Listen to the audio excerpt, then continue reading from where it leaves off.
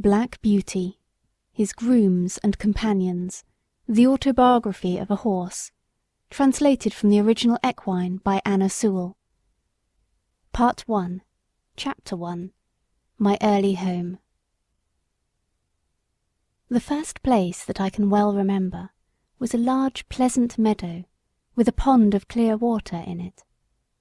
Some shady trees leaned over it, and rushes and water lilies grew at the deep end. Over the hedge on one side we looked into a ploughed field, and on the other we looked over a gate at our master's house, which stood by the roadside.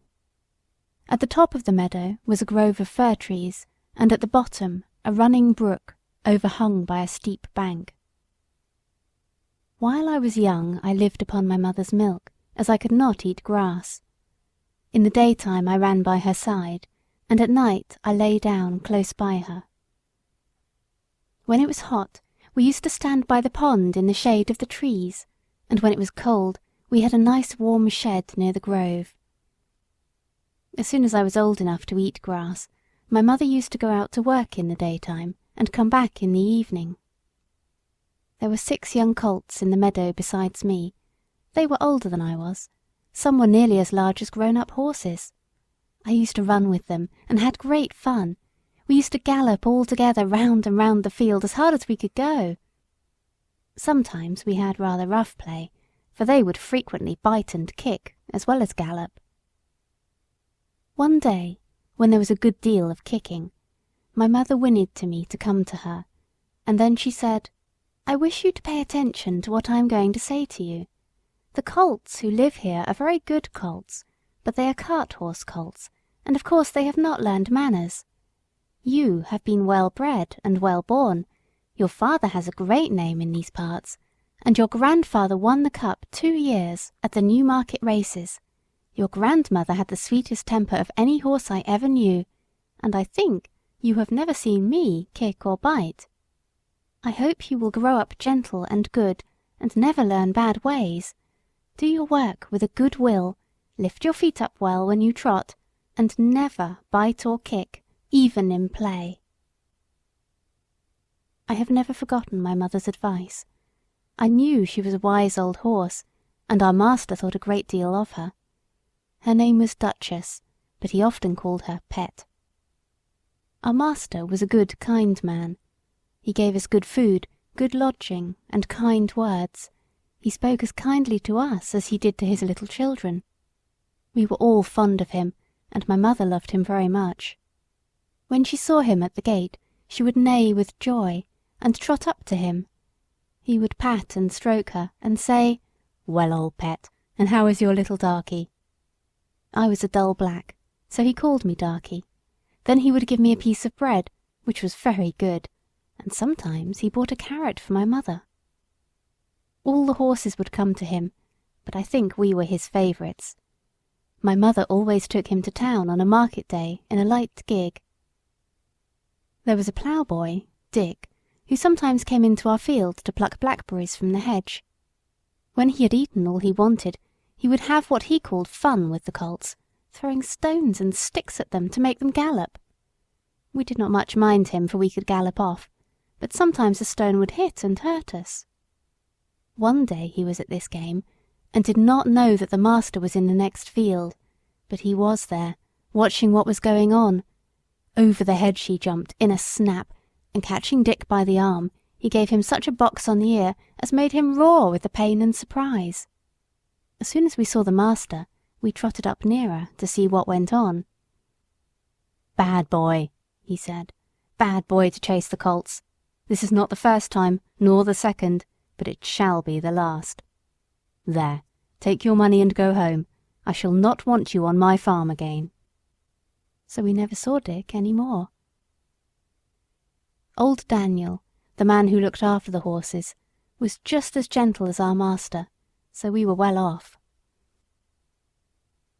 End of Chapter 1. Black Beauty by Anna Sewell. Chapter 2. The Hunt. Before I was 2 years old, a circumstance happened which I have never forgotten. It was early in the spring. There had been a little frost in the night, and a light mist still hung over the woods and meadows.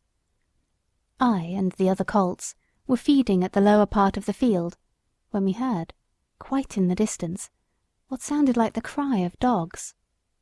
The oldest of the colts raised his head, pricked his ears, and said, "There are the hounds," and immediately cantered off, followed by the rest of us to the upper part of the field, where we could look over the hedge and see several fields beyond. My mother and an old riding horse of our master's were also standing near, and seemed to know all about it. "They have found a hare," said my mother, "and if they come this way we shall see the hunt." And soon the dogs were all tearing down the field of young wheat next to ours. I never heard such a noise as they made. They did not bark, nor howl, nor whine, but kept on a yo yo oh oh yo oh oh yo at the top of their voices. After them came a number of men on horseback, some of them in green coats, all galloping as fast as they could. The old horse snorted and looked eagerly after them, and we young colts wanted to be galloping with them, but they were soon away into the fields lower down. Here it seemed as if they had come to a stand. The dogs left off barking, and ran about every way with their noses to the ground. "They have lost the scent," said the old horse. "Perhaps the hare will get off." "What hare?" I said. "Oh, I don't know what hare. Likely enough it may be one of our own hares out of the woods. Any hare they can find will do for the dogs and men to run after." And before long the dogs began their yo yo wo wo again, and back they came all together at full speed, making straight for our meadow, at the part where the high bank and hedge overhang the brook. "Now we shall see the hare," said my mother, and just then a hare wild with fright rushed by and made for the woods. On came the dogs. They burst over the bank, leapt the stream, and came dashing across the field, followed by the huntsman. 6 or 8 men leaped their horses clean over, close upon the dogs. The hare tried to get through the fence. It was too thick, and she turned sharp round to make for the road, but it was too late. The dogs were upon her with their wild cries. We heard one shriek, and that was the end of her. One of the huntsmen rode up and whipped off the dogs, who would soon have torn her to pieces. He held her up by the leg, torn and bleeding, and all the gentlemen seemed well pleased. As for me, I was so astonished that I did not at first see what was going on by the brook, but when I did look, there was a sad sight. 2 fine horses were down, one was struggling in the stream, and the other was groaning on the grass. One of the riders was getting out of the water covered with mud. The other lay quite still. "His neck is broke," said my mother. "And serve him right too," said one of the colts. I thought the same, but my mother did not join in with us. "Well, no," she said, "you must not say that, but though I am an old horse and have seen and heard a great deal, I never yet could make out why men are so fond of this sport. They often hurt themselves, often spoil good horses, and tear up the fields, and all for a hare or a fox or a stag that they could get more easily some other way. But we are only horses and don't know." While my mother was saying this, we stood and looked on. Many of the riders had gone to the young man, but my master, who had been watching what was going on, was the first to raise him. His head fell back, and his arms hung down, and everyone looked very serious. There was no noise now. Even the dogs were quiet, and seemed to know that something was wrong. They carried him to our master's house. I heard afterward that it was young George Gordon, the squire's only son, a fine, tall young man, and the pride of his family. There was now riding off in all directions to the doctor's, to the farrier's, and no doubt to Squire Gordon's, to let him know about his son. When Mr. Bond, the farrier, came to look at the black horse that lay groaning on the grass, he felt him all over, and shook his head. One of his legs was broken. Then someone ran to our master's house, and came back with a gun. Presently there was a loud bang, and a dreadful shriek, and then all was still. The black horse moved no more. My mother seemed much troubled. She said she had known that horse for years, and that his name was Rob Roy. He was a good horse, and there was no vice in him. She would never go to that part of the field afterward.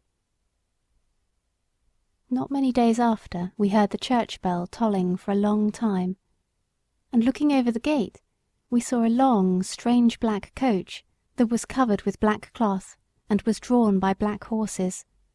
After that came another, and another, and another, and all were black, while the bell kept tolling, tolling. They were carrying young Gordon to the churchyard to bury him. He would never ride again. What they did with Rob Roy I never knew, but 'twas all for one little hare. End of chapter 2.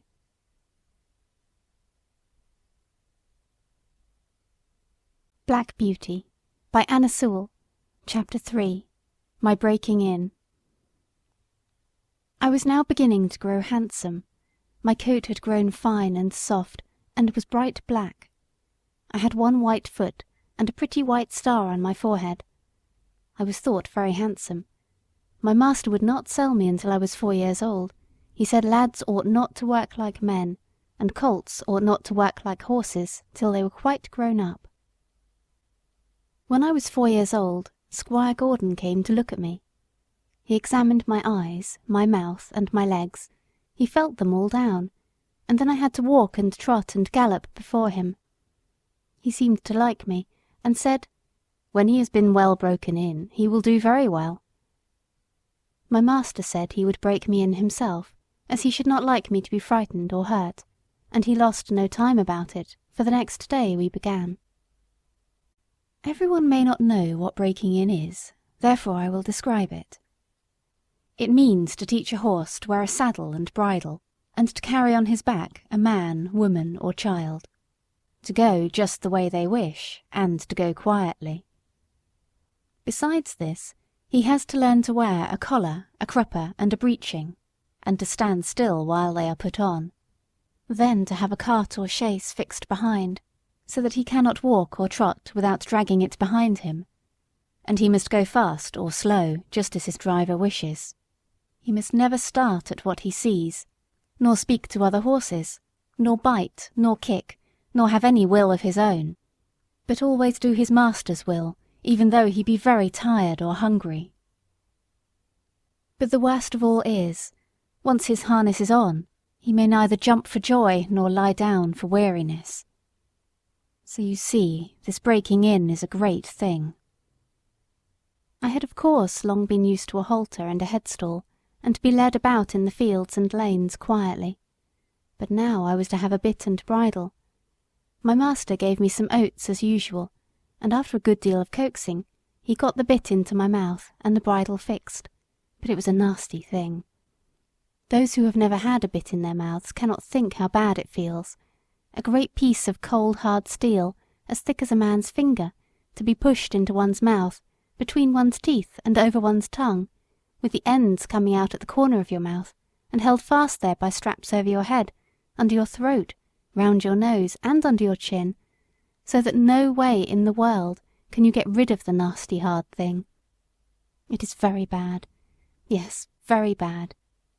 At least I thought so, but I knew my mother always wore one when she went out, and that all horses did when they were grown up, and so, what with the nice oats, and what with my master's pats, kind words, and gentle ways, I got to wear my bit and bridle. Next came the saddle, but that was not half so bad. My master put it on my back very gently, while old Daniel held my head. He then made the girths fast under my body, patting and talking to me all the time. Then I had a few oats, then a little leading about, and this he did every day, till I began to look for the oats and the saddle. At length, one morning, my master got on my back, and rode me round the meadow on the soft grass. It certainly did feel queer, but I must say I felt rather proud to carry my master, and, as he continued to ride me a little every day, I soon became accustomed to it. The next unpleasant business was putting on the iron shoes. That too was very hard at first. My master went with me to the smith's forge to see that I was not hurt or got any fright. The blacksmith took my feet in his hand, one after the other, and cut away some of the hoof. It did not pain me, so I stood still on 3 legs till he had done them all. Then he took a piece of iron the shape of my foot, and clapped it on, and drove some nails through the shoe quite into my hoof, so that the shoe was firmly on. My feet felt very stiff and heavy, but in time I got used to it. And now, having got so far, my master went on to break me to harness. There were more new things to wear.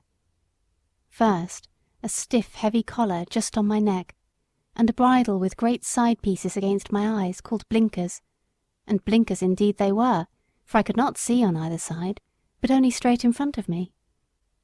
Next, there was a small saddle with a nasty stiff strap that went right under my tail. That was the crupper. I hated the crupper. To have my long tail doubled up and poked through that strap was almost as bad as the bit. I never felt more like kicking, but of course I could not kick such a good master, and so in time I got used to everything, and could do my work as well as my mother. I must not forget to mention one part of my training which I have always considered a very great advantage. My master sent me for a fortnight to a neighbouring farmer's, who had a meadow which was skirted on one side by the railway. Here were some sheep and cows, and I was turned in among them. I shall never forget the first train that ran by. I was feeding quietly near the pales which separated the meadow from the railway, when I heard a strange sound at a distance, and before I knew whence it came, with a rush and a clatter and a puffing out of smoke, a long black train of something flew by, and was gone almost before I could draw my breath. I turned and galloped to the other side of the meadow as fast as I could go, and there I stood, snorting with astonishment and fear. In the course of the day, many other trains went by, some more slowly. These drew up at the station close by, and sometimes made an awful shriek and groan before they stopped. I thought it very dreadful, but the cows went on eating very quietly, and hardly raised their heads as the black frightful thing came puffing and grinding past. For the first few days I could not feed in peace, but as I found that this terrible creature never came into the field, or did me any harm, I began to disregard it, and very soon I cared as little about the passing of a train as the cows and sheep did. Since then I have seen many horses much alarmed and restive at the sight or sound of a steam engine, but thanks to my good master's care, I am as fearless at railway stations as in my own stable. Now, if anyone wants to break in a young horse well, that is the way. My master often drove me in double harness with my mother, because she was steady and could teach me how to go better than a strange horse. She told me the better I behaved, the better I should be treated, and that it was wisest always to do my best to please my master. But, said she, there are a great many kinds of men. There are good, thoughtful men, like our master, that any horse may be proud to serve, and there are bad, cruel men, who never ought to have a horse or dog to call their own. Besides, there are a great many foolish men, vain, ignorant, and careless, who never trouble themselves to think. These spoil more horses than all, just for want of sense. They don't mean it, but they do it for all that. I hope you will fall into good hands, but a horse never knows who may buy him, or who may drive him. It is all a chance for us, but still I say, do your best, wherever it is, and keep up your good name. End of chapter 3.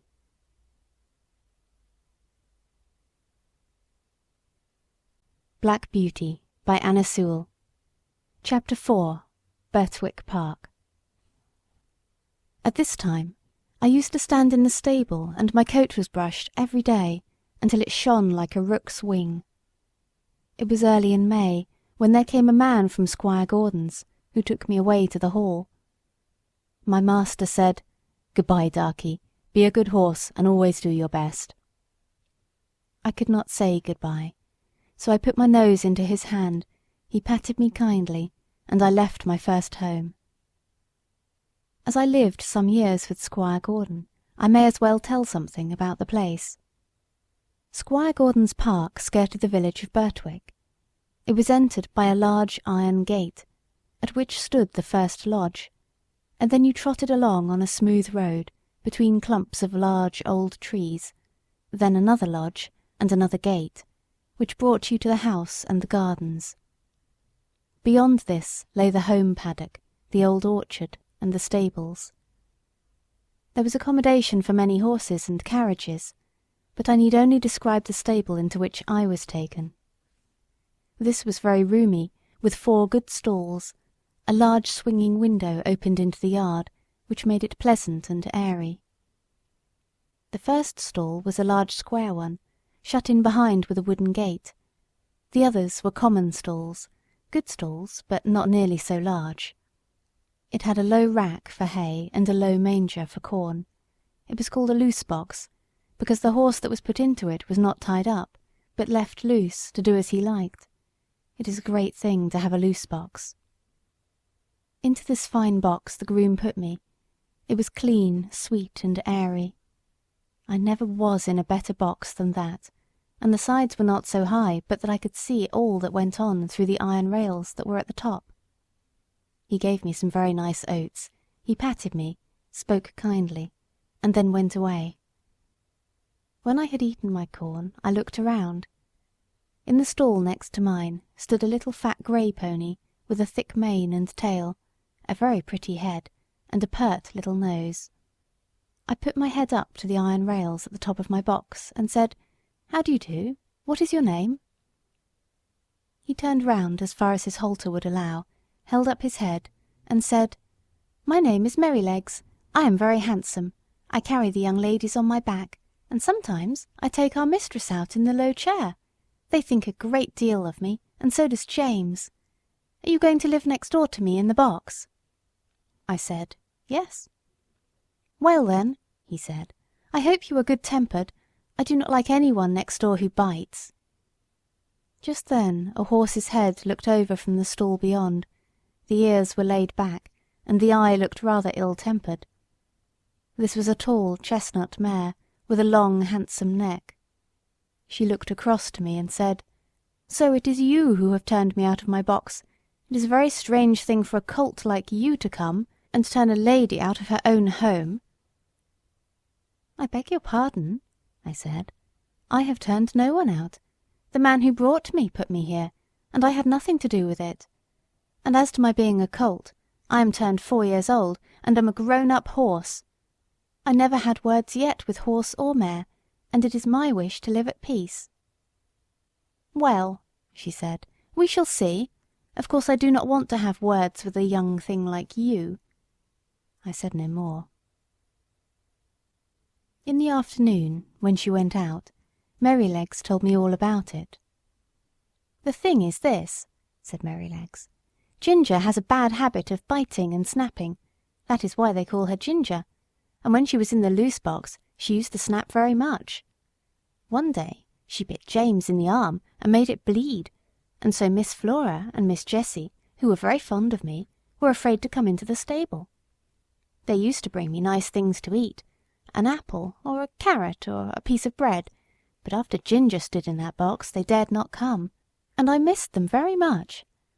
I hope they will now come again, if you do not bite or snap." I told him I never bit anything but grass, hay, and corn, and could not think what pleasure Ginger found it. "Well, I don't think she does find pleasure," says Merrylegs. "It is just a bad habit. She says no one was ever kind to her, and why should she not bite? Of course, it is a very bad habit, but I am sure, if all she says be true, she must have been very ill-used before she came here. John does all he can to please her, and James does all he can, and our master never uses a whip if a horse acts right, so I think she might be good-tempered here. You see," he said, with a wise look, "I am 12 years old. I know a great deal, and I can tell you there is not a better place for a horse all round the country than this. John is the best groom that ever was. He has been here 14 years. And you never saw such a kind boy as James is. So that it is all Ginger's own fault that she did not stay in that box. End of chapter 4. Black Beauty by Anna Sewell. Chapter 5. A Fair Start. The name of the coachman was John Manley. He had a wife and one little child, and they lived in the coachman's cottage, very near the stables.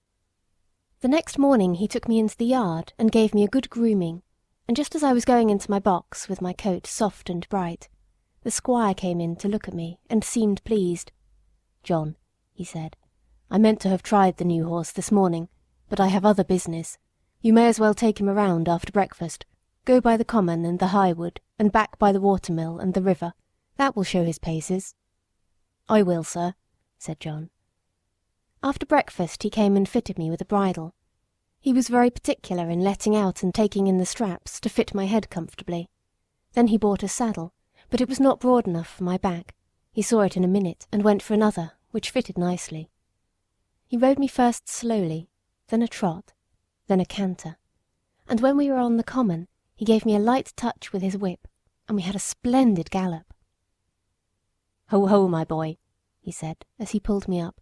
"You would like to follow the hounds, I think." As we came back through the park, we met the squire and Mrs. Gordon walking. They stopped, and John jumped off. "Well, John, how does he go?" "First rate, sir," answered John.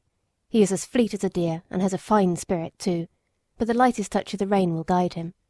Down at the end of the common we met one of those travelling carts, hung all over with baskets, rugs, and such like. You know, sir, many horses will not pass those carts quietly. He just took a good look at it, and then went on as quiet and pleasant as could be. They were shooting rabbits near the high wood, and a gun went off close by.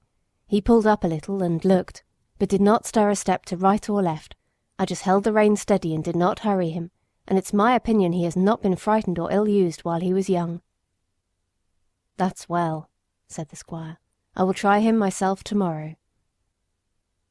The next day I was brought up for my master. I remembered my mother's counsel and my good old master's, and I tried to do exactly what he wanted me to do. I found he was a very good rider, and thoughtful for his horse too. When he came home, the lady was at the hall door as he rode up. "Well, my dear," she said, "how do you like him?" "He is exactly what John said," he replied. "A pleasanter creature I never wish to mount. What shall we call him?" "Would you like Ebony?" said she. "He is as black as ebony." "No, not Ebony." "Will you call him Blackbird, like your uncle's old horse?" "No, he is far handsomer than old Blackbird ever was." "Yes," she said, "he really is quite a beauty, and he has such a sweet, good-tempered face, and such a fine, intelligent eye. What do you say to calling him Black Beauty?" "Black Beauty? Why, yes, I think that is a very good name. If you like, it shall be his name." And so it was. When John went into the stable, he told James that master and mistress had chosen a good, sensible English name for me that meant something, not like Marengo or Pegasus or Abdallah. They both laughed, and James said, "If it was not for bringing back the past, I should have named him Rob Roy, for I never saw two horses more alike." "That's no wonder," said John. "Didn't you know that Farmer Gray's old Duchess was the mother of them both?" I had never heard that before, and so poor Rob Roy, who was killed at that hunt, was my brother. I did not wonder that my mother was so troubled. It seems that horses have no relations, at least they never know each other after they are sold. John seemed very proud of me. He used to make my mane and tail almost as smooth as a lady's hair, and he would talk to me a great deal. Of course I did not understand all he said, but I learned more and more to know what he meant, and what he wanted me to do. I grew very fond of him. He was so gentle and kind. He seemed to know just how a horse feels, and when he cleaned me, he knew the tender places and the ticklish places. When he brushed my head, he went as carefully over my eyes as if they were his own, and never stirred up any ill temper. James Howard, the stable boy, was just as gentle and pleasant in his way, so I thought myself well off. There was another man who helped in the yard, but he had very little to do with Ginger and me. A few days after this I had to go out with Ginger in the carriage. I wondered how we should get on together, but except laying her ears back when I was led up to her, she behaved very well. She did her work honestly, and did her full share, and I never wished to have a better partner in double harness. When we came to a hill, instead of slackening her pace, she would throw her weight right into the collar and pull away straight up. We had both the same sort of courage at our work, and John had oftener to hold us in than to urge us forward. He never had to use the whip with either of us. Then our paces were much the same, and I found it very easy to keep step with her when trotting, which made it pleasant, and master always liked it when we kept step well, and so did John. After we had been out 2 or 3 times together, we grew quite friendly and sociable, which made me feel very much at home. As for Merrylegs, he and I soon became great friends. He was such a cheerful, plucky, good-tempered little fellow that he was a favourite with everyone, and especially with Miss Jessie and Flora, who used to ride him about in the orchard and have fine games with him and their little dog Frisky. Our master had 2 other horses that stood in another stable. One was Justice, a roan cob, used for riding or for the luggage cart. The other was an old brown hunter named Sir Oliver. He was past work now, but was a great favourite with the master, who gave him the run of the park. He sometimes did a little light carting on the estate, or carried one of the young ladies when they rode out with their father, for he was very gentle, and could be trusted with a child as well as Merrylegs. The cob was a strong, well-made, good-tempered horse, and we sometimes had a little chat in the paddock, but of course I could not be so intimate with him as with Ginger, who stood in the same stable. End of chapter 5.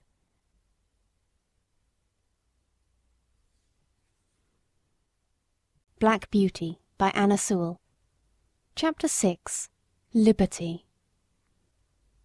I was quite happy in my new place, and if there was one thing I missed, it must not be thought I was discontented.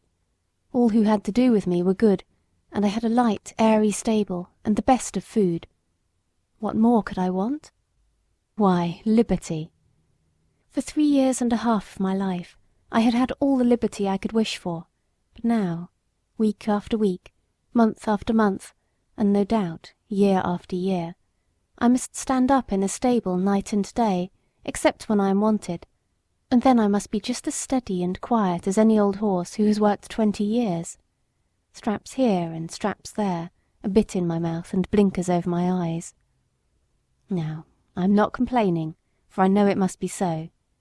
I only mean to say that for a young horse, full of strength and spirits, who has been used to some large field or plain where he can fling up his head and toss up his tail and gallop away at full speed, and then round and back again with the snort to his companions, I say it is hard never to have a bit more liberty to do as you like.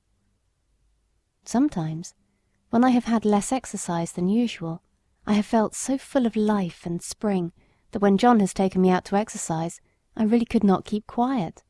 Do what I would, it seemed as if I must jump or dance or prance, and many a good shake I know I must have given him, especially at the first, but he was always good and patient. "Steady, steady, my boy," he would say. "Wait a bit, and we will have a good swing, and soon get the tickle out of your feet." Then, as soon as we were out of the village, he would give me a few miles at a spanking trot, and then bring me back as fresh as before, only clear of the fidgets, as he called them. Spirited horses, when not enough exercised, are often called skittish, when it is only play, and some grooms will punish them, but our John did not. He knew it was only high spirits. Still, he had his own ways of making me understand by the tone of his voice or the touch of the rein. If he was very serious and quite determined, I always knew it by his voice, and that had more power with me than anything else, for I was very fond of him. I ought to say that sometimes we had our liberty for a few hours. This used to be on fine Sundays in the summer-time. The carriage never went out on Sundays, because the church was not far off. It was a great treat to us to be turned out into the home paddock or the old orchard. The grass was so cool and soft to our feet, the air so sweet, and the freedom to do as we liked was so pleasant. To gallop, to lie down and roll over on our backs, or to nibble the sweet grass. Then it was a very good time for talking, as we stood together under the shade of the large chestnut tree. End of chapter 6.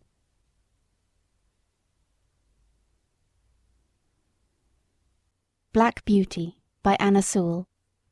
Chapter 7. Ginger. One day, when Ginger and I were standing alone in the shade, we had a great deal of talk. She wanted to know all about my bringing up and breaking in, and I told her. "Well," said she, "if I had had your bringing up, I might have had as good a temper as you, but now I don't believe I ever shall." "Why not?" I said. "Because it has all been so different with me," she replied. "I never had anyone, horse or man, that was kind to me, or that I cared to please, for in the first place I was taken from my mother as soon as I was weaned, and put in with a lot of other young colts. None of them cared for me, and I cared for none of them. There was no kind master like yours to look after me, and talk to me, and bring me nice things to eat. The man that had the care of us never gave me a kind word in my life. I do not mean that he ill-used me, but he did not care for us one bit further than to see that we had plenty to eat and shelter in the winter. A footpath ran through our field, and very often the great boys passing through would fling stones to make us gallop. I was never hit, but one fine young colt was badly cut in the face, and I should think it would be a scar for life. We did not care for them, but of course it made us more wild, and we settled it in our minds that boys were our enemies. We had very good fun in the free meadows, galloping up and down and chasing each other round and round the field, then standing still under the shade of the trees. But when it came to breaking in, that was a bad time for me. Several men came to catch me, and when at last they closed me in at one corner of the field, one caught me by the forelock, another caught me by the nose and held it so tight I could hardly draw my breath. Then another took my underjaw in his hard hand and wrenched my mouth open, and so by force they got on the halter and the bar into my mouth. Then one dragged me along by the halter, another flogging behind, and this was the first experience I had of men's kindness. It was all force. They did not give me a chance to know what they wanted. I was high-bred and had a great deal of spirit, and was very wild, no doubt, and gave them, I dare say, plenty of trouble. But then it was dreadful to be shut up in a stall day after day, instead of having my liberty, and I fretted and pined and wanted to get loose. You know yourself it's bad enough when you have a kind master and plenty of coaxing, but there was nothing of that sort for me. There was one, the old master, Mr. Ryder, who I think could soon have brought me round, and could have done anything with me. But he had given up all the hard part of the trade to his son and to another experienced man, and he only came at times to oversee. His son was a strong, tall, bold man. They called him Samson, and he used to boast that he had never found a horse that could throw him. There was no gentleness in him, as there was in his father, but only hardness, a hard voice, a hard eye, a hard hand, and I felt from the first that what he wanted was to wear all the spirit out of me, and just make me into a quiet, humble, obedient piece of horseflesh. Horseflesh. Yes, that is all he thought about. And Ginger stamped her foot, as if the very thought of him made her angry. Then she went on. If I did not do exactly what he wanted, he would get put out, and make me run round with that long rein in the training field till he had tired me out. I think he drank a good deal, and I am quite sure that the oftener he drank, the worse it was for me. One day he had worked me hard in every way he could, and when I lay down I was tired and miserable and angry. It all seemed so hard. The next morning he came for me early, and ran me round again for a long time. I had scarcely an hour's rest, when he came again for me with a saddle and bridle, and a new kind of bit. I could never quite tell how it came about. He had only just mounted me on the training ground, when something I did put him out of temper, and he chucked me hard with the rein. The new bit was very painful, and I reared up suddenly, which angered him still more, and he began to flog me. I felt my whole spirit set against him, and I began to kick and plunge and rear as I had never done before, and we had a regular fight. For a long time he stuck to the saddle, and punished me cruelly with his whip and spurs, but my blood was thoroughly up, and I cared for nothing he could do, if only I could get him off. At last, after a terrible struggle, I threw him off backward. I heard him fall heavily on the turf, and without looking behind me, I galloped off to the other end of the field.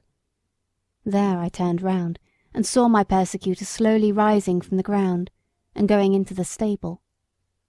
I stood under an oak tree and watched, but no one came to catch me. The time went on, and the sun was very hot. The flies swarmed around me, and settled on my bleeding flanks where the spurs had dug in. I felt hungry, for I had not eaten since the early morning, but there was not enough grass in that meadow for a goose to live on. I wanted to lie down and rest, but with the saddle strapped tightly on there was no comfort, and there was not a drop of water to drink. The afternoon wore on, and the sun got low. I saw the other colts led in, and I knew they were having a good feed. At last, just as the sun went down, I saw the old master come out with a sieve in his hand. He was a very fine old gentleman, with quite white hair, but his voice was what I should know him by among 1,000. It was not high, nor yet low, but full and clear and kind, and when he gave orders, it was so steady and decided that everyone knew, both horses and men, that he expected to be obeyed. He came quietly along, now and then shaking the oats about that he had in the sieve, and speaking cheerfully and gently to me. "Come along, lassie, come along, lassie, come along, come along." I stood still, and let him come up. He held the oats to me, and I began to eat without fear. His voice took all my fear away. He stood by, patting and stroking me while I was eating, and seeing the clots of blood on my side, he seemed very vexed. Poor lassie, it was a bad business, a bad business. Then he quietly took the rein and led me to the stable. Just at the door stood Samson. I laid my ears back and snapped at him. "Stand back," said the master, "and keep out of her way. You've done a bad day's work for this filly." He growled out something about a vicious brute. "Hark ye," said the father, "a bad-tempered man will never make a good-tempered horse. You've not learned your trade yet, Samson." Then he led me into my box, took off the saddle and bridle with his own hands, and tied me up. Then he called for a pail of warm water and a sponge, took off his coat, and while the stableman held the pail, he sponged my sides a good while, so tenderly that I was sure he knew how bruised and sore they were. "Whoa, my pretty one," he said, "stand still, stand still." His very voice did me good, and the bathing was very comfortable.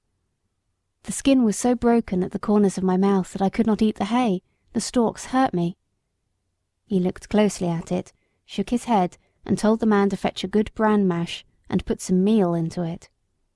How good that mash was, and so soft and healing to my mouth. He stood by all the time I was eating, stroking me and talking to the man. "If a high-mettled creature like this," said he, "can't be broken by fair means, she will never be good for anything."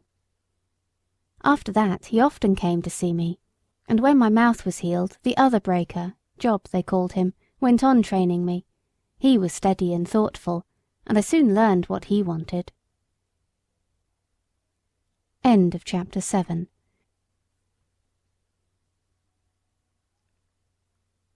Black Beauty by Anna Sewell. Chapter 8. Ginger's Story continued.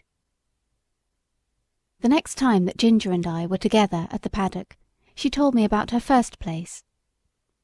"After my breaking in," she said, "I was bought by a dealer to match another chestnut horse. For some weeks he drove us together, and then we were sold to a fashionable gentleman and were sent up to London. I had been driven with a check rein by the dealer, and I hated it worse than anything else, but in this place we were reined far tighter, the coachman and his master thinking we looked more stylish so. We were often driven about in the park and other fashionable places. You, who have never had a check rein on, don't know what it is, but I can tell you it is dreadful. I like to toss my head about, and hold it as high as any horse. But fancy now, yourself, if you tossed your head up high, and were obliged to hold it there, and that for hours together, not able to move it at all, except with a jerk still higher, your neck aching till you did not know how to bear it.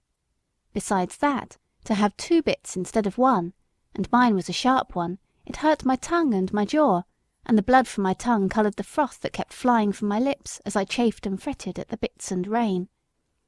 It was worst when we had to stand by the hour, waiting for our mistress at some grand party or entertainment, and if I fretted or stamped with impatience, the whip was laid on. It was enough to drive one mad. "Did not your master take any thought for you?" I said. "No," said she, "he only cared to have a stylish turnout, as they call it. I think he knew very little about horses. He left that to his coachman, who told him I had an irritable temper, that I had not been well broken to the check rein, but I should soon get used to it. But he was not the man to do it. For when I was in the stable, miserable and angry, instead of being smoothed and quieted by kindness, I got only a surly word or a blow. If he had been civil, I would have tried to bear it. I was willing to work, and ready to work hard too, but to be tormented for nothing but their fancies angered me. What right had they to make me suffer like that? Besides, the soreness in my mouth and the pain in my neck, it always made my windpipe feel bad, and if I had stopped there long, I know it would have spoiled my breathing. But I grew more and more restless and irritable. I could not help it, and I began to snap and kick when anyone came to harness me.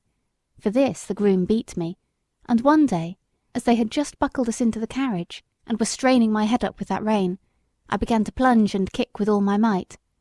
I soon broke a lot of harness, and kicked myself clear, so that was an end of that place. After this I was sent to Tattersall's to be sold. Of course I could not be warranted free from vice, so nothing was said about that. My handsome appearance and good paces soon brought a gentleman to bid for me, and I was bought by another dealer. He tried me in all kinds of ways and with different bits, and he soon found out what I could not bear. At last he drove me quite without a check rein, and then sold me as a perfectly quiet horse to a gentleman in the country. He was a good master, and I was getting on very well, but his old groom left him, and a new one came. This man was as hard-tempered and hard-handed as Samson. He always spoke in a rough, impatient voice, and if I did not move in the stall the moment he wanted me, he would hit me above the hocks with his stable broom or the fork, whichever he might have in his hand. Everything he did was rough, and I began to hate him. He wanted to make me afraid of him, but I was too high-mettled for that. And one day, when he had aggravated me more than usual, I bit him, which of course put him in a great rage, and he began to hit me about the head with a riding whip. After that, he never dared to come into my stall again. Either my heels or my teeth were ready for him, and he knew it. I was quite quiet with my master, but of course he listened to what the man said, and so I was sold again. The same dealer heard of me, and said he thought he knew one place where I should do well. It was a pity, he said, that such a fine horse should go to the bad, for want of a real good chance. And the end of it was that I came here not long before you did. But I had then made up my mind that men were my natural enemies, and that I must defend myself. Of course, it is very different here, but who knows how long it will last? I wish I could think about things as you do, but I can't, after all I have gone through. "Well," I said, "I think it would be a real shame if you were to bite or kick John or James." "I don't mean to," she said, "while they are good to me. I did bite James once pretty sharp, but John said, 'Try her with kindness,' and instead of punishing me as I expected, James came to me with his arm bound up, and brought me a bran mash and stroked me, and I have never snapped at him since, and I won't either." I was sorry for Ginger, but of course I knew very little then, and I thought most likely she made the worst of it. However, I found that as the weeks went on she grew more gentle and cheerful, and had lost the watchful, defiant look that she used to turn on any strange person who came near her. And one day James said, "I do believe that mare is getting quite fond of me. She quite whinnied after me this morning when I had been rubbing her forehead." "Aye, aye, Jim, 'tis the Birtwick balls," said John. "She'll be as good as Black Beauty by and by. Kindness is all the physic she wants, poor thing." Master noticed the change too, and one day when he got out of the carriage and came to speak to us, as he often did, he stroked her beautiful neck. "Well, my pretty one, well, how do things go with you now? You are a good bit happier than when you came to us, I think." She put her nose up to him in a friendly, trustful way, while he rubbed it gently. "We shall make a cure of her, John," he said. "Yes, sir, she's wonderfully improved. She's not the same creature that she was. It's the Birtwick balls, sir," said John, laughing. This was a little joke of John's. He used to say that a regular course of the Birtwick horse balls would cure almost any vicious horse. These balls, he said, were made up of patience and gentleness, firmness and petting, 1 pound of each to be mixed up with half a pint of common sense, and given to the horse every day. End of chapter 8.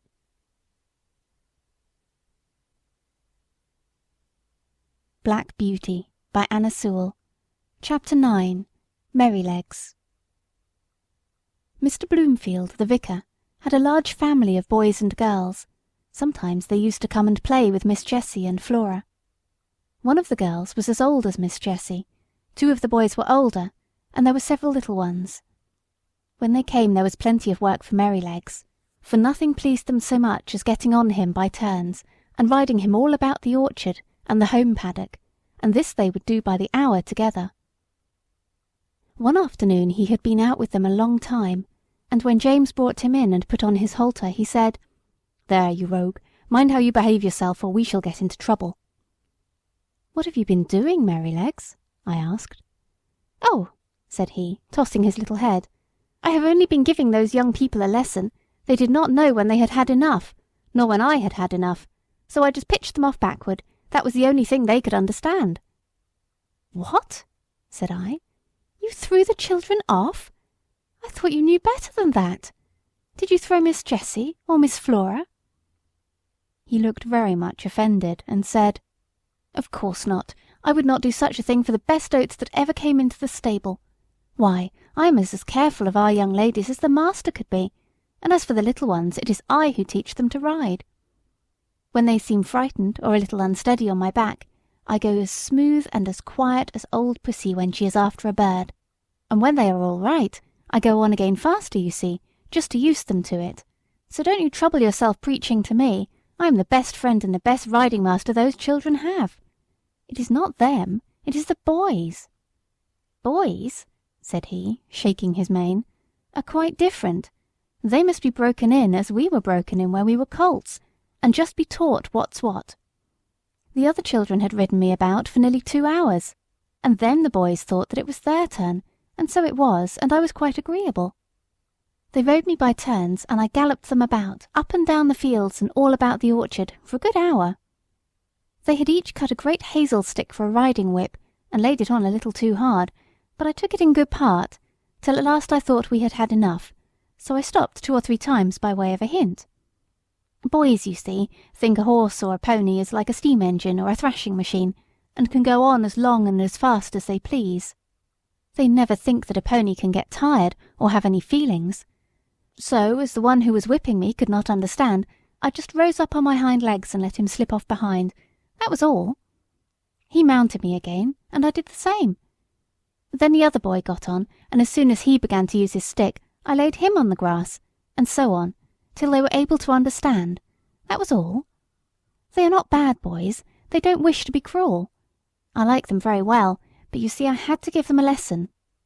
When they brought me to James and told him, I think he was very angry to see such big sticks.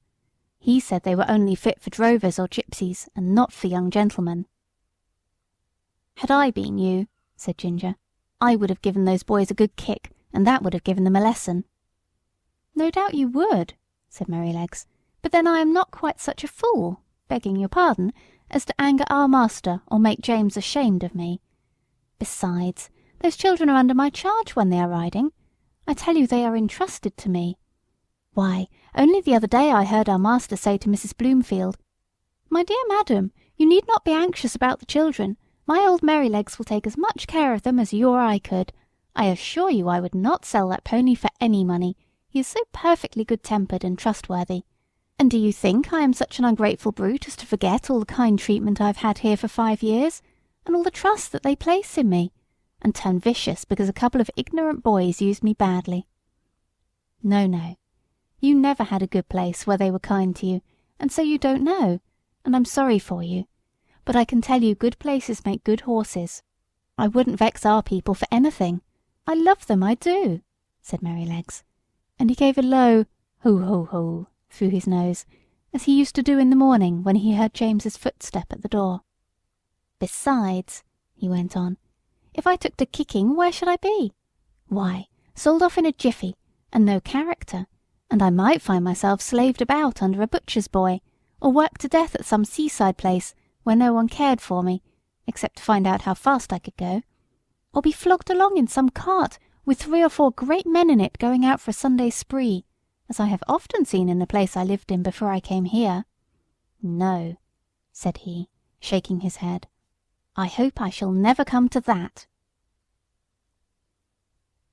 End of chapter 9.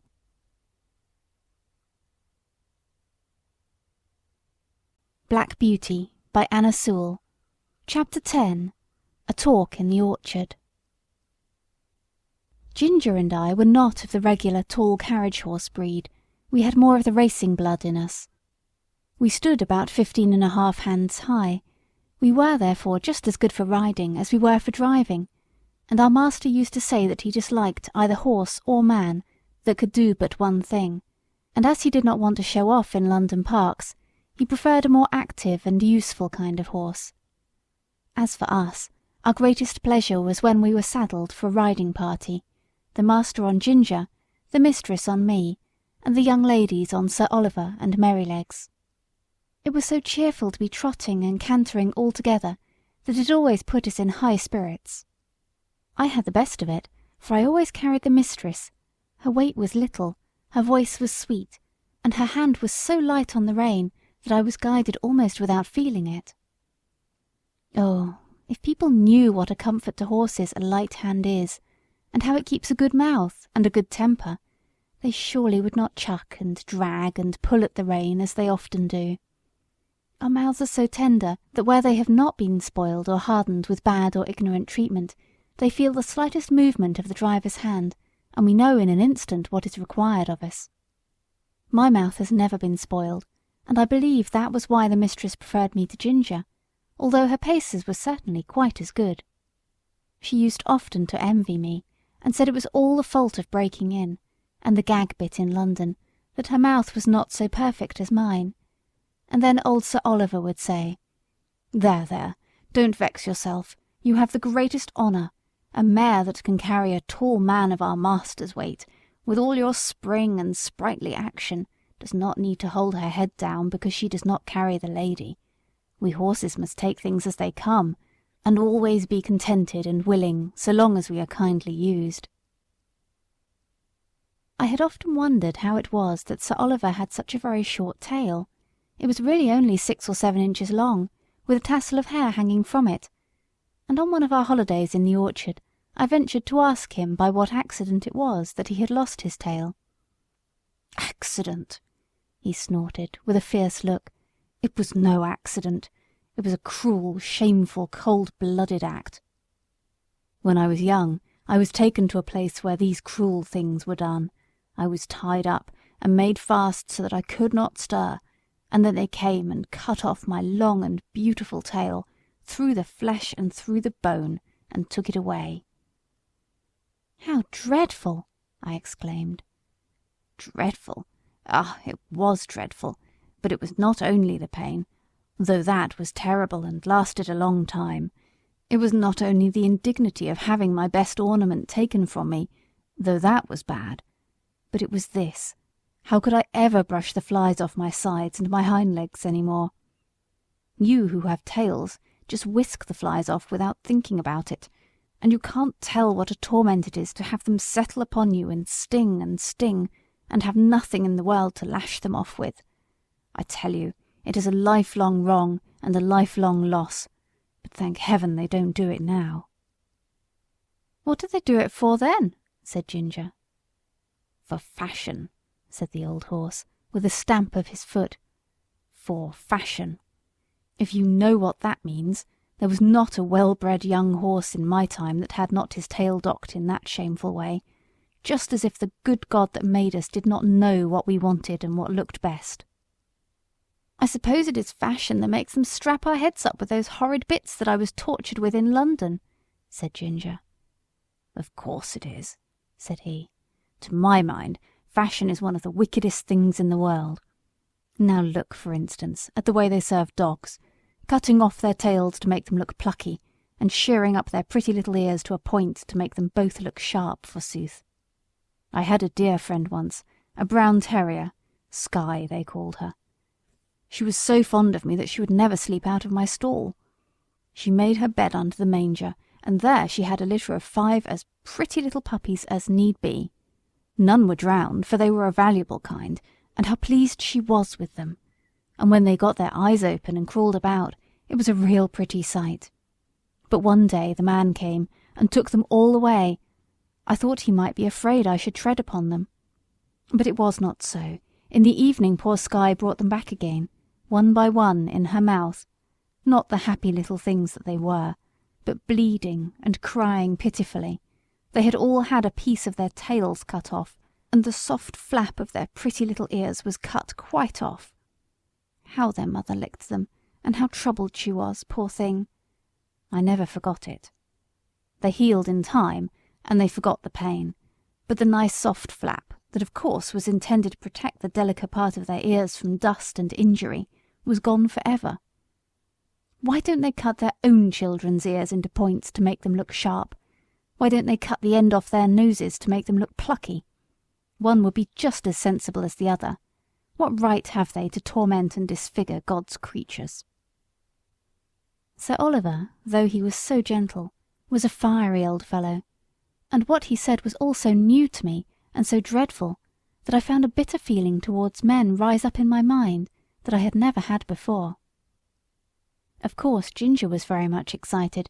She flung up her head with flashing eyes and distended nostrils, declaring that men were both brutes and blockheads. "Who talks about blockheads?" said Merrylegs, who had just come up from the old apple tree, where he had been rubbing himself against the low branch. "Who talks about blockheads? I believe that is a bad word." "Bad words were made for bad things," said Ginger, and she told him what Sir Oliver had said. "It is all true," said Merrylegs sadly, "and I have seen that about the dogs over and over again where I lived first, but we won't talk about it here. You know that Master and John and James are always good to us, and talking against men in such a place as this doesn't seem fair or grateful. And you know there are good masters and good grooms beside ours, though of course ours are the best." This wise speech of good little Merrylegs, which we knew was quite true, cooled us all down, especially Sir Oliver, who was dearly fond of his master. And to turn the subject, I said, "Can any one tell me the use of blinkers?" "No," said Sir Oliver shortly, "because they are no use." "They are supposed," said Justice, the roan cob, in his calm way, "to prevent horses from shying and starting, and getting so frightened as to cause accidents." "Then what is the reason they do not put them on riding horses, especially on ladies' horses?" said I. "There is no reason at all," said he quietly, "except the fashion. They say that a horse would be so frightened to see the wheels of his own cart or carriage coming behind him that he would be sure to run away, although of course when he is ridden he sees them all about him if the streets are crowded. I admit they do sometimes come too close to be pleasant, but we don't run away. We are used to it, and understand it. And if we never had blinkers put on, we should never want them. We should see what was there, and know what was what, and be much less frightened than by only seeing bits of things that we can't understand. Of course, there may be some nervous horses who have been hurt or frightened when they were young, who may be the better for them, but as I was never nervous, I can't judge." "I consider," said Sir Oliver, "that blinkers are dangerous things in the night. We horses can see much better in the dark than men can, and many an accident would never have happened if horses might have had the full use of their eyes. Some years ago, I remember, There was a hearse with 2 horses returning one dark night, and just by Farmer Sparrow's house, where the pond is close to the road, the wheels went too near the edge, and the hearse was overdrowned into the water. Both the horses were drowned, and the driver hardly escaped. Of course, after this accident, a stout white rail was put up that might be easily seen, but if those horses had not been partly blinded, they would have themselves kept further from the edge, and no accident would have happened. When our master's carriage was overturned, before you came here, it was said that if the lamp on the left side had not gone out, John would have seen the great hole that the road-makers had left. And so he might, but if old Colin had not had blinkers on, he would have seen it, lamp or no lamp, for he was far too knowing an old horse to run into danger. As it was, he was very much hurt, the carriage was broken, and how John escaped nobody knew. I should say, said Ginger, curling her nostril, that these men, who are so wise, had better give orders that in the future all foals should be born with their eyes set just in the middle of their foreheads, instead of on the side.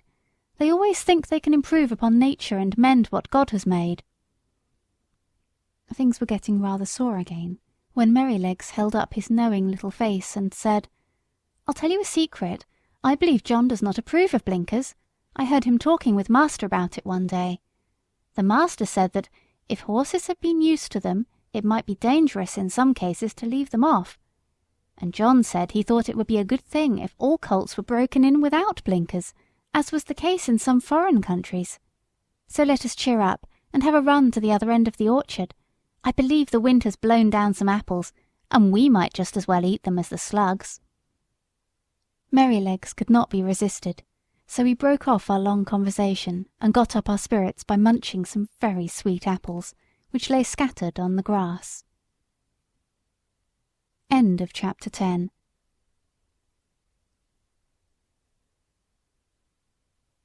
Black Beauty by Anna Sewell. Chapter 11. Plain Speaking. The longer I lived at Birtwick, the more proud and happy I felt at having such a place. Our master and mistress were respected and beloved by all who knew them. They were good and kind to everybody and everything, not only men and women, but horses and donkeys, dogs and cats, cattle and birds. There was no oppressed or ill-used creature that had not a friend in them, and their servants took the same tone. If any of the village children were known to treat any creature cruelly, they soon heard about it from the hall. The squire and Farmer Grey had worked together, as they said, for more than 20 years to get check-reins on the cart-horses done away with, and in our parts you seldom saw them, and sometimes, if mistress met a heavily laden horse with his head strained up, she would stop the carriage and get out, and reason with the driver in her sweet, serious voice, and try to show him how foolish and cruel it was. I don't think any man could withstand our mistress. I wish all ladies were like her. Our master, too, used to come down very heavy sometimes.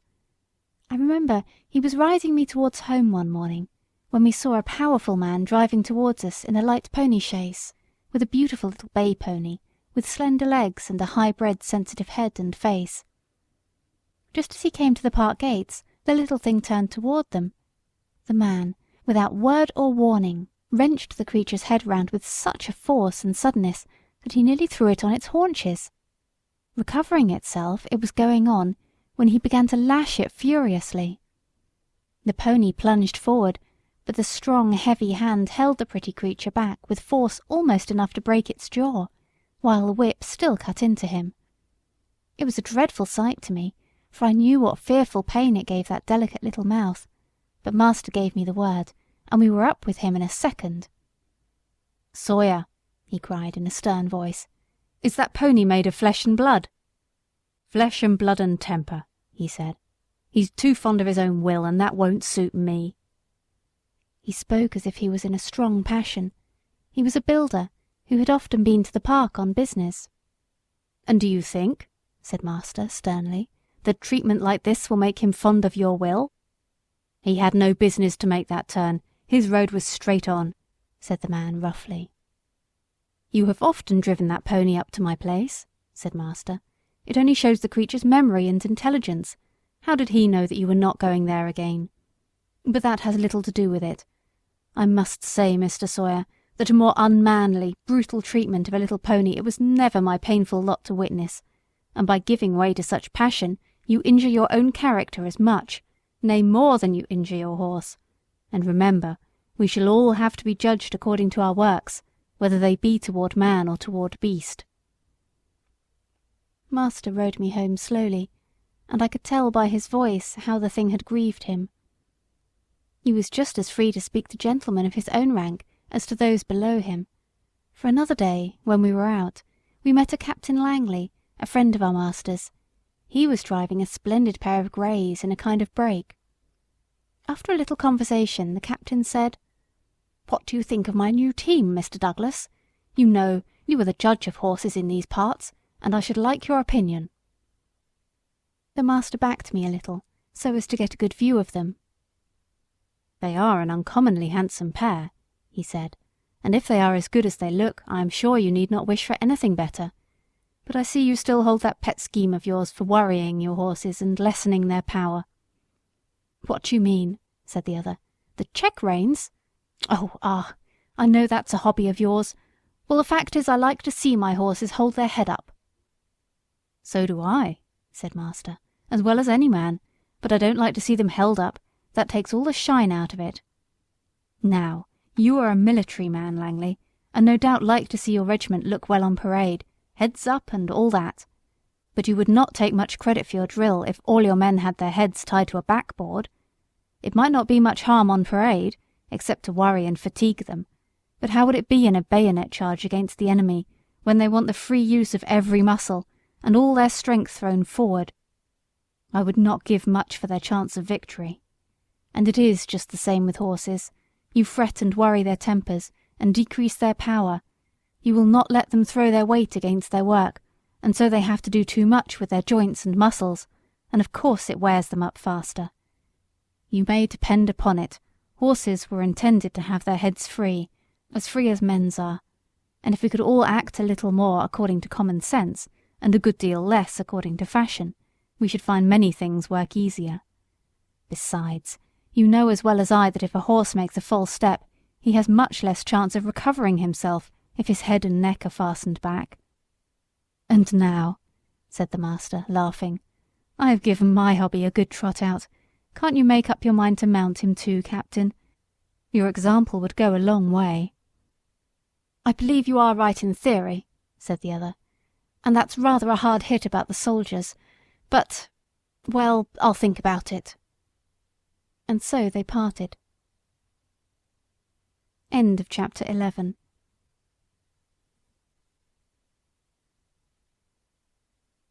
Black Beauty by Anna Sewell. Chapter 12. A Stormy Day. One day, late in the autumn, my master had a long journey to go on business. I was put into the dog-cart, and John went with his master. I always liked to go in the dog-cart. It was so light, and the high wheels ran along so pleasantly. There had been a great deal of rain, and now the wind was very high, and blew the dry leaves across the road in a shower. We went along merrily till we came to the toll-bar and the low wooden bridge. The river banks were rather high, and the bridge, instead of rising, went across just level, so that in the middle, if the river was full, the water would be nearly up to the woodwork and planks. But as there were good substantial rails on each side, people did not mind it. The man at the gate said the river was rising fast, and he feared it would be a bad night. Many of the meadows were under water, and in one low part of the road the water was halfway up to my knees. The bottom was good, and master drove gently, so it was no matter. When we got to the town, of course, I had a good bait, but as the master's business engaged him a long time, we did not start for home until rather late in the afternoon. The wind was then much higher, and I heard the master say to John that he had never been out in such a storm, and so I thought, as we went along the skirts of a wood, where the great branches were swaying about like twigs, and the rushing sound was terrible. "I wish we were well out of this wood," said my master. "Yes, sir," said John. "It would be rather awkward if one of these branches came down on us." The words were scarcely out of his mouth when there was a groan and a crack and a splitting sound, and tearing crashing down among the other trees came an oak torn up by the roots, and it fell right across the road just before us. I will never say I was not frightened, for I was. I stopped still, and I believe I trembled. Of course I did not turn round or run away. I was not brought up to that. John jumped out, and was in a moment at my head. "That was a very near touch," said my master. "What's to be done now?" "Well, sir, we can't drive over that tree, nor yet get round it. There will be nothing for it but to go back to the 4 crossways, and that will be a good 6 miles before we get round to the wooden bridge again. It will make us late, but the horse is fresh." So back we went and round by the crossroads, but by the time we got to the bridge it was very nearly dark.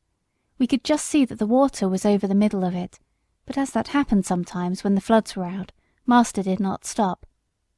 We were going along at a good pace, but the moment my feet touched the first part of the bridge, I felt sure there was something wrong. I dare not go forward, and I made a dead stop. "Go on, Beauty," said my master, and he gave me a touch with the whip, but I dare not stir. He gave me a sharp cut. I jumped, but I dare not go forward. "There's something wrong, sir," said John, and he sprang out of the dog-cart and came to my head, and looked all about. He tried to lead me forward. "Come on, Beauty, what's the matter?" Of course I could not tell him, but I knew very well that the bridge was not safe. Just then the man at the toll-gate on the other side ran out of the house, tossing a torch about like one mad. "Hoi, hoi, hoi! Halloo! Stop!" he cried. "What's the matter?" shouted my master. "The bridge is broken in the middle, and part of it is carried away. If you come on, you'll be into the river." "Thank God," said my master. "You Beauty," said John, and took the bridle and gently turned me round to the right-hand road by the riverside. The sun had set some time. The wind seemed to have lulled off since that furious blast which tore up the tree. It grew darker and darker, stiller and stiller.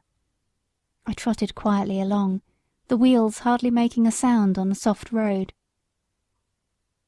For a good while neither master nor John spoke, and then master began in a serious voice. I could not understand much of what they said, but I found they thought if I had gone on as the master wanted me, most likely the bridge would have given way under us, and horse, chaise, master, and man would have fallen into the river, and as the current was flowing very strongly, and there was no light and no help at hand, it was more than likely we should all have been drowned. Master said God had given men reason by which they could find out things for themselves, but he had given animals knowledge which did not depend on reason, and which was much more prompt and perfect in its way, and by which they had often saved the lives of men. John had many stories to tell of dogs and horses and the wonderful things they had done. He thought people did not value their animals half enough, nor make friends of them as they ought to do. I am sure he makes friends of them if ever a man did. At last we came to the park gates, and found the gardener looking out for us. He said that mistress had been in a dreadful way ever since dark, fearing some accident had happened, and that she had sent James off on Justice, the roan cob, toward the wooden bridge to make inquiry after us. We saw a light at the hall door and at the upper windows, and as we came up mistress ran out saying, "Are you really safe, my dear? Oh, I have been so anxious, fancying all sorts of things. Have you had no accident?" "No, my dear, but if your Black Beauty had not been wiser than we were, we should all have been carried down the river at the wooden bridge." I heard no more as they went into the house, and John took me to the stable. Oh, what a good supper he gave me that night, a good bran mash and some crushed beans with my oats, and such a thick bed of straw, and I was glad of it, for I was tired. End of chapter 12.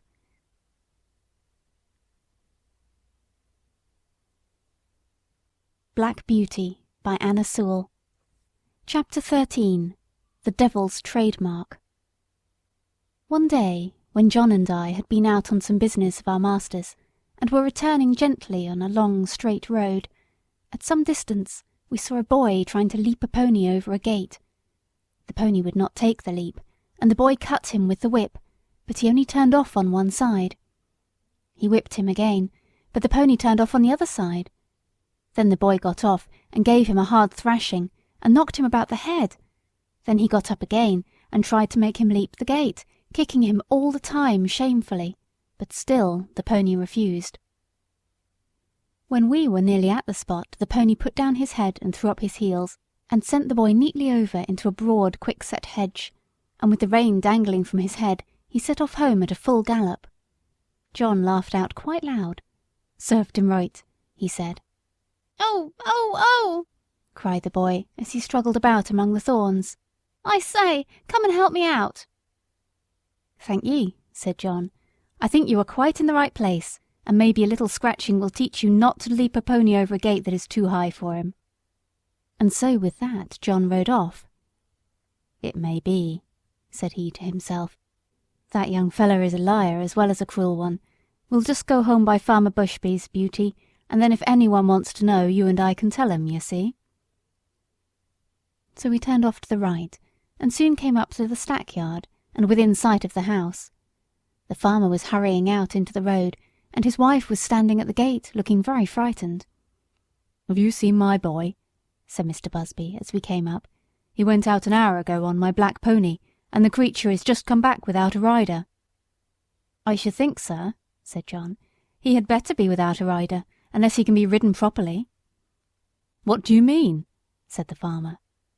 "Well, sir, I saw your son whipping and kicking and knocking that good little pony about shamefully, because he would not leap a gate that was too high for him.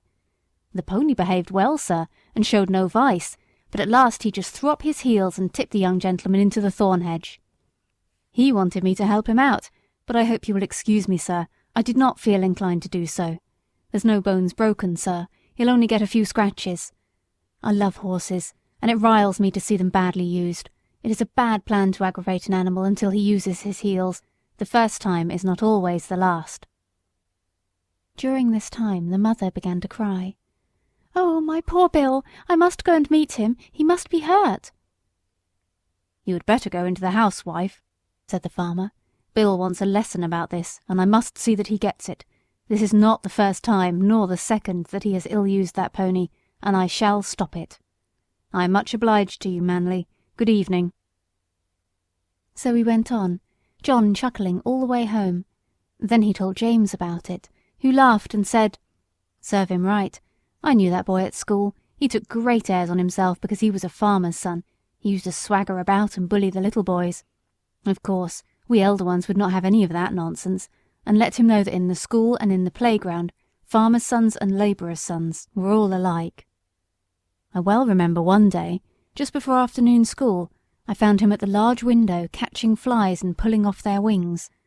He did not see me, and I gave him a box on the ears that laid him sprawling on the floor. Well, angry as I was almost frightened.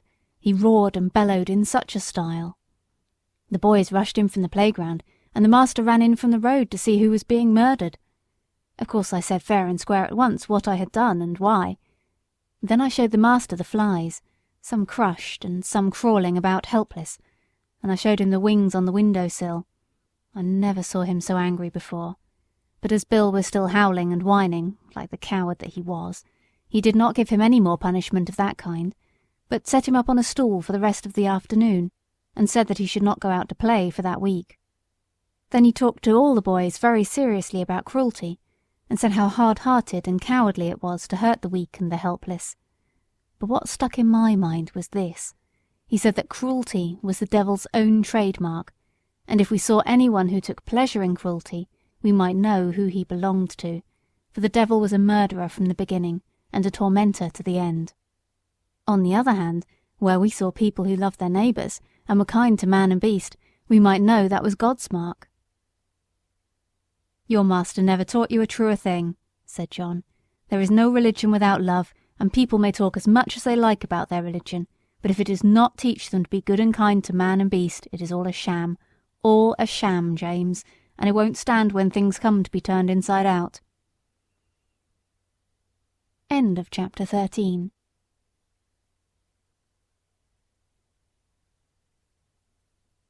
Black Beauty by Anna Sewell. Chapter 14. James Howard. Early one morning in December, John had just led me into my box after my daily exercise, and was strapping my cloth on, and James was coming in from the corn chamber with some oats, when the master came into the stable. He looked rather serious, and held an open letter in his hand. John fastened the door of my box, touched his cap, and waited for orders. "Good morning, John," said the master. "I want to know if you have any complaint to make of James." "Complaint, sir? No, sir." "Is he industrious at his work and respectful to you?" "Yes, sir, always." "You never find he slights his work when your back is turned?" "Never, sir." "That's well, but I must put another question. Have you no reason to suspect, when he goes out with the horses to exercise them, or to take a message, that he stops about talking to his acquaintances, or goes into houses where he has no business, leaving the horses outside?" "No, sir, certainly not, and if anybody has been saying that about James, I don't believe it, and I don't mean to believe it unless I have it fairly proved before witnesses. It's not for me to say who has been trying to take away James's character, but I will say this, sir, that a steadier, pleasanter, honester, smarter young fellow I never had in this stable. I can trust his word, and I can trust his work.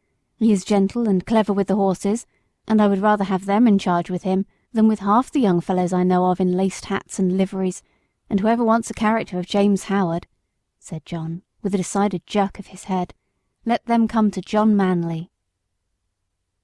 The master stood all this time grave and attentive, but as John finished his speech, a broad smile spread over his face, and looking kindly across at James, who all this time had stood still at the door, he said, "James, my lad, set down the oats and come here. I'm very glad to find that John's opinion of your character agrees so exactly with my own. John is a cautious man," he said with a droll smile, "and it is not always easy to get his opinion about people. So I thought if I beat the bush on this side, the birds would fly out, and I should learn what I wanted to know quickly. So now we will come to business. I have a letter from my brother-in-law, Sir Clifford Williams, of Clifford Hall. He wants me to find him a trustworthy young groom, about 20 or 21, who knows his business.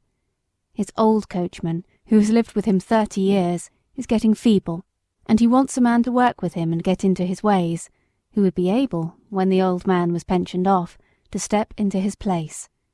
He would have 18 shillings a week at first, a stable suit, a driving suit, a bedroom over the coach-house, and a boy under him. Sir Clifford is a good master, and if you could get the place it would be a good start for you. I don't want to part with you, and if you left us I know John would lose his right hand." "That I should, sir," said John, "but I would not stand in his light for all the world." "How old are you, James?" said master. 19 next May, sir." "That's young. What do you think, John?" "Well, sir, it is young, but he is as steady as a man and is strong and well grown, and though he has not had much experience in driving, he has a light firm hand and a quick eye, and he is very careful, and I am quite sure no horse of his will be ruined for want of leaving his feet and shoes looked after." "Your word will go the furthest, John," said the master, "for Sir Clifford adds in a postscript, 'If I could find a man trained by your John, I should like him better than any other.' So, James, lad, think it over, talk to your mother at dinner time, and then let me know what you wish."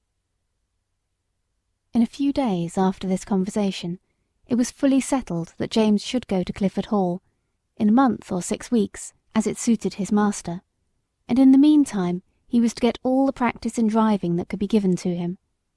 I never knew the carriage to go out so often before. When the mistress did not go out, the master drove himself in the 2-wheeled chaise, but now, whether it was the master or the young ladies, or only an errand, Ginger and I were put in the carriage, and James drove us. At the first John rode with him on the box, telling him this and that, and after that James drove alone. Then it was wonderful what a number of places the master would go to in the city on Saturday, and what queer streets we were driven through. He was sure to go to the railway station, just as the train was coming in, and cabs and carriages, carts and omnibuses were all trying to get over the bridge together. That bridge wanted good horses and good drivers when the railway bell was ringing, for it was narrow, and there was a very sharp turn up to the station, where it would not have been at all difficult for people to run into each other if they did not look sharp and keep their wits about them. End of chapter 14.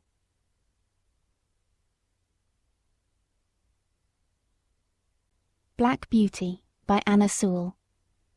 Chapter 15. The Old Ostler. After this, it was decided by my master and mistress to pay a visit to some friends who lived about 46 miles from our home, and James was to drive them.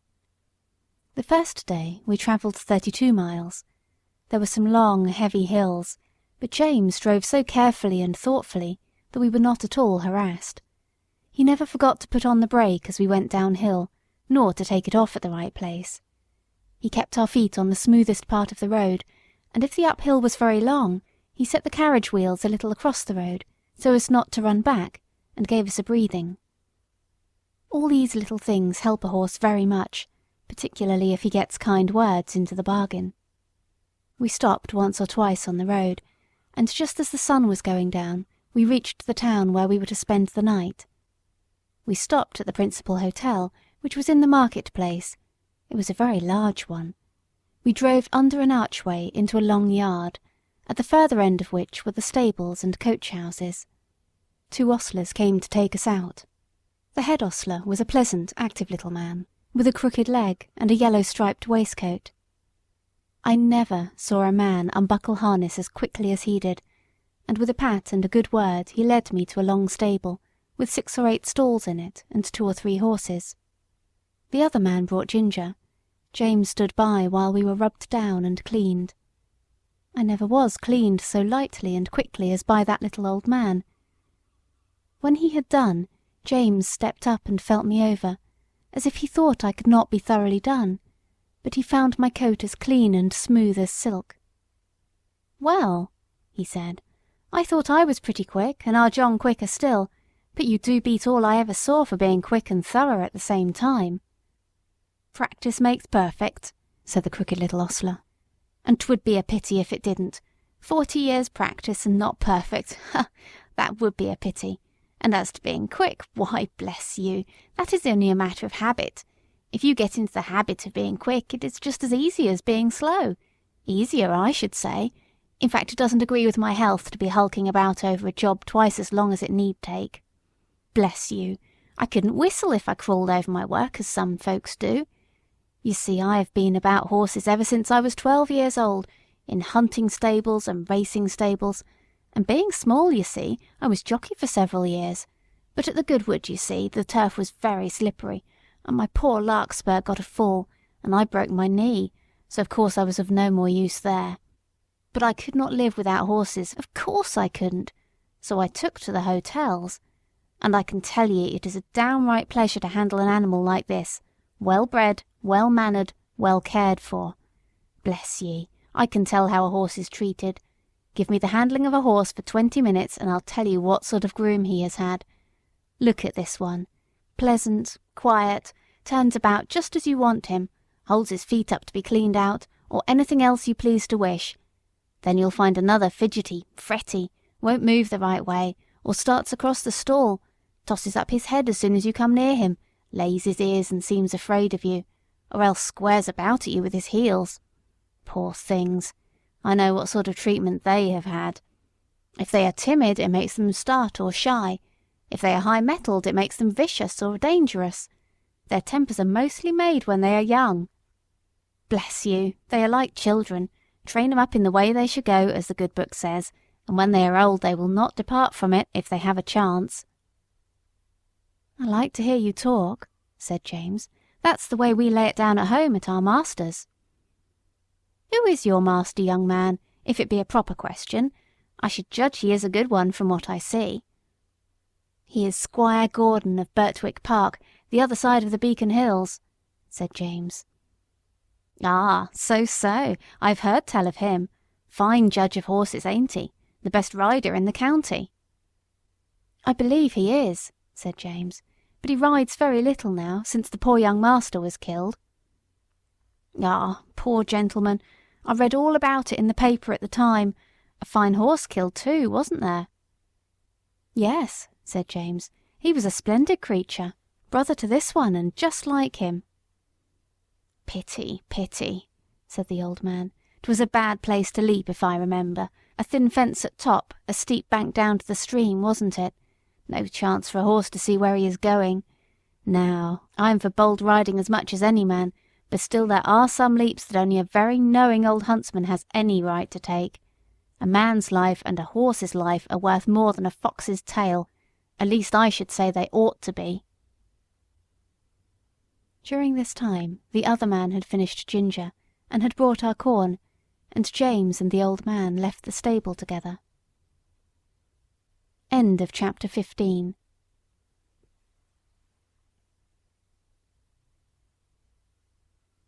Black Beauty by Anna Sewell.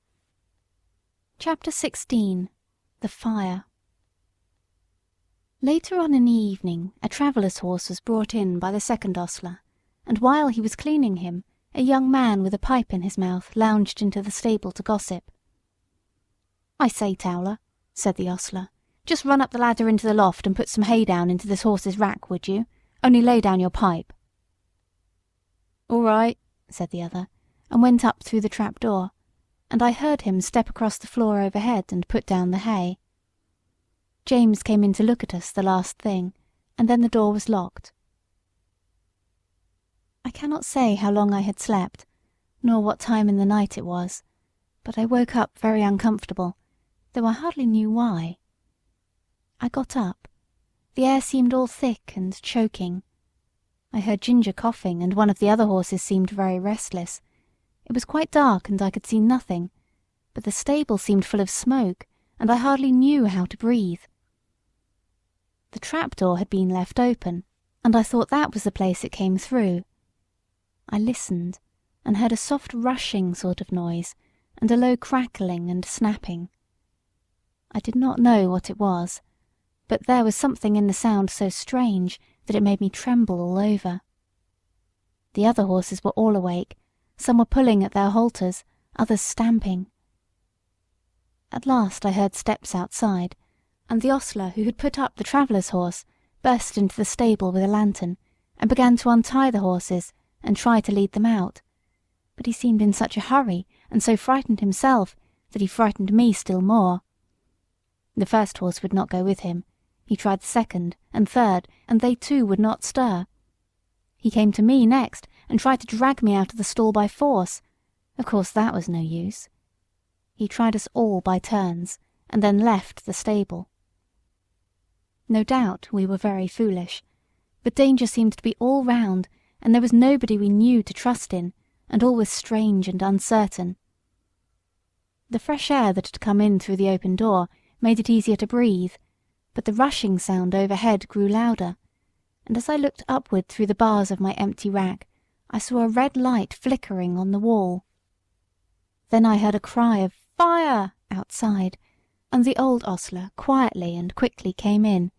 He got one horse out, and went to another, but the flames were playing round the trap door, and the roaring overhead was dreadful. The next thing I heard was James's voice, quiet and cheery as it always was. "Come, my beauties, it is time for us to be off, so wake up and come along." I stood nearest the door, so he came to me first, patting me as he came in. "Come, Beauty, on with your bridle, my boy. We'll soon be out of this smother." It was on in no time. Then he took the scarf off his neck and tied it lightly over my eyes, and patting and coaxing he led me out of the stable. Safe in the yard, he slipped the scarf off my eyes and shouted, "Here, somebody, take this horse while I go back for the other." A tall, broad man stepped forward and took me, and James darted back into the stable. I set up a shrill whinny as I saw him go. Ginger told me afterward that whinny was the best thing I could have done for her, for had she not heard me outside, she would never have had courage to come out. There was much confusion in the yard, the horses being got out of other stables, and the carriages and gigs being pulled out of houses and sheds, lest the flames should spread further. On the other side, the yard windows were thrown up, and people were shouting all sorts of things, but I kept my eye fixed on the stable door, where the smoke poured out thicker than ever, and I could see flashes of red light. Presently I heard above all the stir and din a loud, clear voice, which I knew was master's. "James Howard! James Howard! Are you there?" There was no answer, but I heard a crash of something falling in the stable, and the next moment I gave a loud, joyful neigh, for I saw James coming through the smoke leading Ginger with him. She was coughing violently, and he was not able to speak. "My brave lad," said master, laying his hand on his shoulder. "Are you hurt?" James shook his head, for he could not yet speak. "Ah," said the big man who held me, "he is a brave lad, and no mistake." "And now," said master, "when you have got your breath, James, we'll get out of this place as quickly as we can." And we were moving towards the entry, when from the market-place there came a sound of galloping feet and loud rumbling wheels. "'Tis the fire engine! The fire engine!" shouted 2 or 3 voices. "Stand back! Make way!" And clattering and thundering over the stones, 2 horses dashed into the yard with a heavy engine behind them. The fireman leaped to the ground. There was no need to ask where the fire was. It was rolling up in a great blaze from the roof. We got out as fast as we could into the broad, quiet market-place. The stars were shining, and except the noise behind us, all was still. Master led the way to a large hotel on the other side, and as soon as the ostler came, he said, "James, I must now hasten to your mistress. I trust the horses entirely to you. Order whatever you think is needed." And with that he was gone. The master did not run, but I never saw mortal man walk so fast as he did that night. There was a dreadful sound before we got into our stalls, the shrieks of those poor horses that were left burning to death in the stable. It was very terrible, and made both Ginger and me feel very bad. We, however, were taken in and well done by. The next morning the master came to see how we were, and to speak to James. I did not hear much, for the ostler was rubbing me down, but I could see that James looked very happy, and I thought the master was proud of him. Our mistress had been so much alarmed in the night that the journey was put off till the afternoon, so James had the morning on hand, and went first to the inn to see about our harness and the carriage, and then to hear more about the fire. When he came back, we heard him tell the ostler about it. At first no one could guess how the fire had been caused, but at last a man said he saw Dick Towler go into the stable with a pipe in his mouth, and when he came out he had not one, and went to the tap for another. Then the under-ostler said that he had asked Dick to go up the ladder to put down some hay, but told him to lay down his pipe first. Dick denied taking the pipe with him, but no one believed him. I remember our John Manley's rule never to allow a pipe in the stable, and thought it ought to be the rule everywhere. James said the roof and floor had all fallen in, and that only the black walls were standing. The 2 poor horses that could not be got out were buried under the burnt rafters and tiles. End of chapter 16.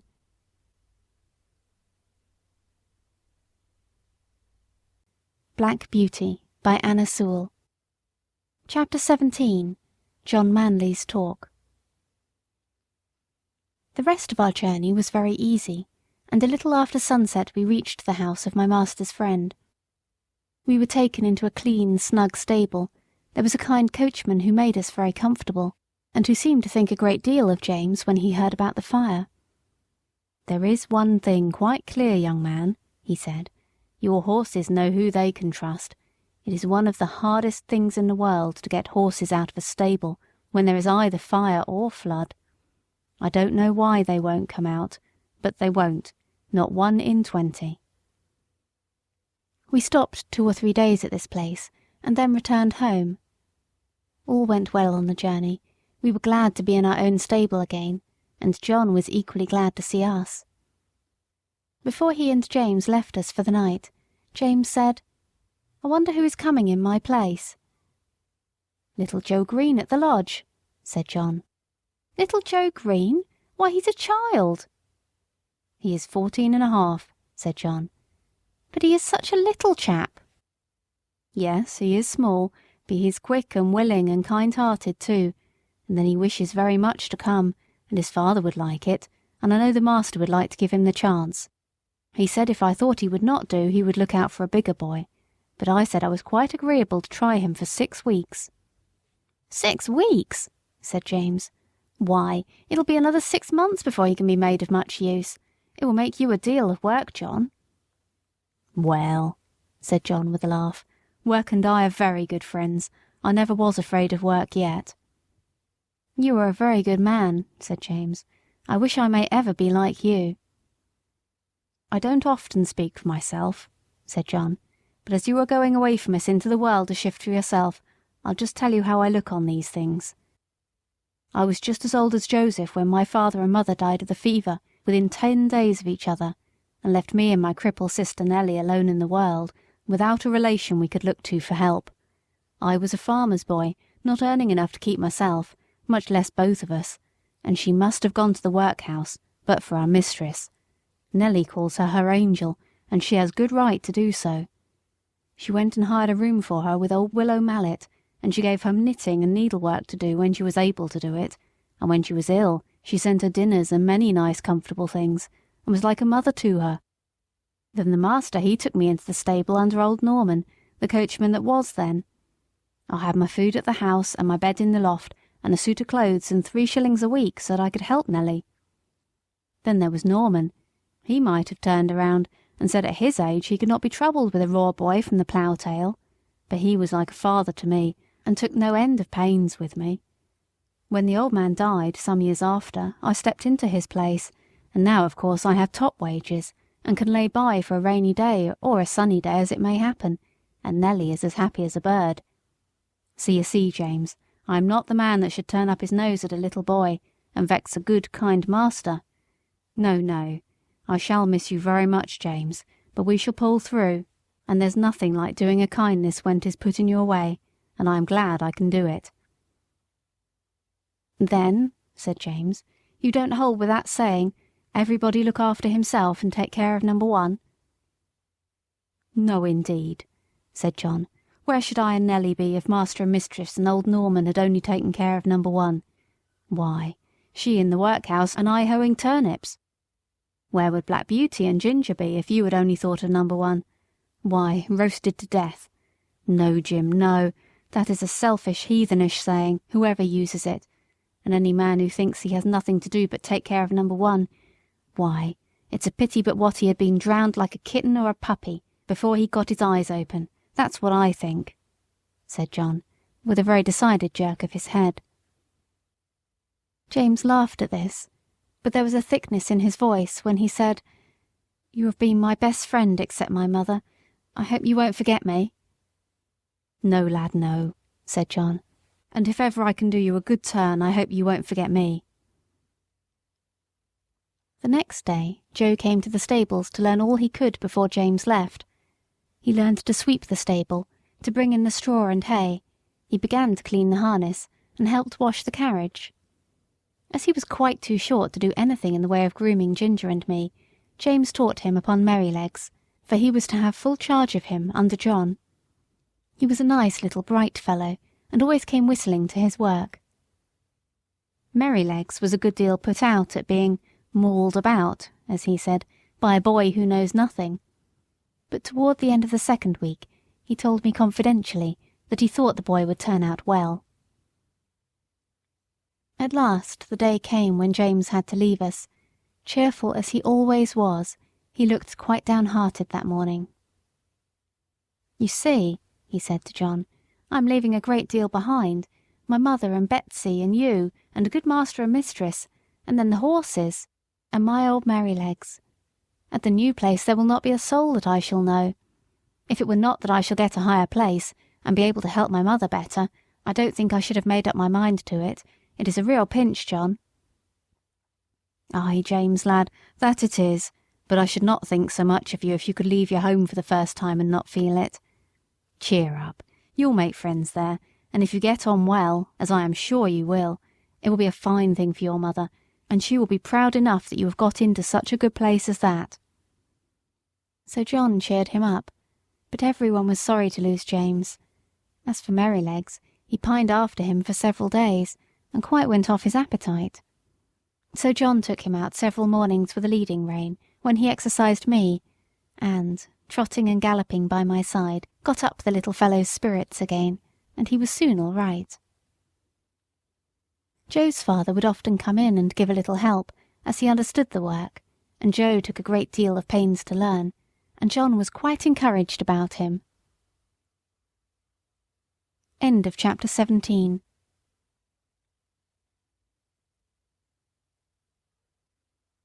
Black Beauty by Anna Sewell.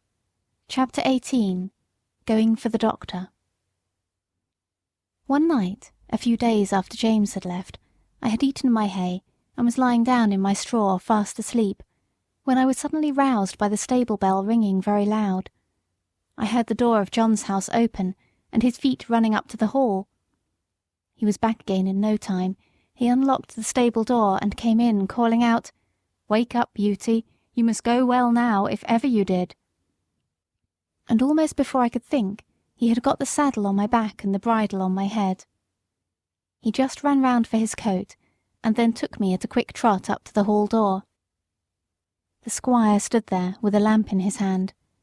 "Now, John," he said, "ride for your life, that is, for your mistress's life. There is not a moment to lose. Give this note to Dr. White, give your horse a rest at the inn, and be back as soon as you can." John said, "Yes, sir," and was on my back in a minute. The gardener who lived at the lodge had heard the bell ring, and was ready with the gate open, and away we went through the park and through the village, and down the hill till we came to the toll gate. John called very loud and thumped upon the door. The man was soon out and flung open the gate. "Now," said John, "do you keep the gate open for the doctor. Here's the money." And off he went again. There was before us a long piece of level road by the riverside. John said to me, "Now, Beauty, do your best." And so I did. I wanted no whip nor spur, and for 2 miles I galloped as fast as I could lay my feet to the ground. I don't believe that my old grandfather, who won the race at Newmarket, could have gone faster. When we came to the bridge, John pulled me up a little and patted my neck. "Well done, Beauty. Good old fellow," he said. He would have let me go slower, but my spirit was up, and I was off again as fast as before. The air was frosty, the moon was bright, it was very pleasant. We came through a village, then through a dark wood, then uphill, then downhill, till after 8 miles' run we came to the town, through the streets and into the market-place. It was all quite still except the clatter of my feet on the stones. Everybody was asleep. The church clock struck 3 as we drew up at Dr. White's door. John rang the bell twice, and then knocked at the door like thunder. A window was thrown up, and Dr. White, in his nightcap, put his head out and said, "What do you want?" "Mrs. Gordon is very ill, sir. Master wants you to go at once. He thinks she will die if you cannot get there. Here is a note." "Wait," he said, "I will come." He shut the window and was soon at the door. "The worst of it is," he said, "that my horse has been out all day and is quite done up. My son has just been sent for, and he has taken the other. What is to be done? Can I have your horse?" "He has come at a gallop nearly all the way, sir, and I was to give him a rest here, but I think my master would not be against it, if you think fit, sir." "All right," he said, "I will soon be ready." John stood by me and stroked my neck. I was very hot. The doctor came out with his riding whip. "You need not take that, sir," said John. "Black Beauty will go until he drops. Take care of him, sir, if you can. I should not like any harm to come to him." "No, no, John," said the doctor. "I hope not." And in a minute we had left John far behind. I will not tell about our way back. The doctor was a heavier man than John, and not so good a rider. However, I did my very best. The man at the toll gate had it open. When we came to the hill, the doctor drew me up. "Now, my good fellow," he said, "take some breath." I was glad he did, for I was nearly spent, but that breathing helped me on, and soon we were in the park. Joe was at the lodge gate, my master was at the hall door, for he had heard us coming. He spoke not a word, the doctor went into the house with him, and Joe led me to the stable. I was glad to get home, my legs shook under me, and I could only stand and pant. I had not a dry hair on my body, the water ran down my legs, and I steamed all over, Joe used to say, like a pot on the fire. Poor Joe, he was young and small, and as yet he knew very little, and his father, who would have helped him, had been sent to the next village. But I am sure he did the very best he knew. He rubbed my legs and my chest, but he did not put my warm cloth on me. He thought I was so hot I should not like it. Then he gave me a pail full of water to drink. It was cold and very good, and I drank it all. Then he gave me some hay and some corn, and thinking he had done right, he went away. Soon I began to shake and tremble, and turned deadly cold. My legs ached, my loins ached, and my chest ached, and I felt sore all over. Oh, how I wished for my warm, thick cloth, as I stood and trembled. I wished for John, but he had 8 miles to walk, so I lay down in my straw and tried to go to sleep. After a long while I heard John at the door. I gave a low moan, for I was in great pain. He was at my side in a moment, stooping down by me. I could not tell him how I felt, but he seemed to know it all. He covered me up with 2 or 3 warm cloths, and then ran to the house for some hot water. He made me some warm gruel, which I drank, and then I think I went to sleep. John seemed to be very much put out. I heard him say to himself over and over again, stupid boy, no cloth put on, and I dare say the water was cold too. Boys are no good." But Joe was a good boy, after all. I was now very ill. A strong inflammation had attacked my lungs, and I could not draw my breath without pain. John nursed me night and day. He would get up 2 or 3 times in the night to come to me. My master, too, often came to see me. "My poor Beauty," he said one day. "My good horse, you saved your mistress's life, Beauty. Yes, you saved her life." I was very glad to hear that, for it seems the doctor had said if we had been a little longer it would have been too late. John told my master he never saw a horse go so fast in his life. It seemed as if the horse knew what was the matter. Of course I did, though John thought not. At least I knew as much as this, that John and I must go at the top of our speed, and that it was for the sake of the mistress. End of chapter 18.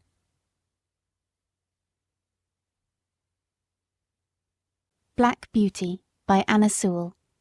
Chapter 19. Only Ignorance. I do not know how long I was ill.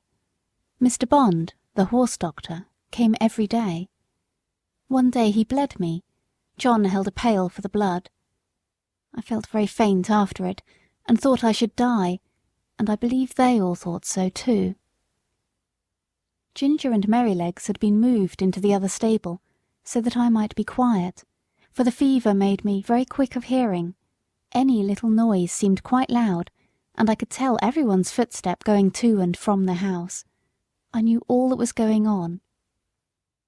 One night, John had to give me a draught. Thomas Green came in to help him. After I had taken it and John had made me as comfortable as he could, he said he should stay half an hour to see how the medicine settled.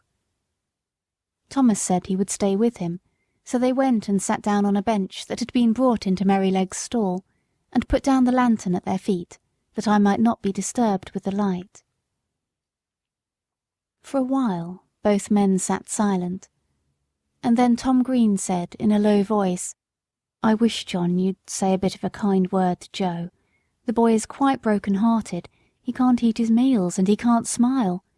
He says he knows it was all his fault, though he is sure he did the best he knew, and he says if Beauty dies, no one will ever speak to him again. It goes to my heart to hear him. I think you might give him just a word. He's not a bad boy." After a short pause, John said slowly, "You must not be too hard upon me, Tom. I know he meant no harm. I never said he did. I know he is not a bad boy. But you see, I am sore myself. That horse is the pride of my heart, to say nothing of his being such a favourite with the master and mistress. And to think that his life may be flung away in this manner is more than I can bear. But if you think I am hard on the boy, I will try to give him a good word tomorrow. That is, I mean, if Beauty is better." "Well, John, thank you. I knew you did not wish to be too hard, and I'm glad you see it was only ignorance." John's voice almost startled me as he answered, "Only ignorance? Only ignorance? How can you talk about only ignorance? Don't you know that it is the worst thing in the world next to wickedness, and which does the most mischief heaven only knows? If people can say, 'Oh, I did not know, I did not mean any harm,' they think it is all right. I suppose Martha Mulwash did not mean to kill that baby when she dosed it with Dalby and soothing syrups, but she did kill it, and was tried for manslaughter." "And serve her right too," said Tom. "A woman should not undertake to nurse a tender little child without knowing what is good and what is bad for it." "Bill Starkey," continued John, "did not mean to frighten his brother into fits when he dressed up like a ghost and ran after him in the moonlight, but he did, and that bright, handsome little fellow, that might have been the pride of any mother's heart, is just no better than an idiot, and never will be if he lives to be 80 years old. You were a good deal cut up yourself, Tom, 2 weeks ago, when those young ladies left your hothouse door open, with a frosty east wind blowing right in. You said it killed a good many of your plants." "A good many," said Tom. "There was not one of the tender cuttings that was not nipped off. I shall have to strike all over again, and the worst of it is that I don't know where to go to get fresh ones. I was nearly mad when I came in and saw what was done." "And yet," said John, "I'm sure the young ladies did not mean it. It was only ignorance." I heard no more of this conversation, for the medicine did well and sent me to sleep, and in the morning I felt much better. But I often thought of John's words when I came to know more of the world. End of chapter 19.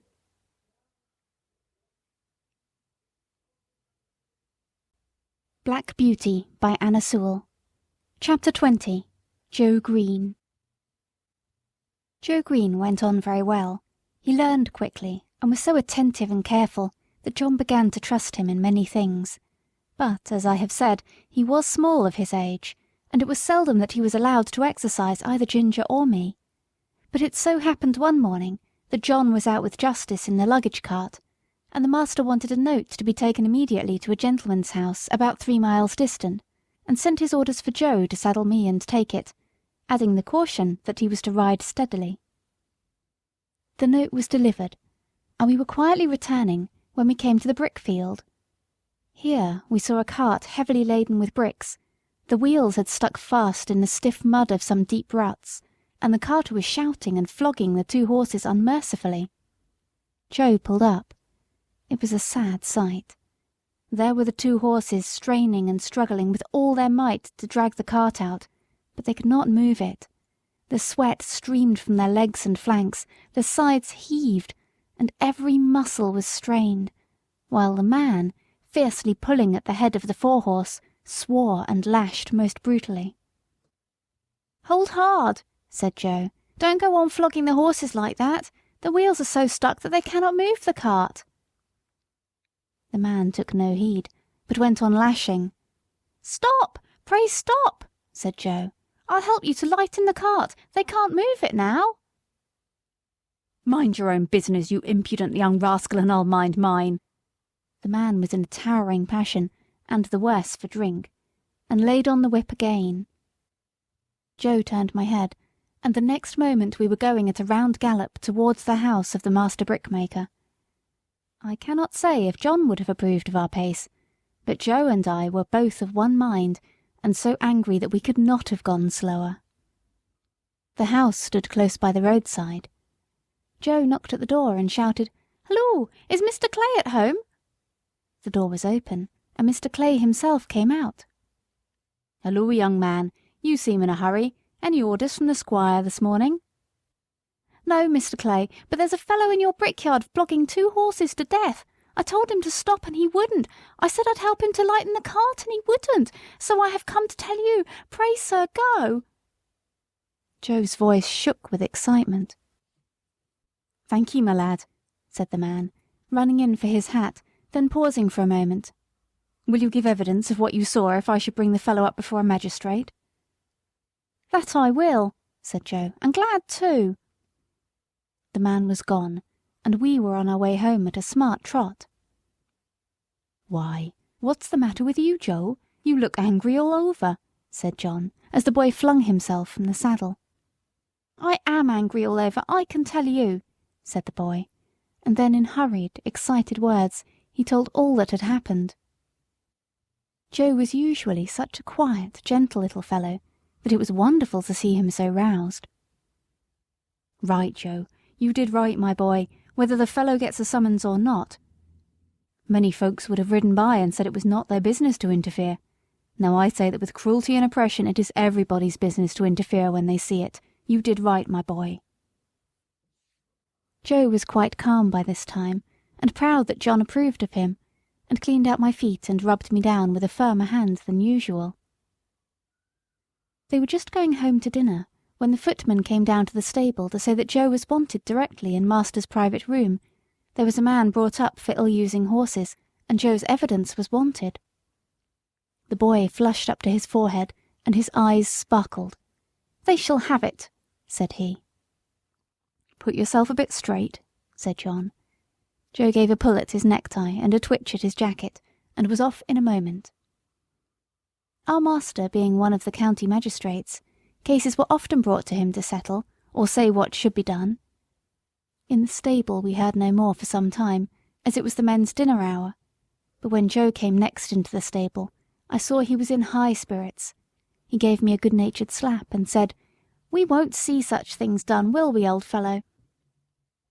We heard afterward that he had given his evidence so clearly, and the horses were in such an exhausted state, bearing marks of such brutal usage, that the carter was committed to take his trial, and might possibly be sentenced to 2 or 3 months in prison. It was wonderful what a change had come over Joe. John laughed and said he had grown an inch taller in that week, and I believe he had. He was just as kind and gentle as before, but there was more purpose and determination in all that he did, as if he had jumped at once from a boy into a man. End of chapter 20.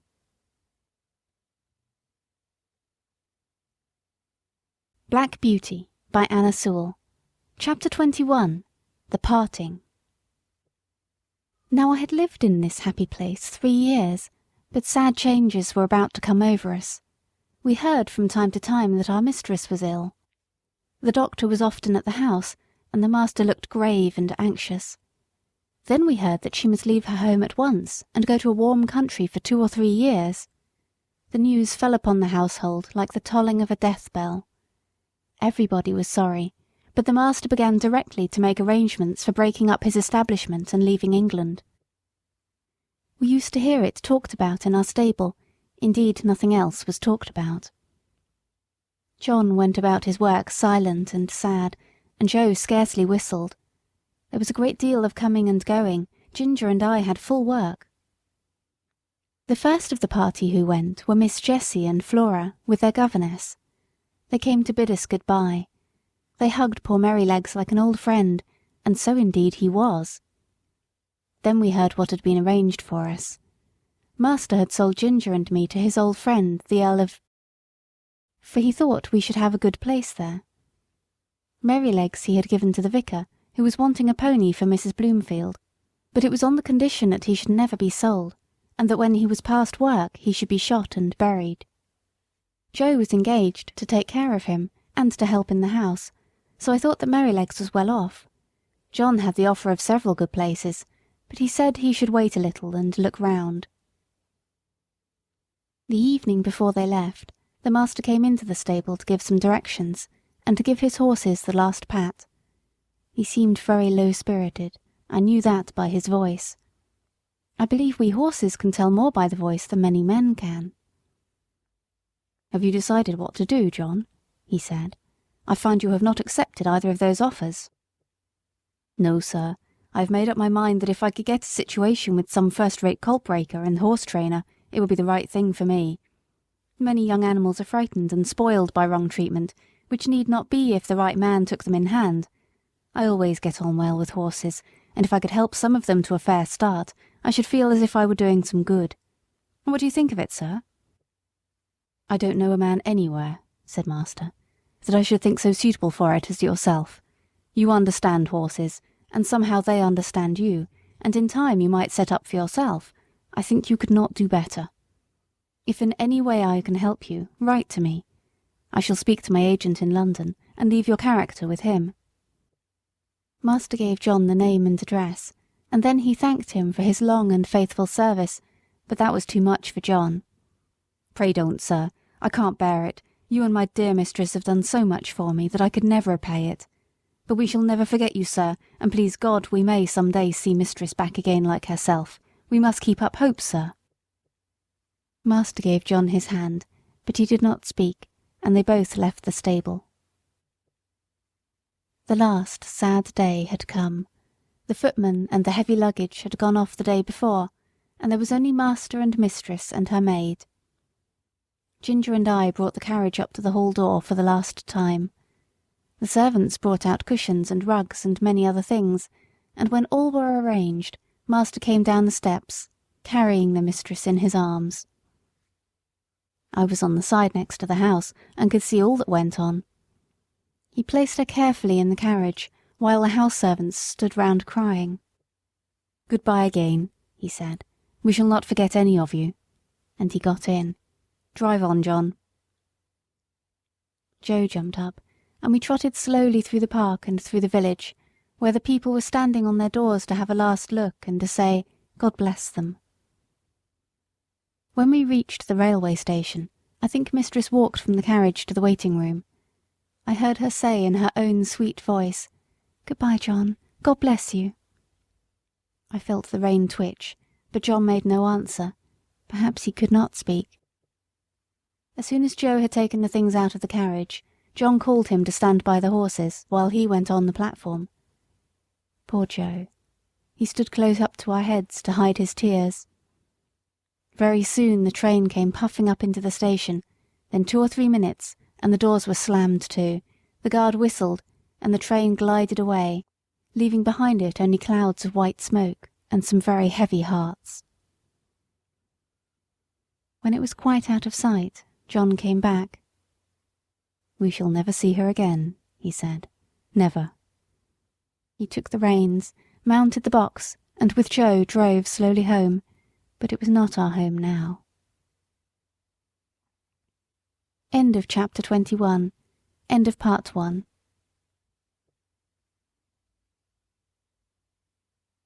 Black Beauty by Anna Sewell. Part 2. Chapter 22. Earl's Hall. The next morning after breakfast, Joe put Merrylegs into the mistress's low chaise to take him to the vicarage. He came first and said good-bye to us, and Merrylegs neighed to us from the yard. Then John put the saddle on Ginger and the leading rein on me, and rode us across the country about 15 miles to Earl's Hall Park, where the Earl of lived. There was a very fine house and a great deal of stabling. We went into the yard through a stone gateway, and John asked for Mr. York. It was some time before he came. He was a fine-looking, middle-aged man, and his voice said at once that he expected to be obeyed. He was very friendly and polite to John, and after giving us a slight look, he called a groom to take us to our boxes, and invited John to take some refreshment. We were taken to a light, airy stable, and placed in boxes adjoining each other, where we were rubbed down and fed. In about half an hour John and Mr. York, who was to be our new coachman, came in to see us. "Now, Mr. Manley," he said, after carefully looking at us both, "I can see no fault in these horses, but we all know that horses have their peculiarities as well as men, and that sometimes they need different treatment. I should like to know if there is anything particular in either of these that you would like to mention." "Well," said John, "I don't believe there is a better pair of horses in the country, and right grieved I am to part with them, but they are not alike. The black one is the most perfect temper I ever knew. I suppose he has never known a hard word or blow since he was foaled, and all his pleasure seems to be to do what you wish. But the chestnut, I fancy, must have had bad treatment. We heard as much from the dealer. She came to us snappish and suspicious, but when she found what sort of place ours was, it all went off by degrees. For 3 years I have never seen the smallest sign of temper, and if she is well treated, there is not a better, more willing animal than she is. But she is naturally a more irritable constitution than the black horse.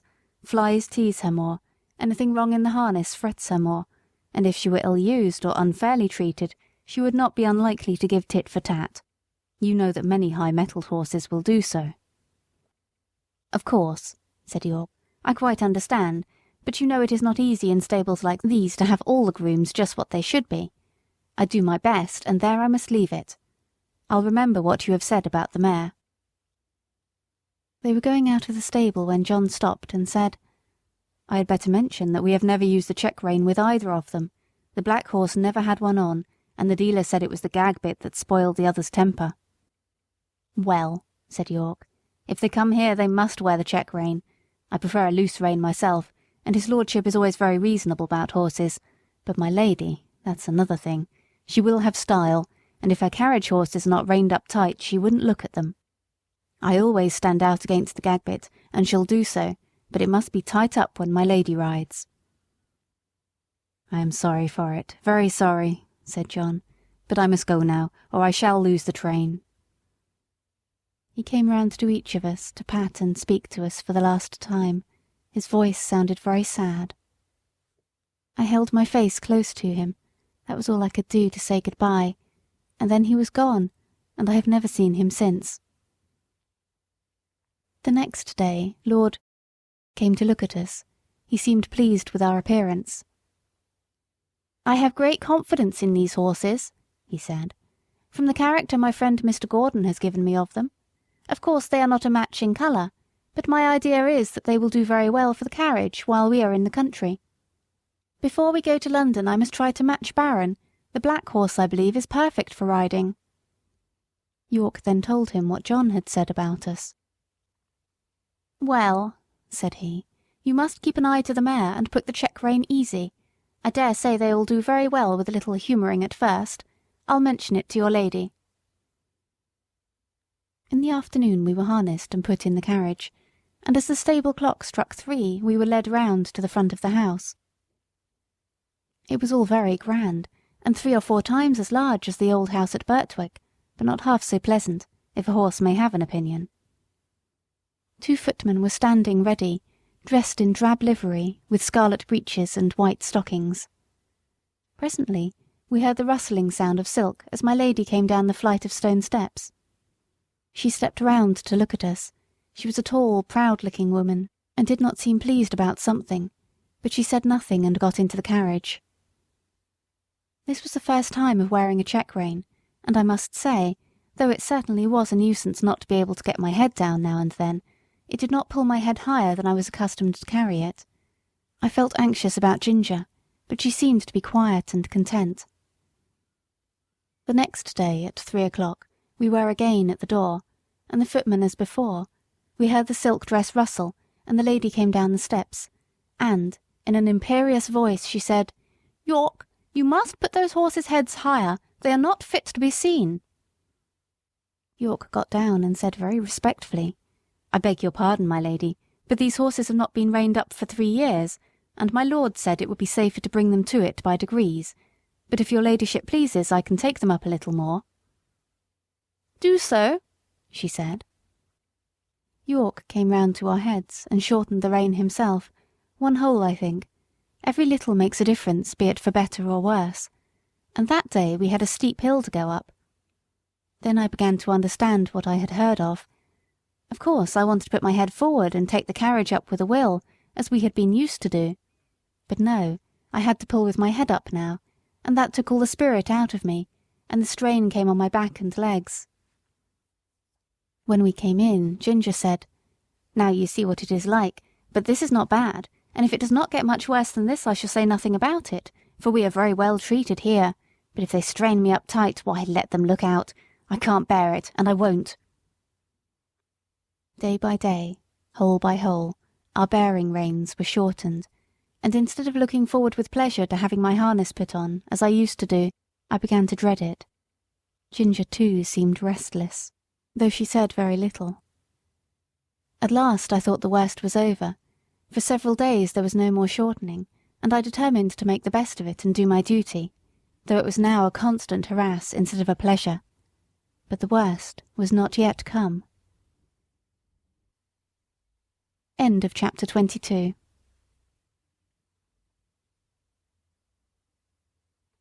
Black Beauty by Anna Sewell. Chapter 23. A Strike for Liberty. One day my lady came down later than usual, and the silk rustled more than ever. "Drive to the Duchess of B.'s," she said, and then, after a pause, "Are you never going to get those horses' heads up, York? Raise them at once, and let us have no more of this humouring and nonsense."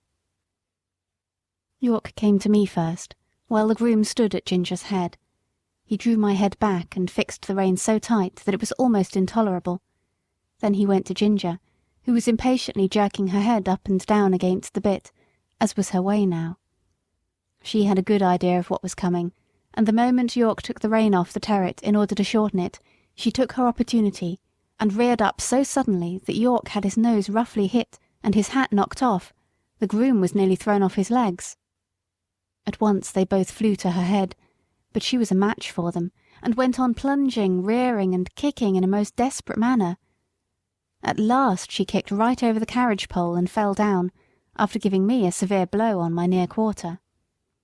There is no knowing what further mischief she might have done, had not York promptly sat himself down flat on her head to prevent her struggling, at the same time calling out, "Unbuckle the black horse!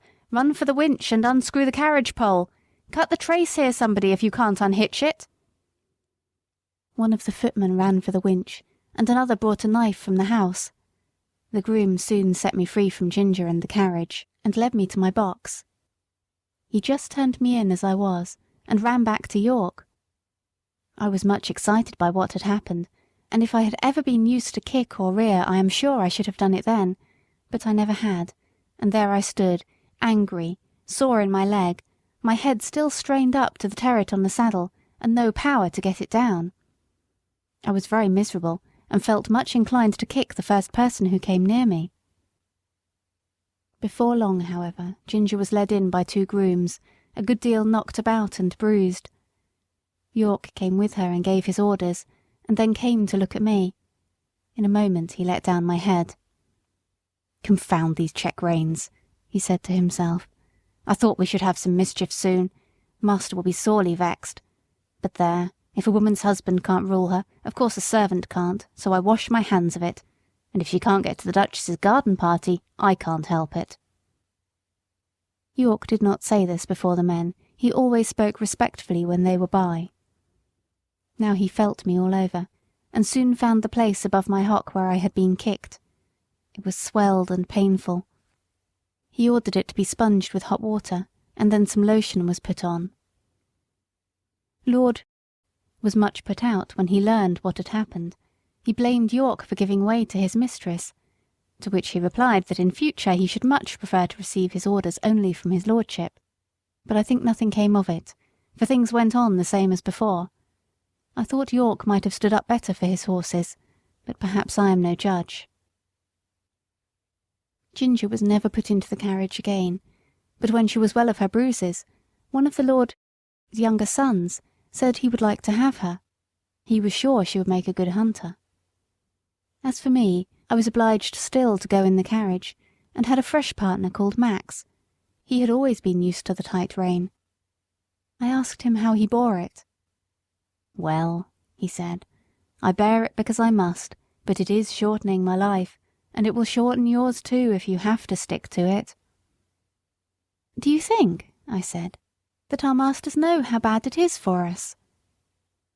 "I can't say," he replied, "but the dealers and the horse doctors know it very well. I was at a dealer's once, who was training me and another horse to go in as a pair. He was getting our heads up, as he said, a little higher and a little higher every day. A gentleman who was there asked him why he did so. 'Because,' said he. "People won't buy them unless we do. The London people always want their horses to carry their heads high, and to step high. Of course it is very bad for the horses, but then it is good for trade. The horses soon wear up, or get diseased, and they come for another pair." "That," said Max, "is what he said in my hearing, and you can judge for yourself."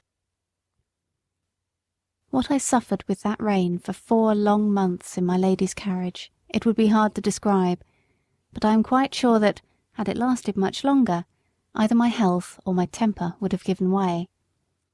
Before that I never knew what it was to foam at the mouth, but now the action of the sharp bit on my tongue and jaw, and the constrained position of my head and throat, always caused me to froth at the mouth more or less. Some people think it very fine to see this, and say, "What fine, spirited creatures!" But it is just as unnatural for horses as for men to foam at the mouth. It is a sure sign of some discomfort, and should be attended to. Besides this, there was a pressure on my windpipe, which often made my breathing very uncomfortable. When I returned from my work, my neck and chest were strained and painful, my mouth and tongue tender, and I felt worn and depressed. In my old home, I always knew that John and my master were my friends. But here, although in many ways I was well treated, I had no friend. York might have known, and very likely did know, how that rain harassed me, but I suppose he took it as a matter of course that it could not be helped. At any rate, nothing was done to relieve me. End of chapter 23.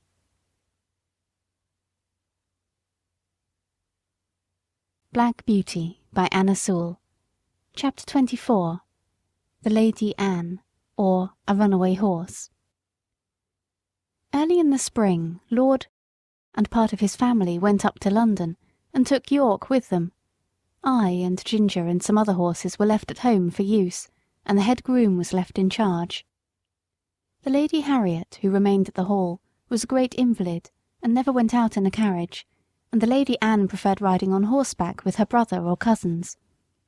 She was a perfect horsewoman, and as gay and gentle as she was beautiful. She chose me for her horse, and named me Black Auster. I enjoyed these rides very much in the clear cold air, sometimes with Ginger, sometimes with Lizzie.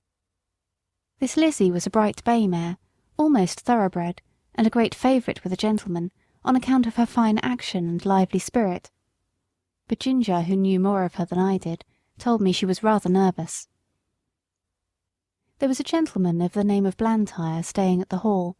He always rode Lizzie, and praised her so much that one day Lady Anne ordered the side saddle to be put on her, and the other saddle on me.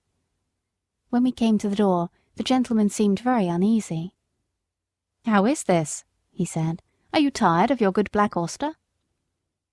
"Oh, no, no, not at all," she replied. "But I am amiable enough to let you ride him for once, and I will try your charming Lizzie. You must confess that in size and appearance she is far more like a lady's horse than my own favourite." "Do let me advise you not to mount her," he said. "She is a charming creature, but she is too nervous for a lady. I assure you, she is not perfectly safe. Let me beg you to have the saddles changed." "My dear cousin," said Lady Anne, laughing, "pray do not trouble your good careful head about me. I have been a horsewoman ever since I was a baby, and I have followed the hounds a great many times, though I know you do not approve of ladies hunting, but still that is the fact, and I intend to try this Lizzie that you gentlemen are all so fond of, so please help me to mount, like a good friend as you are." There was no more to be said. He placed her carefully on the saddle, looked to the bit and curb, gave the reins gently into her hand, and then mounted me. Just as we were moving off, a footman came out with a slip of paper and message from the Lady Harriet. Would they ask this question for her at Dr. Ashley's, and bring the answer? The village was about a mile off, and the doctor's house was the last in it. We went along gaily enough till we came to his gate.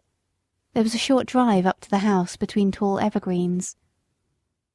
Blantyre alighted at the gate, and was going to open it for Lady Anne, but she said, "I will wait for you here, and you can hang Auster's rein on the gate." He looked at her doubtfully. I will not be 5 minutes," he said. "Oh, do not hurry yourself. Lizzie and I shall not run away from you." He hung my rein on one of the iron spikes, and was soon hidden among the trees. Lizzie was standing by the side of the road a few paces off, with her back to me. My young mistress was sitting easily with a loose rein, humming a little song. I listened to my rider's footsteps until they reached the house, and heard him knock at the door. There was a meadow on the opposite side of the road, the gate of which stood open. Just then some cart horses and several young colts came trotting out in a very disorderly manner, while a boy behind was cracking a great whip. The colts were wild and frolicsome, and one of them bolted across the road and blundered up against Lizzie's hind legs, and whether it was the stupid colt, or the loud cracking of the whip, or both together, I cannot say, but she gave a violent kick and dashed off into a headlong gallop. It was so sudden that Lady Anne was nearly unseated, but she soon recovered herself. I gave a loud shrill neigh for help. Again and again I neighed, pawing the ground impatiently, and tossing my head to get the rein loose. I had not long to wait. Blantyre came running to the gate. He looked anxiously about, and just caught sight of the flying figure, now far away on the road. In an instant he sprang to the saddle. I needed no whip, no spur, for I was as eager as my rider. He saw it, and giving me a free rein and leaning a little forward, we dashed after them. For about 1.5 miles the road ran straight, and then bent to the right, after which it divided into 2 roads. Long before we came to the bend she was out of sight. Which way had she turned? A woman was standing at her garden gate, shading her eyes with her hand and looking eagerly up the road. Scarcely drawing the rein, Blantyre shouted, "Which way?" "To the right," cried the woman, pointing with her hand, and away we went up the right-hand road. Then for a moment we caught sight of her. Another bend, and she was hidden again. Several times we caught glimpses and then lost them. We scarcely seemed to gain ground upon them at all. An old road mender was standing near a heap of stones, his shovel dropped and his hands raised. As we came near he made a sign to speak. Blantyre drew the rein a little. To the common, sir. She has turned off there." I knew this common very well. It was for the most part very uneven ground, covered with heather and dark green furze bushes, with here and there a scrubby old thorn tree. There were also open spaces of fine short grass, with ant hills and mole turns everywhere. The worst place I ever knew for a headlong gallop. We had hardly turned on to the common when we caught sight again of the green habit flying on before us. My lady's hat was gone, and her long brown hair was streaming behind her. Her head and body were thrown back, as if she were pulling with all her remaining strength, and as if that strength were nearly exhausted. It was clear that the roughness of the ground had very much lessened Lizzie's speed, and there seemed a chance that we might overtake her. While we were on the high road, Blantyre had given me my head, but now, with a light hand and a practised eye, he guided me over the ground in such a masterly manner that my pace was scarcely slackened, and we were decidedly gaining on them. About halfway across the heath there had been a wide dyke recently cut, and the earth from the cutting was cast up roughly on the other side. Surely this would stop them. But no, with scarcely a pause Lizzie took the leap, stumbled among the rough clods and fell. Blantyre groaned. "Now, Auster, do your best." He gave me a steady rein. I gathered myself well together, and with one determined leap cleared both dyke and bank. Motionless among the heather, with her face to the earth, lay my poor young mistress. Blantyre kneeled down and called her name. There was no sound. Gently he turned her face upward. It was ghastly white, and the eyes were closed. "Annie, dear Annie, do speak." But there was no answer. He unbuttoned her habit, loosened her collar, felt her hands and wrist, then started up and looked wildly round him for help. At no great distance there were 2 men cutting turf, who, seeing Lizzie running wild without a rider, had left their work to catch her. Blantyre's halloo soon brought them to the spot. The foremost man seemed much troubled at the sight, and asked what he could do. "Can you ride?" "Well, sir, I bean't much of a horseman, but I'd risk my neck for the Lady Anne. She was uncommon good to my wife in the winter." "Then mount this horse, my friend, your neck will be quite safe, and ride to the doctor's and ask him to come instantly. Then on to the hall, tell them all that you know, and bid them send me the carriage with Lady Anne's maid and help. I shall stay here." "All right, sir, I'll do my best, and I pray God the dear young lady may open her eyes soon." Then, seeing the other man, he called out, "Here, Joe, run for some water, and tell my missus to come as quick as she can to the Lady Anne."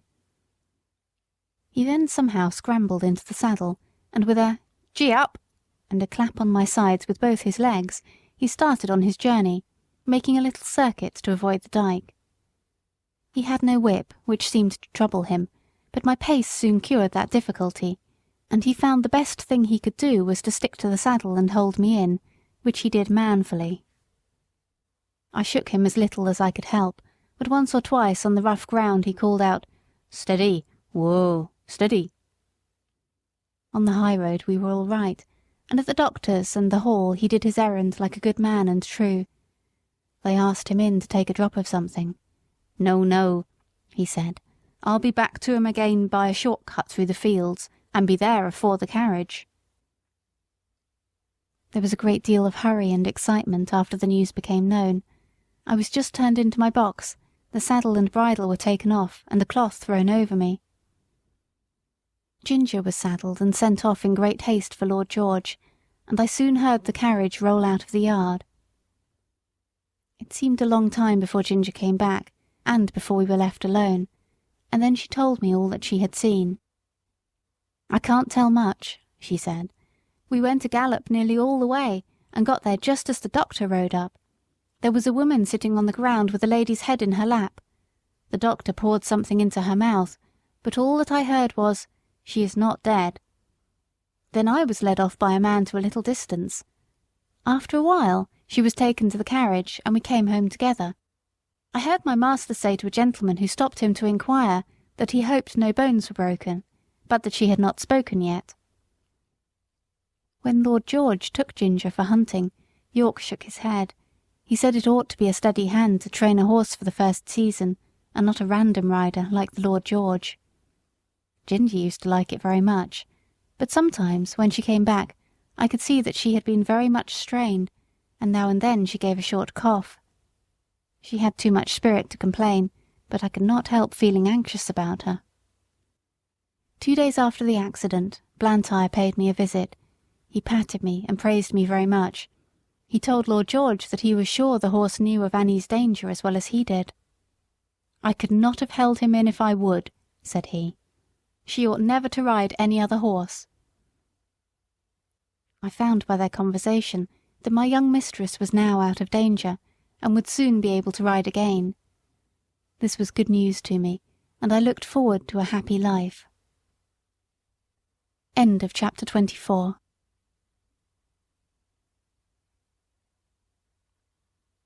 Black Beauty by Anna Sewell. Chapter 25. Reuben Smith. Now I must say a little about Reuben Smith, who was left in charge of the stables when York went to London. No one more thoroughly understood his business than he did, and when he was all right there could not be a more faithful or valuable man. He was gentle and very clever in his management of horses, and could doctor them almost as well as a farrier, for he had lived 2 years with a veterinary surgeon. He was a first-rate driver. He could take a 4 in hand or a tandem as easily as a pair. He was a handsome man, a good scholar, and had very pleasant manners. I believe everybody liked him. Certainly the horses did. The only wonder was that he should be in an under situation, and not in the place of a head coach like York. But he had one great fault, and that was the love of drink. He was not like some men, always at it. He used to keep steady for weeks or months together, and then he would break out and have a bout of it, as York called it, and be a disgrace to himself, a terror to his wife, and a nuisance to all that had to do with him. He was, however, so useful that 2 or 3 times York had hushed the matter up, and kept it from the Earl's knowledge. But one night, when Reuben had to drive a party home from a ball, he was so drunk that he could not hold the reins, and a gentleman of the party had to mount the box and drive the ladies home. Of course this could not be hidden, and Reuben was at once dismissed. His poor wife and the little children had to turn out of the pretty cottage by the park gate and go where they could. Old Max told me all this, for it happened a good while ago, but shortly before Ginger and I came, Smith had been taken back again. York had interceded for him with the Earl, who is very kind-hearted, and the man had promised faithfully that he would never taste another drop as long as he lived there. He had kept his promise so well that York thought he might safely be trusted to fill his place while he was away, and he was so clever and honest that no one else seemed so well fitted for it. It was now early in April, and the family was expected home sometime in May.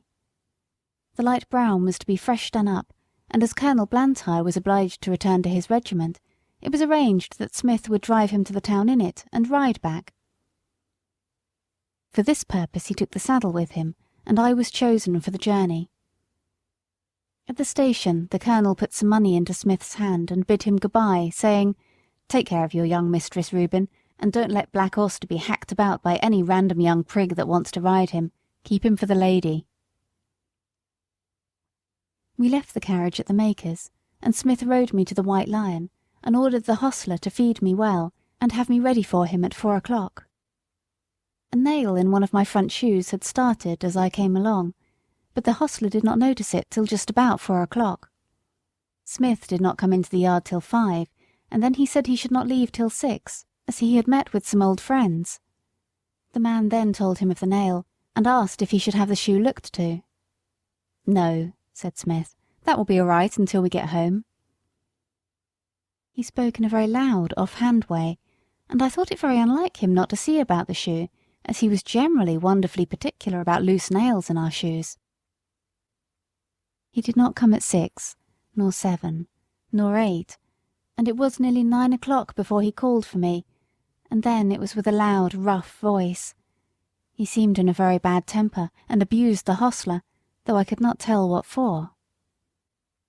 The landlord stood at the door and said, "Have a care, Mr. Smith." But he answered angrily with an oath, and almost before he was out of the town he began to gallop, frequently giving me a sharp cut with his whip, though I was going at full speed. The moon had not yet risen, and it was very dark. The roads were stony, having been recently mended. Going over them at this pace, my shoe became looser, and as we neared the turnpike gate it came off. If Smith had been in his right senses, he would have been sensible of something wrong in my pace, but he was too drunk to notice. Beyond the turnpike was a long piece of road, upon which fresh stones had just been laid, large, sharp stones, over which no horse could be driven quickly without risk of danger. Over this road, with one shoe gone, I was forced to gallop at my utmost speed, my rider meanwhile cutting into me with his whip, and with wild curses urging me to go still faster. Of course my shoeless foot suffered dreadfully. The hoof was broken and split down to the very quick, and the inside was terribly cut by the sharpness of the stones. This could not go on. No horse could keep his footing under such circumstances. The pain was too great. I stumbled, and fell with violence on both my knees. Smith was flung off by my fall, and owing to the speed I was going at, he must have fallen with great force. I soon recovered my feet, and limped to the side of the road, where it was free from stones. The moon had just risen above the hedge, and by its light I could see Smith lying a few yards beyond me. He did not rise. He made one slight effort to do so, and then there was a heavy groan. I could have groaned too, for I was suffering intense pain, both from my feet and knees, but horses are used to bear their pain in silence. I uttered no sound, but I stood there and listened. One more heavy groan from Smith, but though he now lay in the full moonlight, I could see no motion. I could do nothing for him nor myself, but oh, how I listened for the sound of horse or wheels or footsteps. The road was not much frequented, and at this time of the night we might stay for hours before help came to us. I stood watching and listening. It was a calm, sweet April night. There were no sounds, but a few low notes of a nightingale, and nothing moved but the white clouds near the moon and a brown owl that flitted over the hedge. It made me think of the summer nights, long ago, when I used to lie beside my mother in the green, pleasant meadow at Farmer Gray's. End of chapter 25.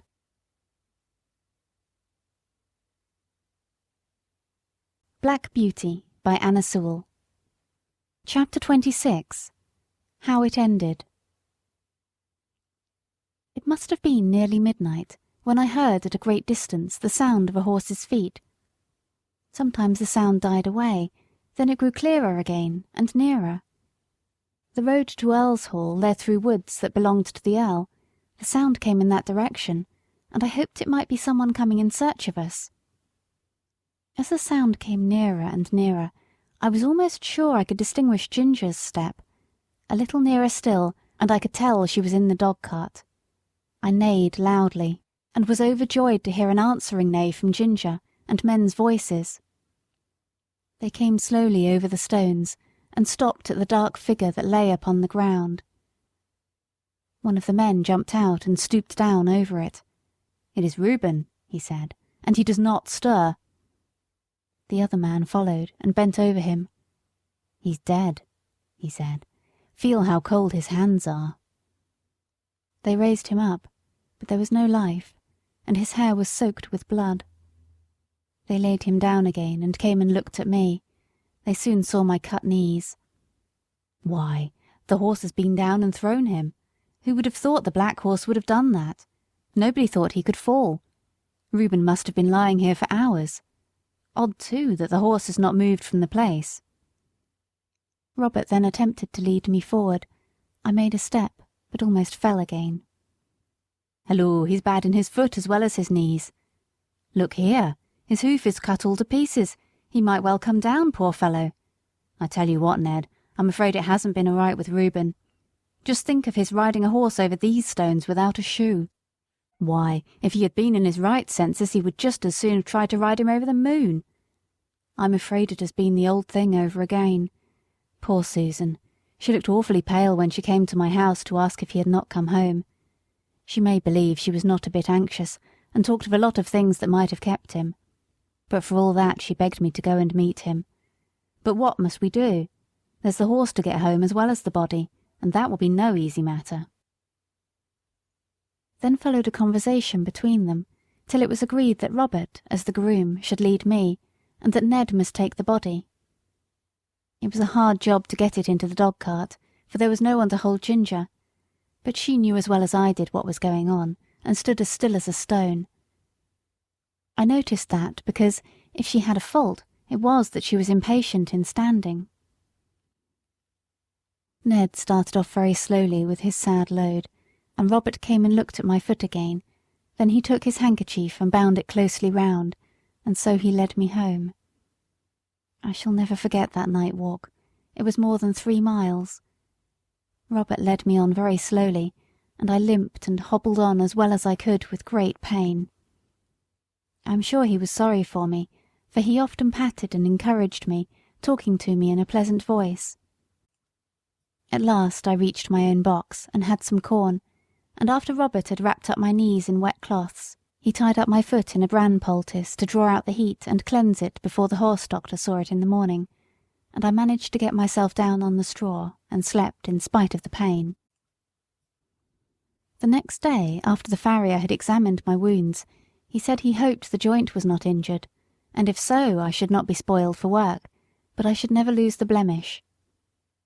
I believe they did the best to make a good cure, but it was a long and painful one. Proud flesh, as they called it, came up in my knees, and was burned out with caustic, and when at last it was healed, they put a blistering fluid over the front of both knees to bring all the hair off. They had some reason for this, and I suppose it was all right. As Smith's death had been so sudden, and no one was there to see it, there was an inquest held. The landlord and hostler at the White Lion, with several other people, gave evidence that he was intoxicated when he started from the inn. The keeper of the toll gate said he rode at a hard gallop through the gate, and my shoe was picked up among the stones, so that the case was quite plain to them, and I was cleared of all blame. Everybody pitied Susan. She was nearly out of her mind. She kept saying over and over again, "Oh, he was so good, so good. It was all that cursed drink. Why will they sell that cursed drink?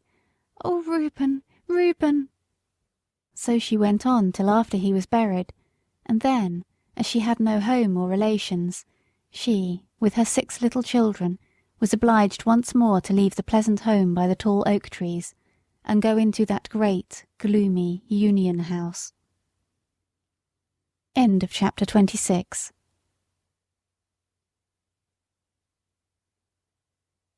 Black Beauty by Anna Sewell. Chapter 27. Ruined and going downhill.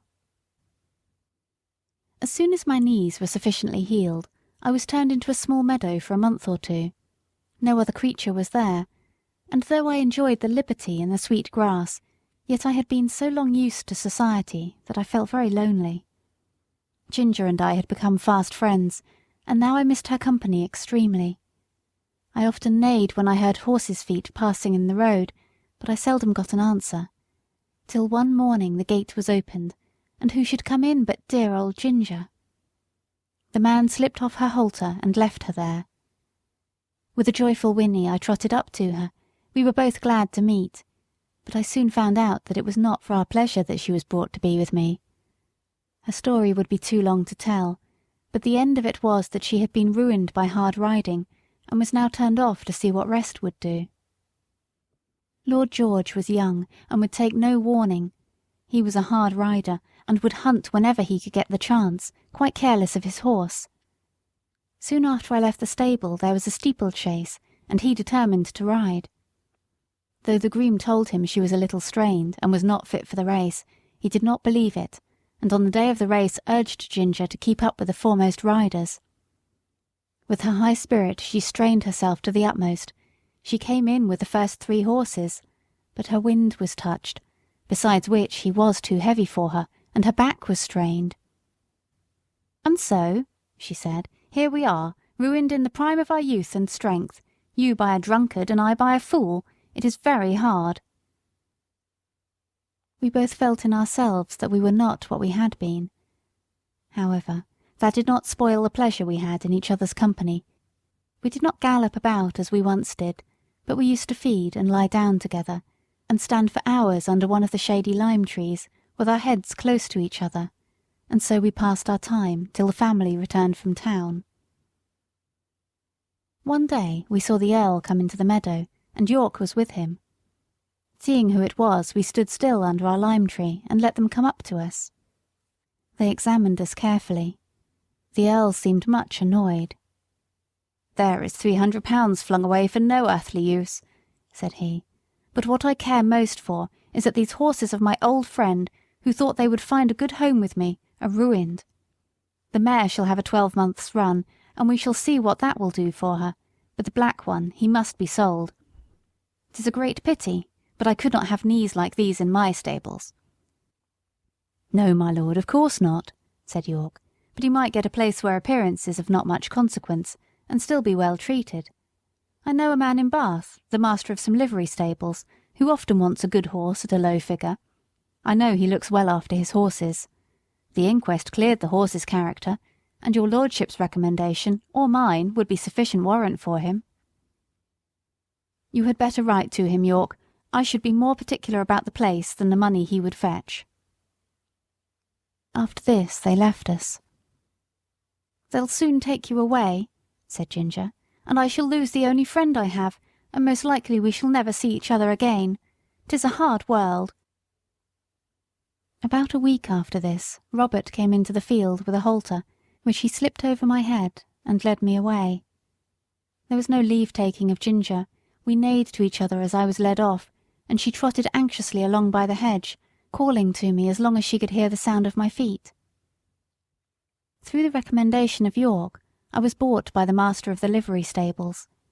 I had to go by train, which was new to me, and required a good deal of courage the first time. But as I found the puffing, rushing, whistling, and more than all, the trembling of the horse-box in which I stood did me no real harm, I soon took it quietly. When I reached the end of my journey, I found myself in a tolerably comfortable stable, and well attended to. These stables were not so airy and pleasant as those I had been used to. The stalls were laid on a slope instead of being level, and as my head was kept tied to the manger, I was obliged always to stand on the slope, which was very fatiguing. Men do not seem to know yet that horses can do more work if they can stand comfortably and can turn about. However, I was well fed and well cleaned, and on the whole, I think our master took as much care of us as he could. He kept a good many horses and carriages of different kinds for hire. Sometimes his own men drove them, at others the horse and chaise were let to gentlemen or ladies who drove themselves. End of chapter 27.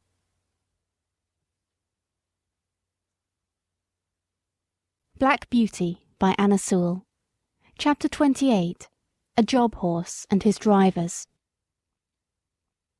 Hitherto I had always been driven by people who at least knew how to drive, but in this place I was to get my experience of all the different kinds of bad and ignorant driving to which we horses are subjected, for I was a job horse, and was let out to all sorts of people who wished to hire me, and as I was good-tempered and gentle, I think I was oftener let out to the ignorant drivers than some of the other horses, because I could be depended upon. It would take a long time to tell of all the different styles in which I was driven, but I will mention a few of them. First, there were the tight rein drivers, men who seemed to think that all depended on holding the reins as hard as they could, never relaxing the pull on the horse's mouth or giving him the least liberty of movement.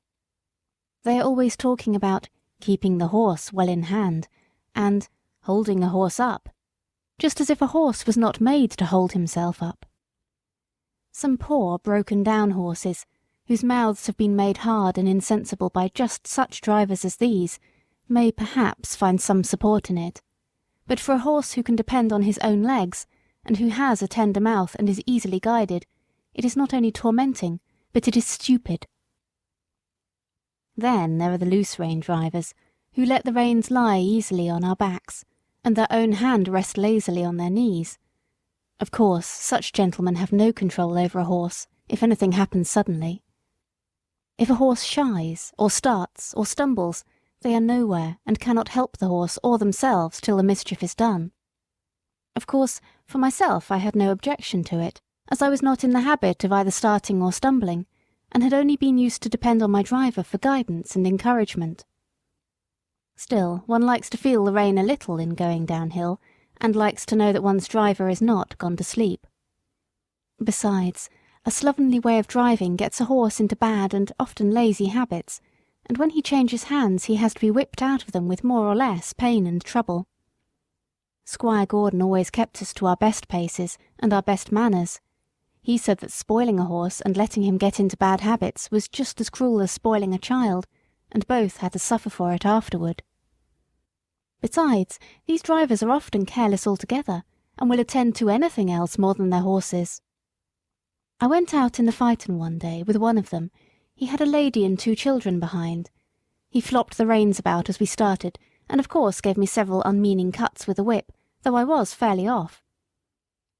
There had been a good deal of road mending going on, and even where the stones were not freshly laid down, there were a great many loose ones about. My driver was laughing and joking with the lady and the children, and talking about the country to the right and the left, but he never thought it worth while to keep an eye on his horse, or to drive on the smoothest parts of the road. And so it easily happened that I got a stone into one of my forefeet. Now if Mr. Gordon, or John, or in fact any good driver, had been there, he would have seen that something was wrong before I had gone 3 paces. Or even if it had been dark, a practised hand would have felt by the rain that there was something wrong in the step, and they would have got down and picked out the stone. But this man went on laughing and talking, while at every step the stone became more firmly wedged between my shoe and the frog of my foot. The stone was sharp on the inside and round on the outside, which, as everyone knows, is the most dangerous kind that a horse can pick up, at the same time cutting his foot and making him most liable to stumble and fall. Whether the man was partly blind or only very careless, I can't say, but he drove me with that stone in my foot for a good half-mile before he saw anything. By that time I was going so lame with the pain that at last he saw it and called out, "Well, here's a go. Why, they have sent us out with a lame horse. What a shame!" He then chucked the reins and flipped about with the whip, saying, "Now then, it's no use playing the old soldier with me. There's the journey to go, and it's no use turning lame and lazy." Just at this time a farmer came riding up on a brown cob. He lifted his hat and pulled up. "I beg your pardon, sir," he said, "but I think there is something the matter with your horse. He goes very much as if he had a stone in his shoe. If you will allow me, I will look at his feet. These loose scattered stones are confounded dangerous things for the horses." "He's a hired horse," said my driver. "I don't know what's the matter with him, but it is a great shame to send out a lame beast like this." The farmer dismounted, and slipping his rein over his arm at once took up my near foot. "Bless me, there's a stone! Lame? I should think so!" At first he tried to dislodge it with his hand, but as it was now very tightly wedged, he drew a stone pick out of his pocket, and very carefully, and with some trouble, got it out. Then, holding it up, he said, "There, that's the stone your horse had picked up. It is a wonder he did not fall down and break his knees into the bargain." "Well, to be sure," said my driver, "that is a queer thing. I never knew that horses picked up stones before." "Didn't you?" said the farmer, rather contemptuously. "But they do, though, and the best of them will do it, and can't help it sometimes on such roads as these. And if you don't want to lame your horse, you must look sharp and get them out quickly. This foot is very much bruised," he said, setting it down gently and patting me. "If I might advise, sir, you had better drive him gently for a while. The foot is a good deal hurt, and the lameness will not go off directly." Then, mounting his cob and raising his hat to the lady, he trotted off.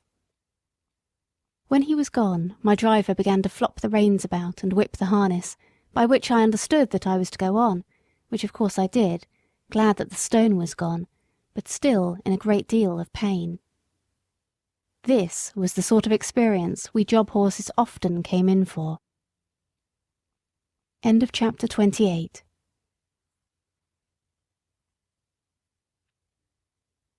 Black Beauty by Anna Sewell. Chapter 29. Cockneys.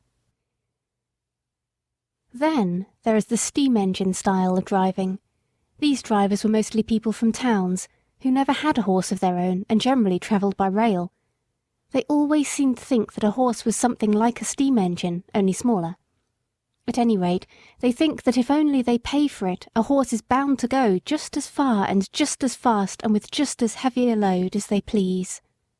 And be the roads heavy and muddy or dry and good, be they stony or smooth, uphill or downhill, it is all the same.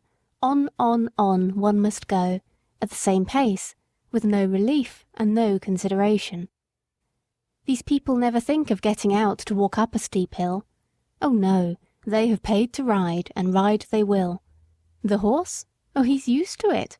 What were horses made for, if not to drag people uphill? Walk, a good joke indeed. And so the whip is plied, and the rein is chucked, and often a rough, scolding voice cries out, "Go along, you lazy beast." And then another slash of the whip, when all the time we are doing our very best to get along, uncomplaining and obedient, though often sorely harassed and downhearted. This steam engine style of driving wears us up faster than any other kind. I would far rather go 20 miles with a good considerate driver than I would go 10 with some of these. It would take less out of me.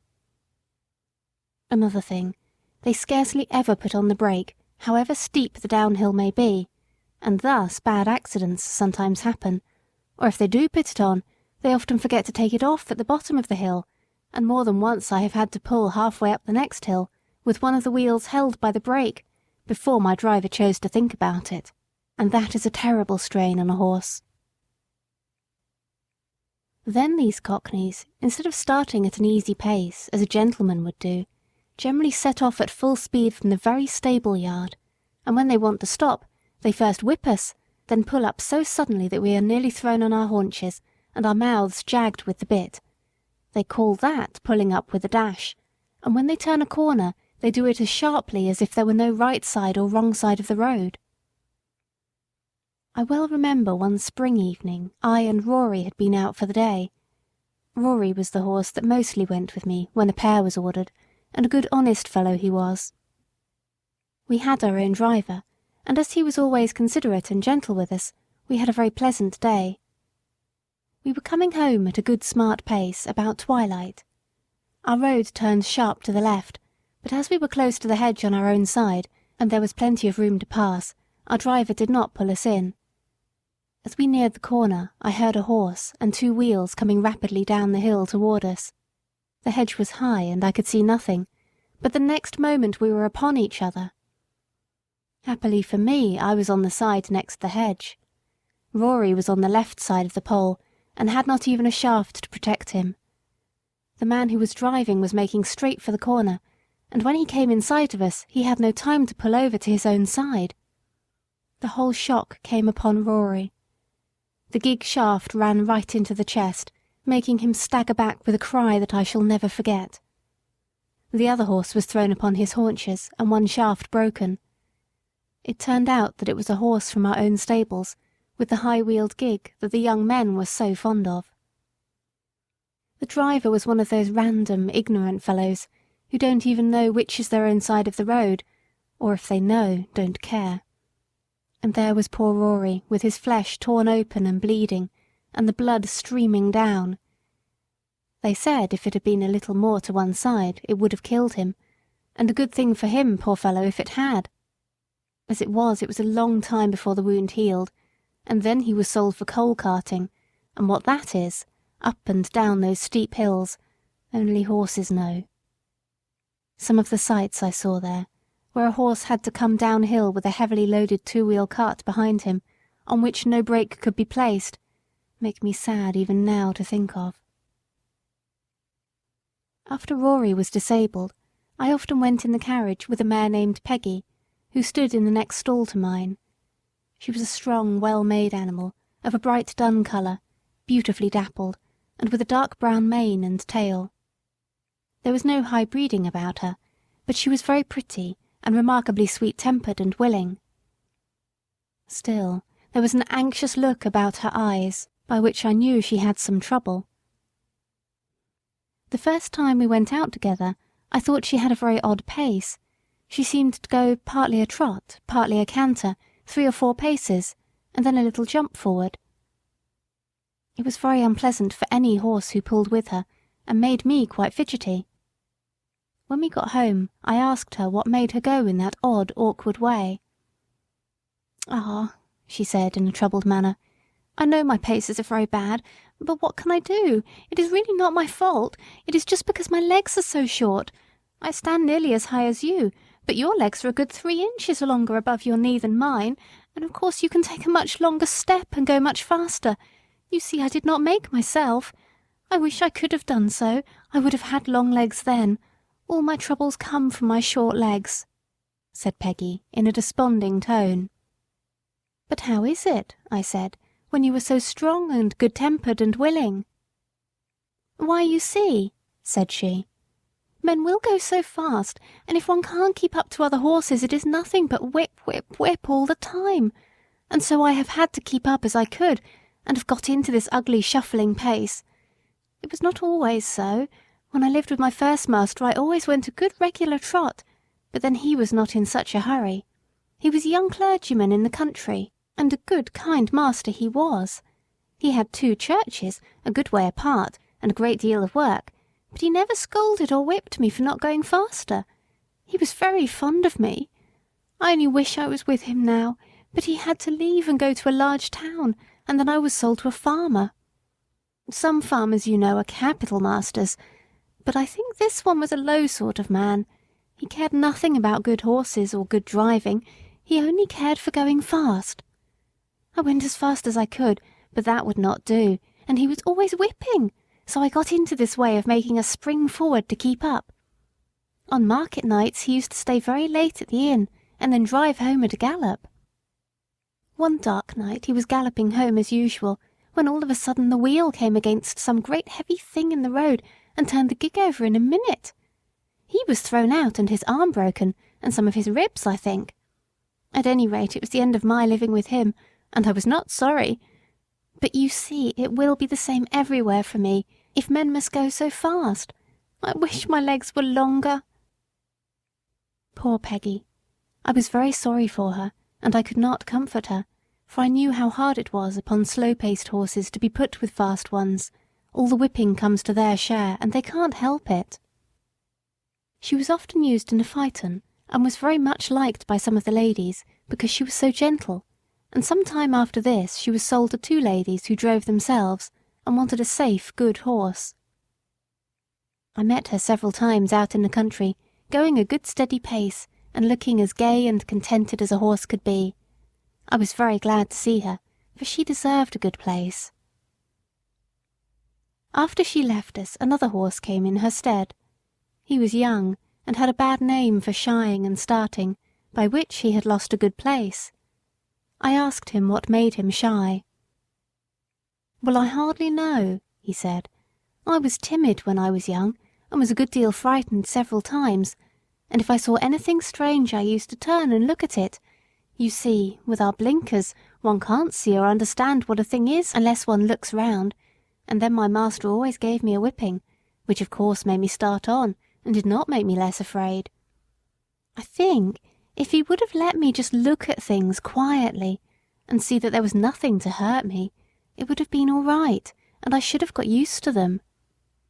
One day an old gentleman was riding with him, and a large piece of white paper or rag blew across just on one side of me. I shied and started forward. My master as usual whipped me smartly, but the old man cried out, "You're wrong! You're wrong! You should never whip a horse for shying. He shies because he is frightened, and you only frighten him more and make the habit worse." So I suppose all men don't do so. I am sure I don't want to shy for the sake of it, but how should one know what is dangerous and what is not, if one is never allowed to get used to anything? I am never afraid of what I know. Now, I was brought up on a park where there were deer. Of course I knew them as well as I did a sheep or a cow, but they are not common, and I know many sensible horses who are frightened at them, and who kick up quite a shindy before they will pass a paddock where there are deer. I knew what my companion said was true, and I wished that every young horse had as good masters as Farmer Grey and Squire Gordon. Of course, we sometimes come in for good driving here. I remember one morning I was put into the light gig and taken to a house in Pulteney Street. 2 gentlemen came out. The taller of them came round to my head. He looked at the bit and bridle, and just shifted the collar with his hand to see if it fitted comfortably. "Do you consider this horse wants a curb?" he said to the hostler.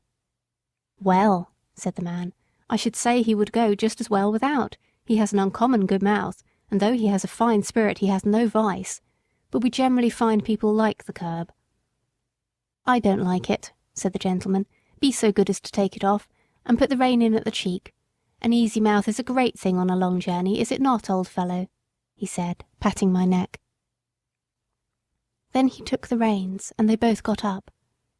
I can remember now how quietly he turned me round, and then, with a light feel of the rein, and drawing the whip gently across my back, we were off. I arched my neck and set off at my best pace. I found I had someone behind me who knew how a good horse ought to be driven. It seemed like the old times again, and made me feel quite gay. This gentleman took a great liking to me, and after trying me several times with the saddle, he prevailed upon my master to sell me to a friend of his, who wanted a safe, pleasant horse for riding. And so it came to pass that in the summer I was sold to Mr. Barry. End of chapter 29.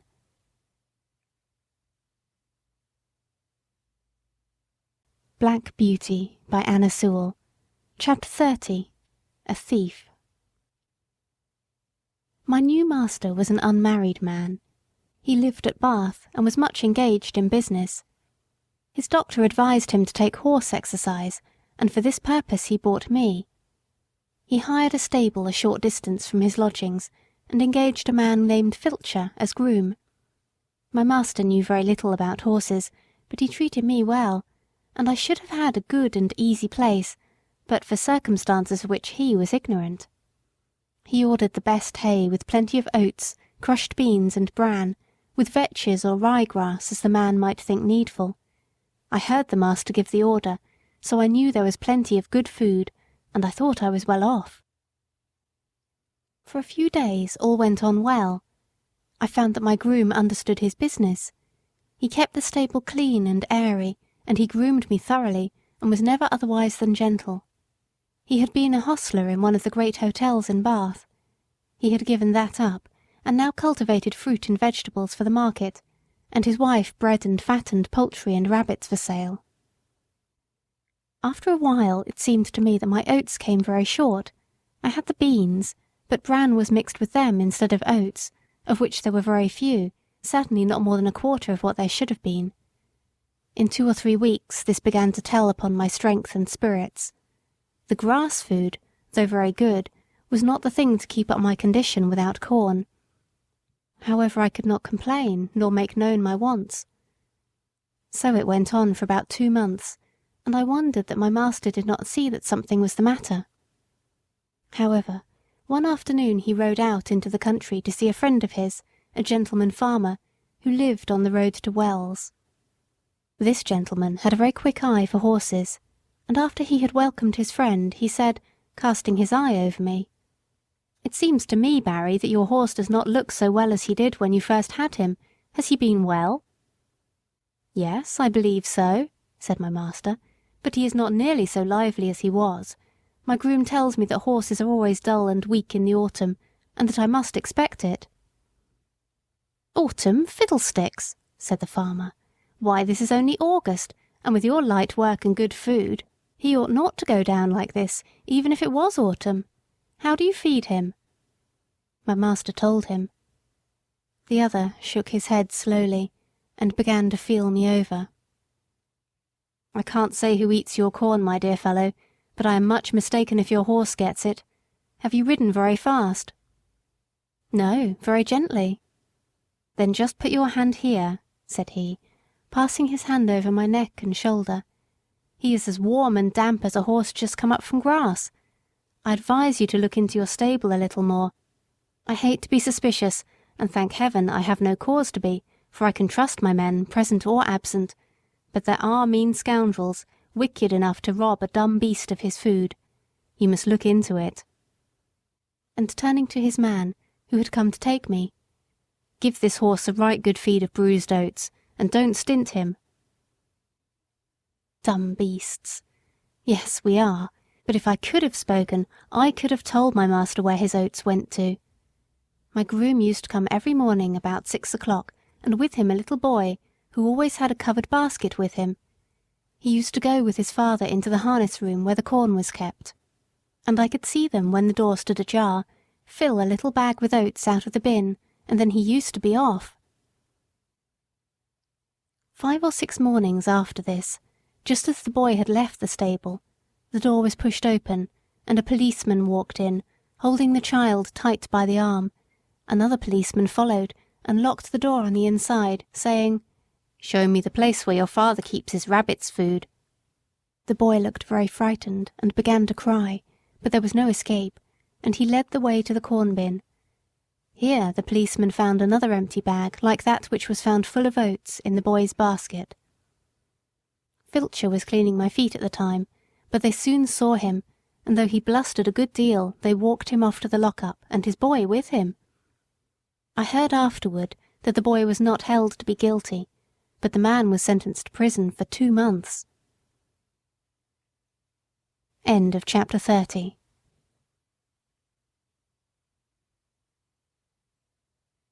Black Beauty by Anna Sewell. Chapter 31. A Humbug. My master was not immediately suited, but in a few days my new groom came. He was a tall, good-looking fellow enough, but if ever there was a humbug in the shape of a groom, Alfred Smirk was the man. He was very civil to me, and never used me ill. In fact, he did a great deal of stroking and patting when his master was there to see it. He always brushed my mane and tail with water, and my hoofs with oil, before he brought me to the door to make me look smart. But as to cleaning my feet, or looking to my shoes, or grooming me thoroughly, he thought no more of that than if I had been a cow. He left my bit rusty, my saddle damp, and my crupper stiff. Alfred Smirk considered himself very handsome. He spent a great deal of time about his hair, whiskers, and necktie before a little looking-glass in the harness room. When his master was speaking to him, it was always, "Yes, sir, yes, sir," touching his hat at every word, and everyone thought he was a very nice young man, and that Mr. Barry was very fortunate to meet with him. I should say he was the laziest, most conceited fellow I ever came near. Of course, it was a great thing not to be ill-used, but then a horse wants more than that. I had a loose box, and might have been very comfortable if he had not been too indolent to clean it out. He never took all the straw away, and the smell from what lay underneath was very bad, and the strong vapours that rose made my eyes smart and inflame, and I did not feel the same appetite for my food. One day his master came in and said, "Alfred, the stable smells rather strong. Should not you give that stall a good scrub and throw down plenty of water?" "Well, sir," he said, touching his cap, "I'll do so if you please, sir, but it is rather dangerous, sir, throwing down water in a horse's box. They are very apt to take cold, sir. I should not like to do him an injury, but I'll do it if you please, sir."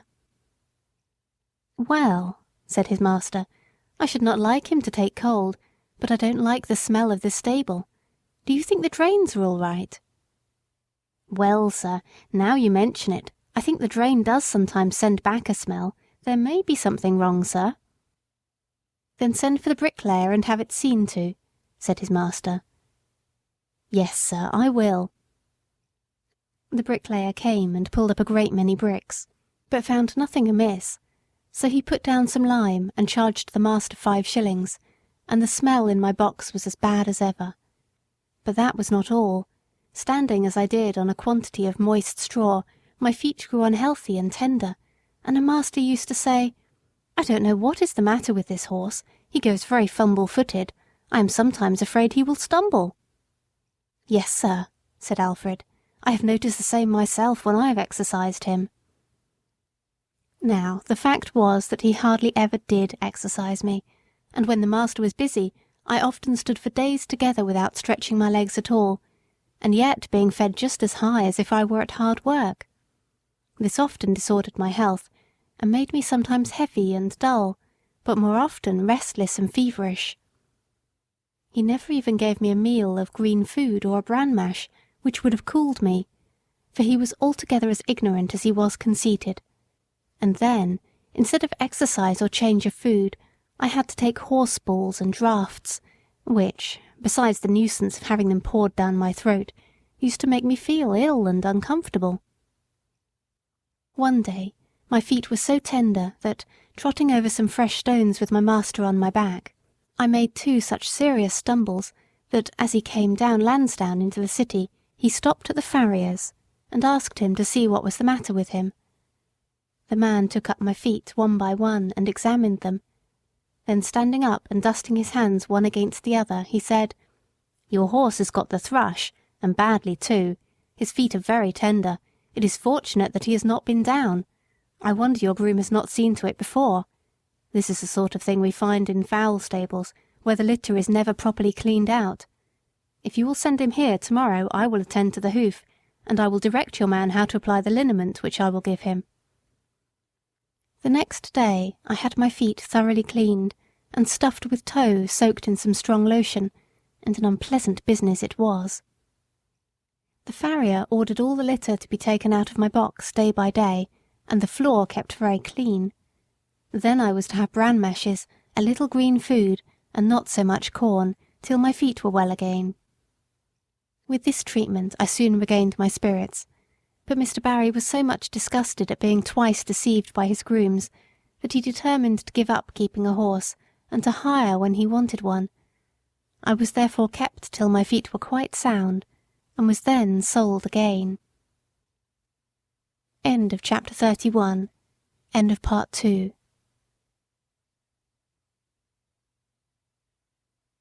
Black Beauty by Anna Sewell. Part 3, Chapter 32. A Horse Fair. No doubt a horse fair is a very amusing place to those who have nothing to lose. At any rate there is plenty to see. Long strings of young horses out of the country, fresh from the marshes, and droves of shaggy little Welsh ponies, no higher than Merrylegs, and hundreds of cart horses of all sorts, some of them with their long tails braided up and tied with scarlet cord, and a good many like myself, handsome and high-bred, but fallen into the middle class through some accident or blemish, unsoundness of wind, or some other complaint. There were some splendid animals quite in their prime and fit for anything. They were throwing out their legs and showing off their paces in high style as they were trotted out with the leading rein, the groom running by the side. But round in the background there were a number of poor things, sadly broken down with hard work, with their knees knuckling over and their hind legs swinging out at every step. And there were some very dejected-looking old horses, with the underlip hanging down and the ears lying back heavily, as if there were no more pleasure in life and no more hope. There were some so thin that you might see all their ribs, and some with old sores on their backs and hips. These were sad sights for a horse to look upon, who knows not but he may come to the same state. There was a great deal of bargaining, a running up and beating down, and if a horse may speak his mind so far as he understands, I should say there were more lies told and more trickery at that horse fair than a clever man could give an account of. I was put with 2 or 3 other strong, useful-looking horses, and a good many people came to look at us. The gentlemen always turned away from me when they saw my broken knees, though the man who had me swore it was only a slip in the stall. The first thing was to pull my mouth open, then to look at my eyes, then to feel all the way down my legs, and give me a hard feel of the skin and flesh, and then try my paces. It was wonderful what a difference there was in the way these things were done. Some did it in a rough, off-hand way, as if one was only a piece of wood, while others would take their hands gently over one's body, with a pat now and then, as much as to say, by your leave. Of course, I judged a good deal of the buyers by their manners to myself. There was one man, I thought, if he would buy me, I should be happy. He was not a gentleman, nor yet one of the loud flashy sort that call themselves so. He was rather a small man, but well made, and quick in all his motions. I knew in a moment by the way he handled me that he was used to horses. He spoke gently, and his grey eye had a kindly, cheery look in it. It may seem strange to say, but it is true all the same, that the clean, fresh smell there was about him made me take to him. No smell of old beer and tobacco, which I hated, but a fresh smell as if he had come out of a hayloft.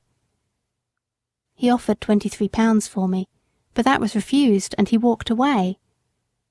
I looked after him, but he was gone, and a very hard-looking, loud-voiced man came. I was dreadfully afraid he would have me, but he walked off. 2 or 3 more came who did not mean business. Then the hard-faced man came back again, and offered £23.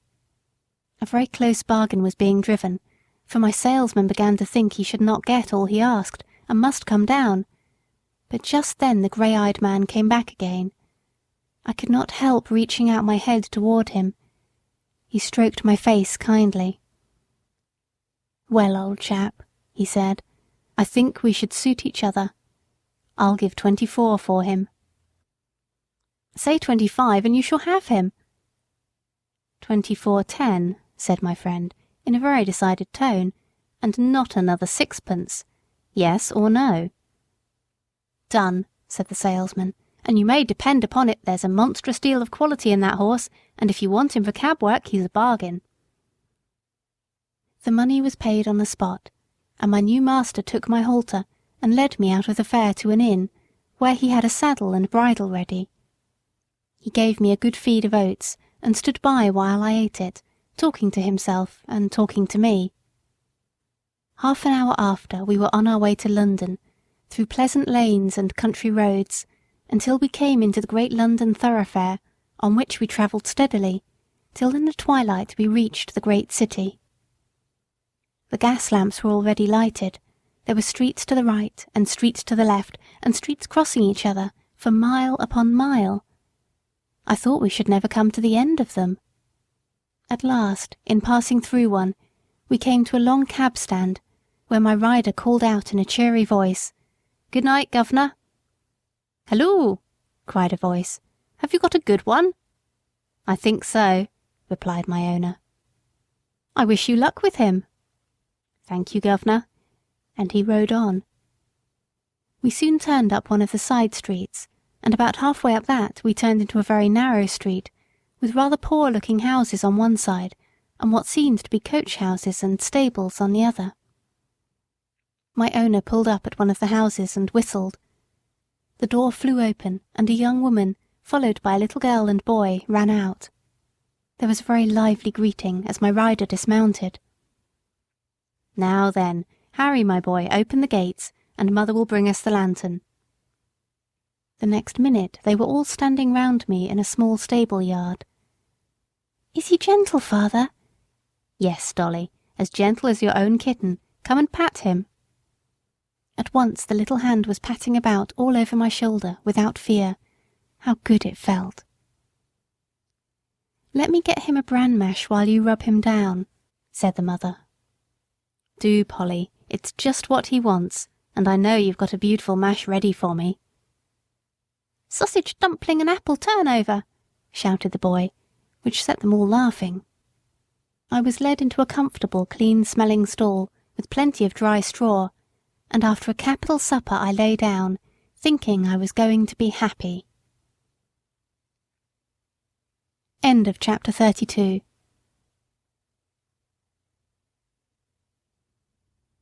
Black Beauty by Anna Sewell. Chapter 33. A London Cab Horse. Jeremiah Barker was my new master's name, but as everyone called him Jerry, I shall do the same.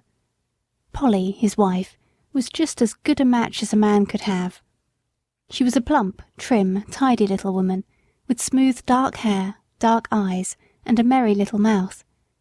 The boy was 12 years old, a tall, frank, good-tempered lad. And little Dorothy, Dolly they called her, was her mother all over again at 8 years old. They were all wonderfully fond of each other. I never knew such a happy, merry family before or since. Jerry had a cab of his own, and 2 horses which he drove and attended to himself. His other horse was a tall, white, rather large-boned animal called Captain. He was old now, but when he was young he must have been splendid. He still had a proud way of holding his head and arching his neck. In fact, he was a high-bred, fine-mannered, noble old horse, every inch of him.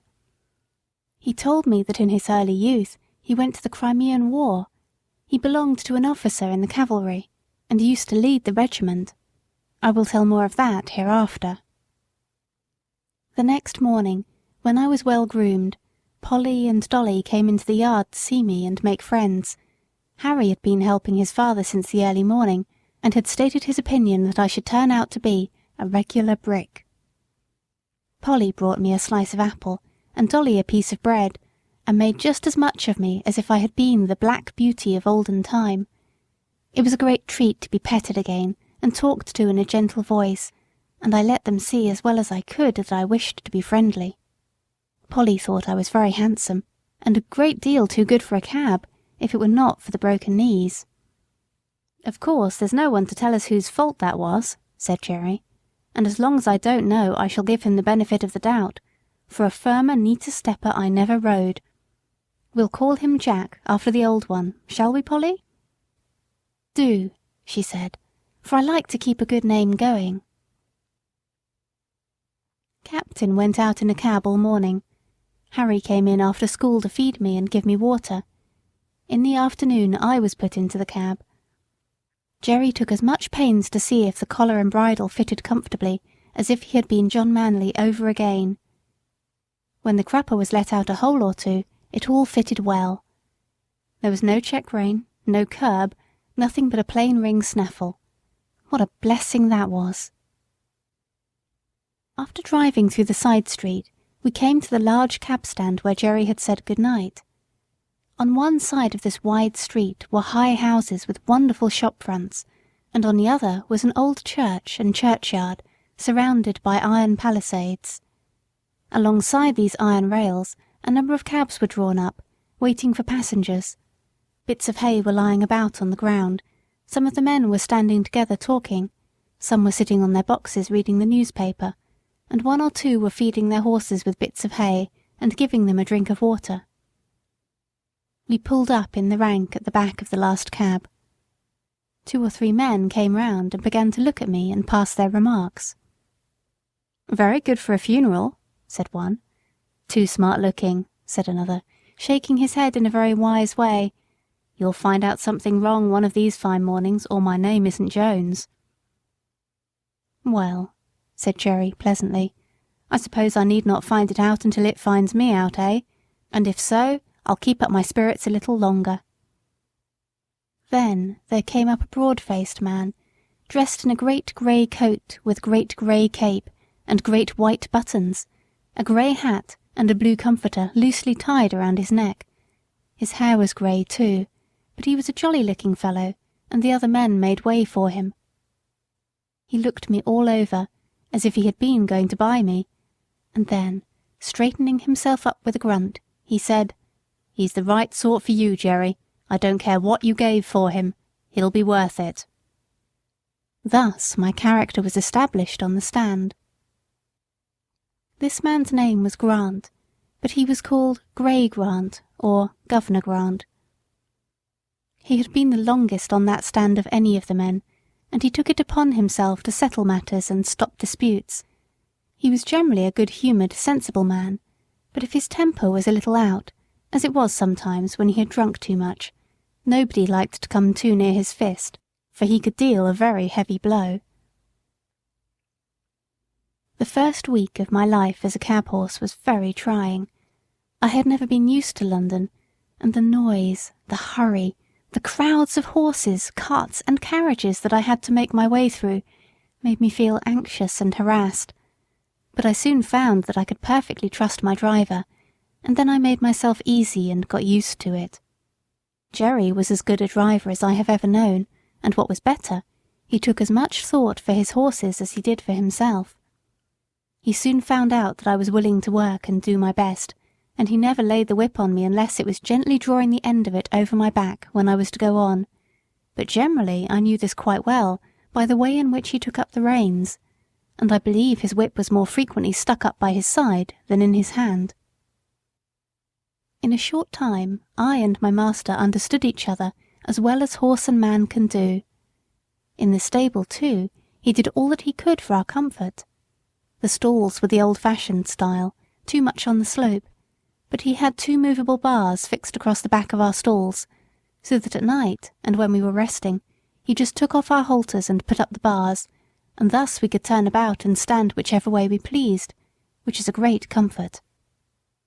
Jerry kept us very clean, and gave us as much change of food as he could, and always plenty of it. And not only that, but he always gave us plenty of fresh, clean water, which he allowed to stand by us both night and day, except, of course, when we came in warm. Some people say that a horse ought not to drink all he likes, but I know if we are allowed to drink when we want, we drink only a little at a time, and it does us a good deal more good than swallowing down half a bucketful at a time, because we have been left without till we are thirsty and miserable. Some grooms will go home to their beer, and leave us for hours with our dry hay and oats, and nothing to moisten them. Then, of course, we gulp down too much at once, which helps to spoil our breathing, and sometimes chills our stomachs. But the best thing we had here was our Sundays for rest. We worked so hard in the week that I do not think we could have kept up to it but for that day. Besides, we had then time to enjoy each other's company. It was on these days that I learned my companion's history. End of chapter 33.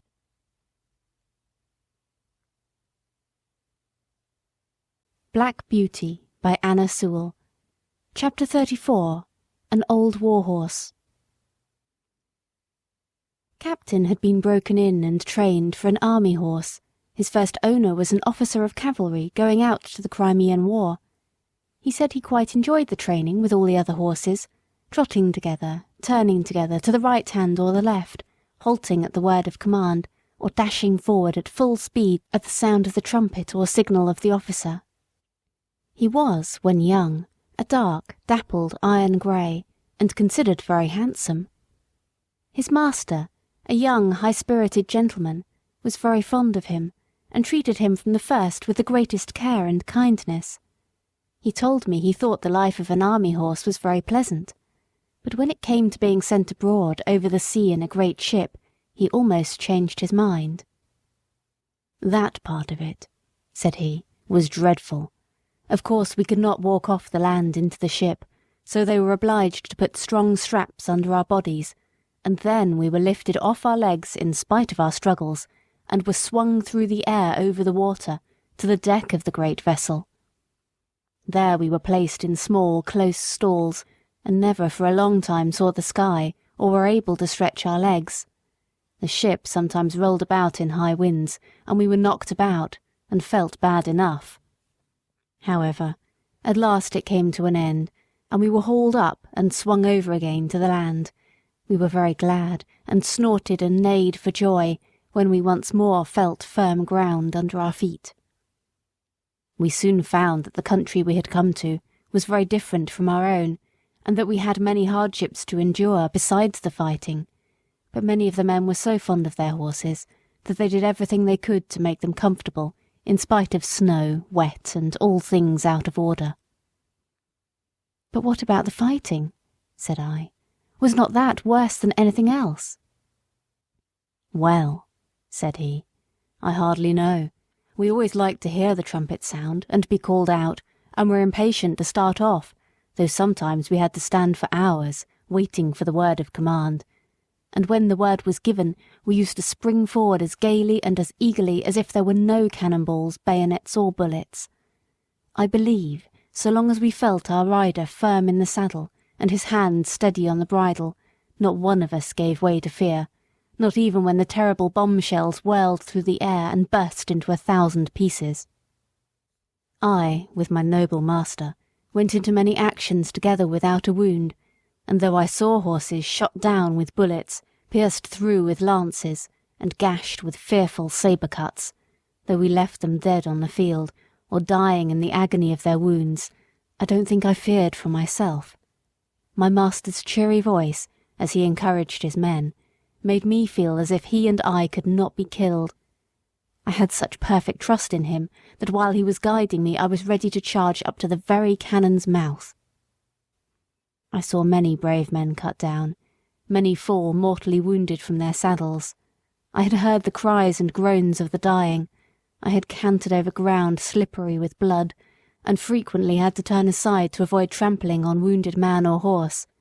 But, until one dreadful day, I had never felt terror. That day I shall never forget. Here old Captain paused for a while, and drew a long breath. I waited, and he went on. It was one autumn morning, and as usual, an hour before daybreak, our cavalry had turned out, ready caparisoned for the day's work, whether it might be fighting or waiting. The men stood by their horses waiting, ready for orders. As the light increased, there seemed to be some excitement among the officers, and before the day was well begun, we heard the firing of the enemy's guns. Then one of the officers rode up and gave the word for the men to mount, and in a second every man was in his saddle, and every horse stood expecting the touch of the rein or the pressure of his rider's heels, all animated, all eager, but still we had been trained so well that, except by the champing of our bits and the restive tossing of our heads from time to time, it could not be said that we stirred. My dear master and I were at the head of the line, and as all sat motionless and watchful, he took a little stray lock of my mane, which had turned over on the wrong side, laid it over on the right, and smoothed it down with his hand. Then patting my neck, he said, "We shall have a day of it to-day, Bayard, my beauty, but we'll do our duty as we have done." He stroked my neck that morning more, I think, than he had ever done before, quietly on and on, as if he were thinking of something else. I loved to feel his hand on my neck, and arched my crest proudly and happily. But I stood very still, for I knew all his moods, and when he liked me to be quiet and when gay. I cannot tell all that happened on that day, but I will tell of the last charge that we made together. It was across a valley, right in front of the enemy's cannon. By this time we were well used to the roar of heavy guns, the rattle of musket fire, and the flying of shot near us, but never had I been under such a fire as we rode through on that day. From the right, from the left, and from the front, shot and shell poured in upon us.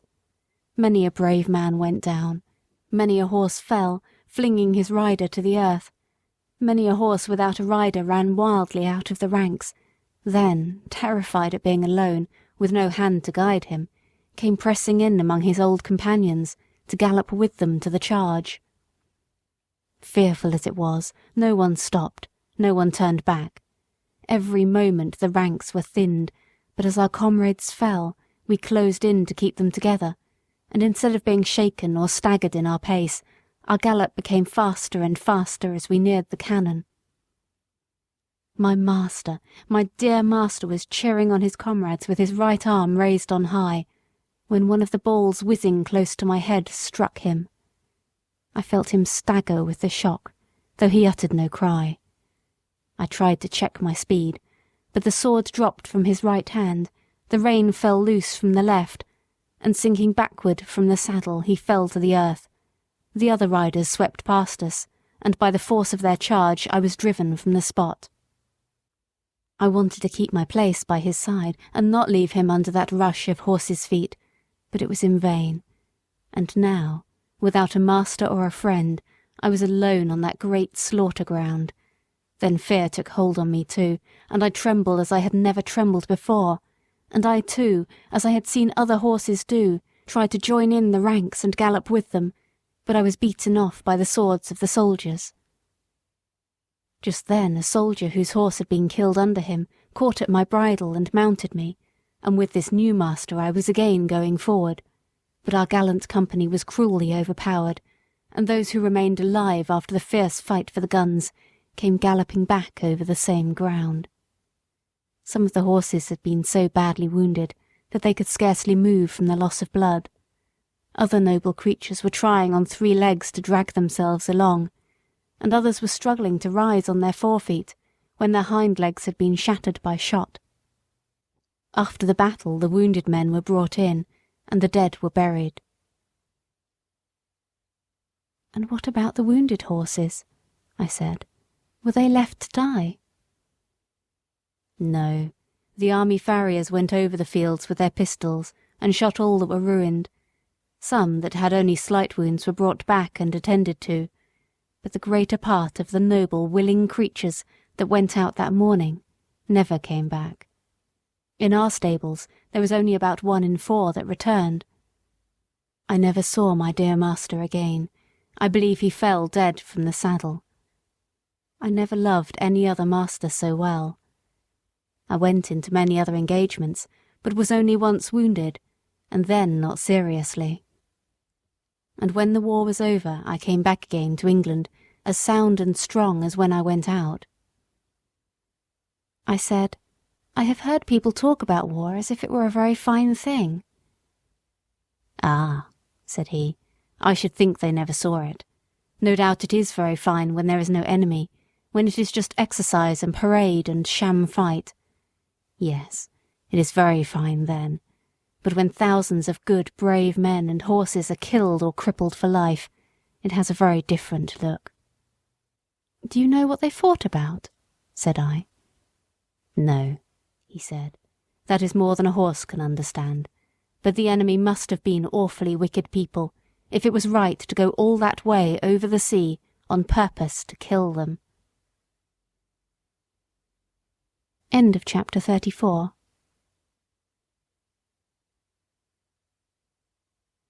Black Beauty by Anna Sewell.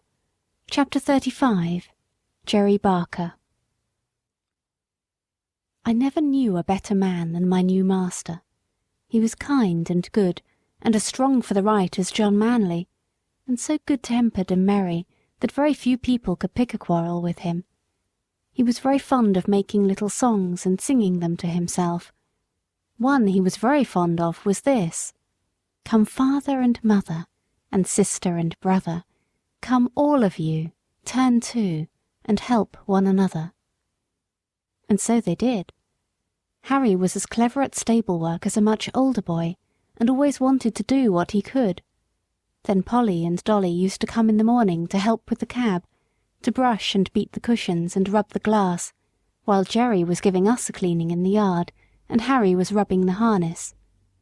There used to be a great deal of laughing and fun between them, and it put Captain and me in much better spirits than if we had heard scolding and hard words. They were always early in the morning, for Jerry would say, "If you in the morning throw minutes away, you can't pick them up in the course of a day. You may hurry and scurry, and flurry and worry, you've lost them forever, forever and aye." He could not bear any careless loitering and waste of time, and nothing was so near making him angry as to find people who were always late wanting a cab horse to be driven hard to make up for their idleness. One day, 2 wild-looking young men came out of a tavern close to the stand and called Jerry. "Here, cabby, look sharp, we are rather late. Put on the steam, will you, and take us to the Victoria in time for the 1 o'clock train. You shall have a shilling extra." "I will take you at the regular pace, gentlemen. Shillings don't pay for putting on the steam like that." Larry's cab was standing next to ours. He flung open the door and said, "I'm your man, gentlemen. Take my cab, my horse will get you there all right." And as he shut them in, with a wink toward Jerry, said, "It's against his conscience to go beyond a jog trot." Then slashing his jaded horse, he set off as hard as he could. Jerry patted me on the neck. "No, Jack, a shilling would not pay for that sort of thing, would it, old boy?" Although Jerry was determinedly set against hard driving to please careless people, he always went a good fair pace, and was not against putting on the steam, as he said, if only he knew why. I well remember one morning, as we were on the stand waiting for a fare, that a young man, carrying a heavy portmanteau, trod on a piece of orange peel which lay on the pavement, and fell down with great force. Jerry was the first to run and lift him up. He seemed much stunned, and as they led him into a shop he walked as if he were in great pain. Jerry, of course, came back to the stand, but in about 10 minutes one of the shopmen called him, so he drew up to the pavement. "Can you take me to the South Eastern Railway?" said the young man. "This unlucky fall has made me late, I fear, but it is of great importance that I should not lose the 12 o'clock train. I should be most thankful if you could get me there in time, and will gladly pay you an extra fare." "I'll do my very best," said Jerry heartily, "if you think you are well enough, sir," for he looked dreadfully white and ill. "I must go," he said earnestly. "Please to open the door, and let us lose no time." The next minute Jerry was on the box, with a cheery chirrup to me and a twitch of the rein that I well understood. "Now then, Jack, my boy," said he, "spin along, we'll show them how we can get over the ground, if we only know why." It is always difficult to drive fast in the city in the middle of the day, when the streets are full of traffic, but we did what could be done, and when a good driver and a good horse, who understand each other, are of one mind, it is wonderful what they can do. I had a very good mouth, that is, I could be guided by the slightest touch of the rein, and that is a great thing in London, among carriages, omnibuses, carts, vans, trucks, cabs, and great wagons creeping along at a walking pace, some going one way, some another, some going slowly, others wanting to pass them, omnibuses stopping short every few minutes to take up a passenger, obliging the horse that is coming behind to pull up too, or to pass and get before them. Perhaps you try to pass, but just then something else comes dashing in through the narrow opening, and you have to keep in behind the omnibus again. Presently you think you see a chance, and managed to get to the front, going so near the wheels on each side that half an inch nearer and they would scrape. Well, you get along for a bit, but soon find yourself in a long train of carts and carriages, all obliged to go at a walk. Perhaps you come to a regular block-up and have to stand still for minutes together till something clears out into a side street, or the policeman interferes. You have to be ready for any chance, to dash forward if there be an opening, and be quick as a rat dog to see if there be room, and if there be time, lest you get your own wheels locked or smashed, or the shaft of some other vehicle run into your chest or shoulder. All this is what you have to be ready for. If you want to get through London fast in the middle of the day, it wants a deal of practice. Jerry and I were used to it, and no one could beat us at getting through when we were set upon it. I was quick and bold, and could always trust my driver. Jerry was quick and patient at the same time, and could trust his horse, which was a great thing too. He very seldom used the whip. I knew by his voice, and his click-click when he wanted to get on fast, and by the rein where I was to go, so there was no need for whipping. But I must go back to my story. The streets were very full that day, but we got on pretty well as far as the bottom of Cheapside, where there was a block for 3 or 4 minutes. The young man put his head out and said anxiously, "I think I had better get out and walk. I shall never get there if this goes on." "I shall do all that can be done, sir," said Jerry. "I think we shall be in time. This block-up cannot last much longer, and your luggage is very heavy for you to carry, sir." Just then the cart in front of us began to move on, and then we had a good turn. In and out we went, as fast as horseflesh could do it, and for a wonder had a good clear time on London Bridge, for there was a whole train of cabs and carriages all going our way at a quick trot, perhaps wanting to catch that very train. At any rate, we whirled into the station with many more, just as the great clock pointed 8 minutes to 12 o'clock. "Thank God, we are in time," said the young man. "And thank you too, my friend, and your good horse. You have saved me more than money can ever pay for. Take this extra half-crown." "No, sir, no. Thank you all the same. So glad we hit the time, sir. But don't stay now, sir, the bell is ringing. Here, porter, take this gentleman's luggage. Dover line, 12 o'clock train, that's it." And without waiting for another word, Jerry wheeled me round to make room for other cabs that were dashing up at the last minute, and drew up on one side till the crush was past. "So glad," he said, "so glad. Poor young fellow. I wonder what it was that made him so anxious." Jerry often talked to himself quite loud enough for me to hear when we were not moving. On Jerry's return to the rank, there was a good deal of laughing and chaffing at him for driving hard to the train for an extra fare, as they said, all against his principles, and they wanted to know how much he had pocketed. "A good deal more than I generally get," said he, nodding slyly. "What he gave me will keep me in little comforts for several days." "Gammon," said one. "He's a humbug," said another, preaching to us and then doing the same himself. "Look here, mates," said Jerry. "The gentleman offered me half a crown extra, but I didn't take it. 'Twas quite pay enough for me to see how glad he was to catch that train, and if Jack and I choose to have a quick run now and then to please ourselves, that's our business and not yours." "Well," said Larry, "you'll never be a rich man." "Most likely not," said Jerry, "but I don't know that I shall be the less happy for that. I have heard the commandments read a great many times, and I never noticed that any of them said, 'Thou shalt be rich,' and there are a good many curious things said in the New Testament about rich men that I think would make me feel rather queer if I was one of them." "If you ever do get rich," said Governor Gray, looking over his shoulder across the top of his cab, "you'll deserve it, Jerry, and you won't find a curse come with your wealth. As for you, Larry, you'll die poor. You spend too much in whipcord." "Well," said Larry, "what is a fellow to do if his horse won't go without it?" "You never take the trouble to see if he will go without it. Your whip is always going as if you had the St. Vitus dance in your arm, and if it does not wear you out, it wears your horse out.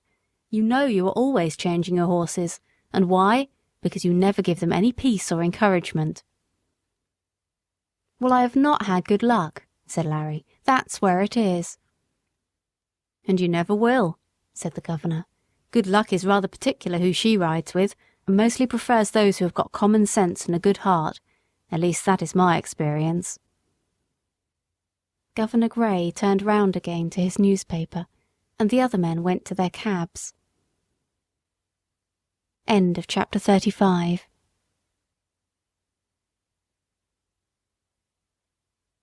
Black Beauty by Anna Sewell. Chapter 36. The Sunday Cab. One morning, as Jerry had just put me into the shafts and was fastening the traces, a gentleman walked into the yard. "Your servant, sir," said Jerry. "Good morning, Mr. Barker," said the gentleman. "I should be glad to make some arrangements with you for taking Mrs. Briggs regularly to church on Sunday mornings. We go to the new church now, and that is rather further than she can walk." "Thank you, sir," said Jerry, "but I have only taken out a 6 days' license, and therefore I could not take a fare on a Sunday. It would not be legal." "Oh," said the other, "I did not know yours was a 6 days' cab, but of course it would be very easy to alter your license. I would see that you did not lose by it. The fact is, Mrs. Briggs very much prefers you to drive her." "I should be glad to oblige the lady, sir, but I had a 7 days' license once, and the work was too hard for me, and too hard for my horses. Year in and year out, not a day's rest, and never a Sunday with my wife and children, and never able to go to a place of worship, which I had always been used to do before I took to the driving box. So for the last 5 years I have only taken a 6 days' license, and I find it better all the way round." "Well, of course," replied Mr. Briggs, "it is very proper that every person should have rest, and be able to go to church on Sundays, but I should have thought you would not have minded such a short distance for the horse, and only once a day. You would have all the afternoon and evening for yourself, and we are very good customers, you know." "Yes, sir, that is true, and I am grateful for all favours, I am sure, and anything that I could do to oblige you or the lady, I should be proud and happy to do, but I can't give up my Sundays, sir, indeed I can't. I read that God made man, and he made horses and all the other beasts, and as soon as he had made them, he made a day of rest, and bade that all should rest 1 day in 7. And I think, sir, he must have known what was good for them, and I am sure it is good for me. I am stronger and healthier altogether, now that I have a day of rest. The horses are fresh too, and do not wear up nearly so fast. The 6-day drivers all tell me the same, and I have laid by more money in the savings bank than ever I did before. And as for the wife and children, sir, why, heart alive, they would not go back to the 7 days for all they could see."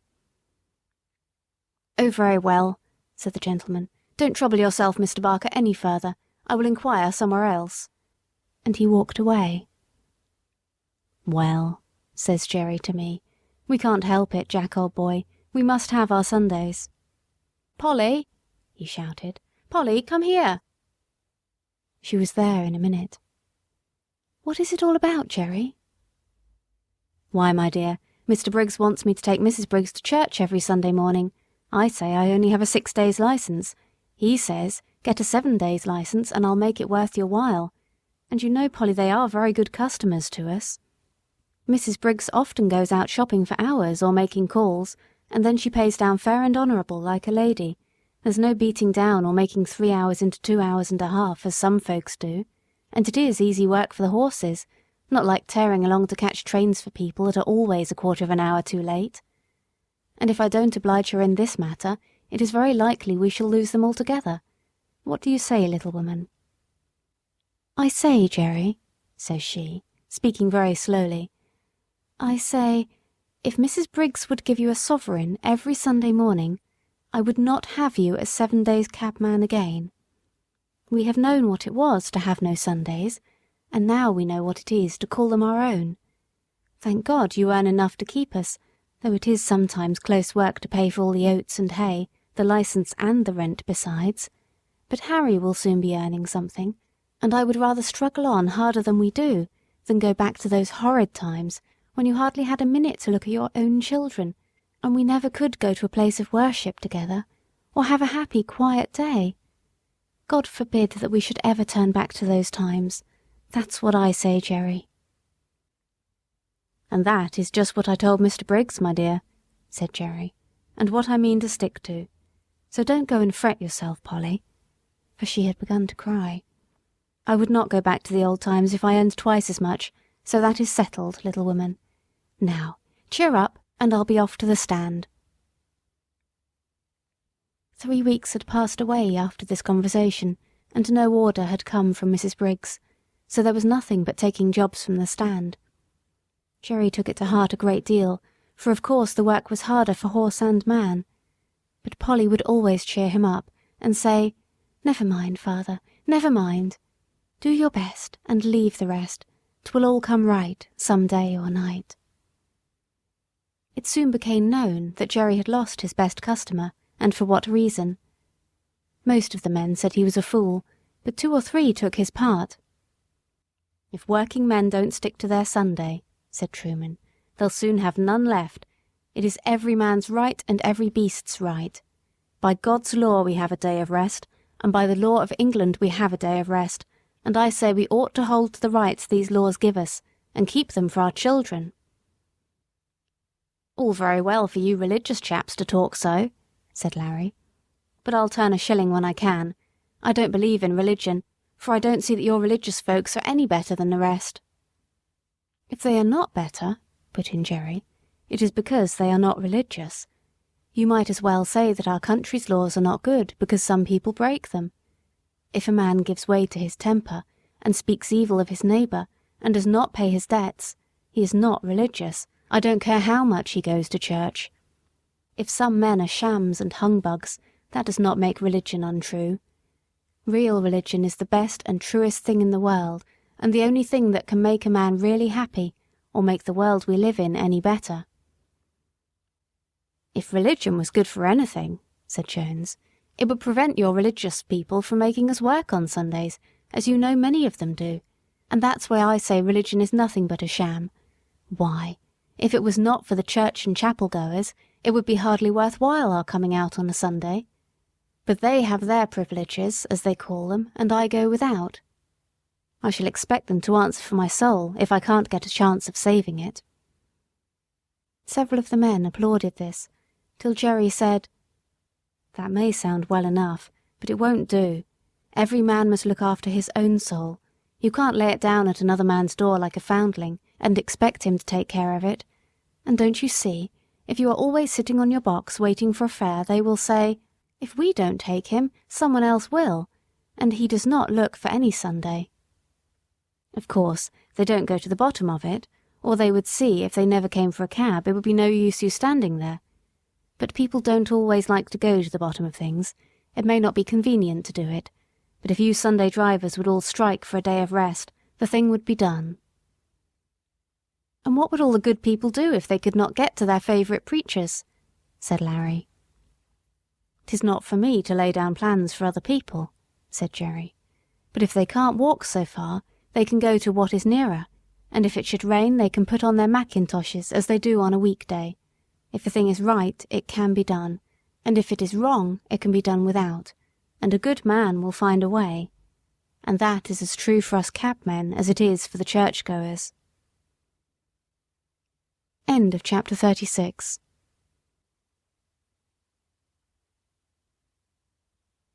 Black Beauty by Anna Sewell.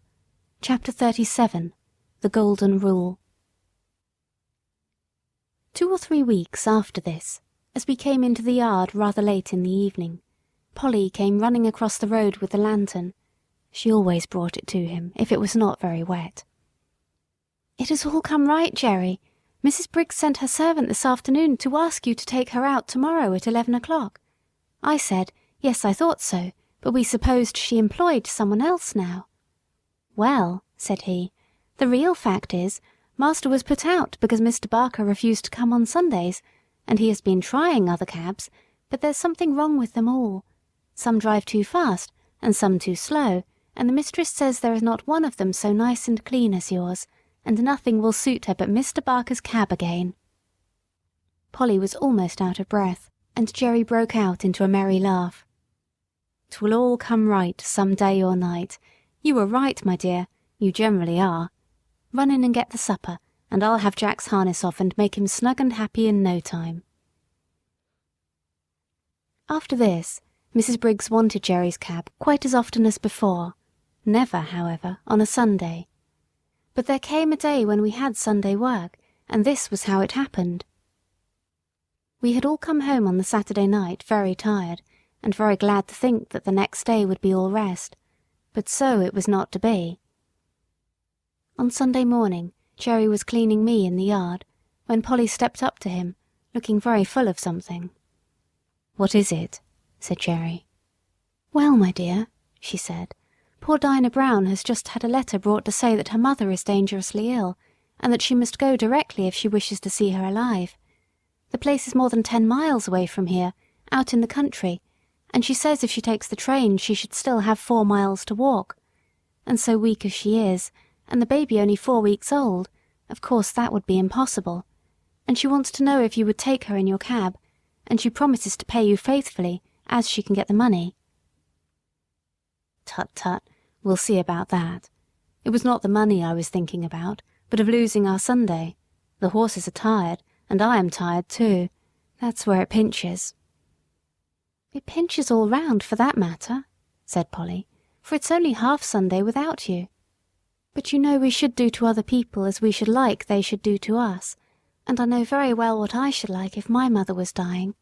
And, Jerry dear, I'm sure it won't break the Sabbath, for if pulling a poor beast or donkey out of a pit would not spoil it, I'm quite sure taking poor Dinah would not do it."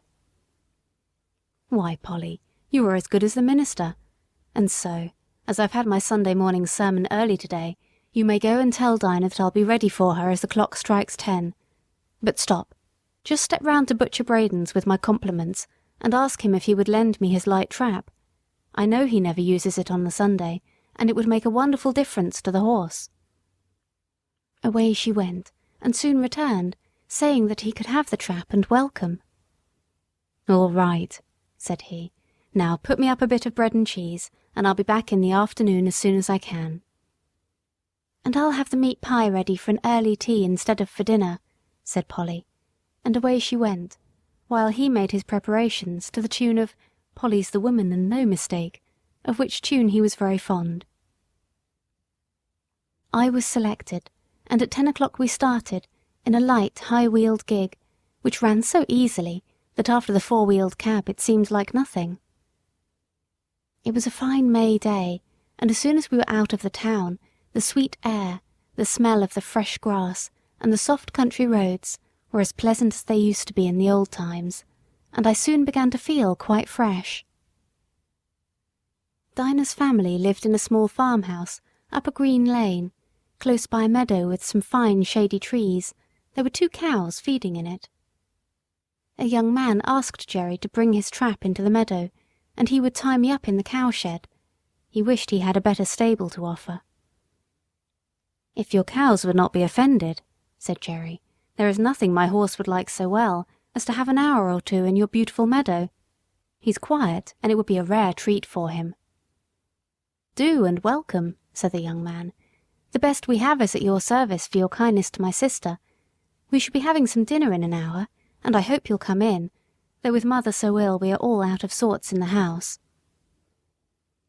Jerry thanked him kindly, but said as he had some dinner with him, there was nothing he should like so well as walking about in the meadow. When my harness was taken off, I did not know what I should do first, whether to eat the grass, or roll over on my back, or lie down and rest, or have a gallop across the meadow out of sheer spirits at being free, and I did all by turns. Jerry seemed to be quite as happy as I was. He sat down by a bank under a shady tree, and listened to the birds. Then he sang himself, and read out of the little brown book he is so fond of, then wandered around the meadow, and down by a little brook, where he picked the flowers and the hawthorn, and tied them up with long sprays of ivy. Then he gave me a good feed of the oats which he had brought with him, but the time seemed all too short. I had not been in a field since I left poor Ginger at Earl's Hall. We came home gently, and Jerry's first words were, as we came into the yard, "Well, Polly, I have not lost my Sunday after all, for the birds were singing hymns in every bush, and I joined in the service, and as for Jack, he was like a young colt." When he handed Dolly the flowers, she jumped about for joy. End of chapter 37.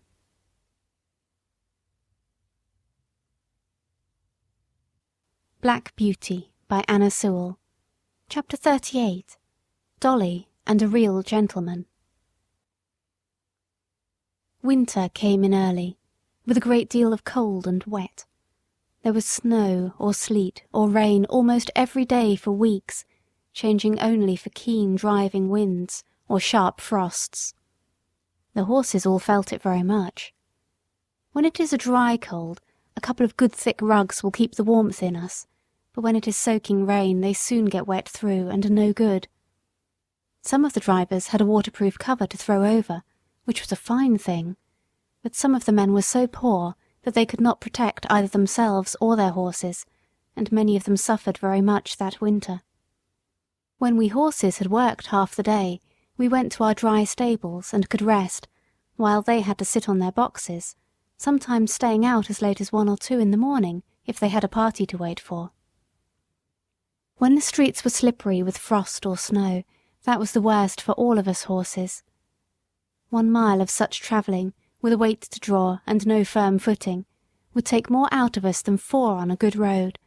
Every nerve and muscle of our bodies is on the strain to keep our balance, and, added to this, the fear of falling is more exhausting than anything else.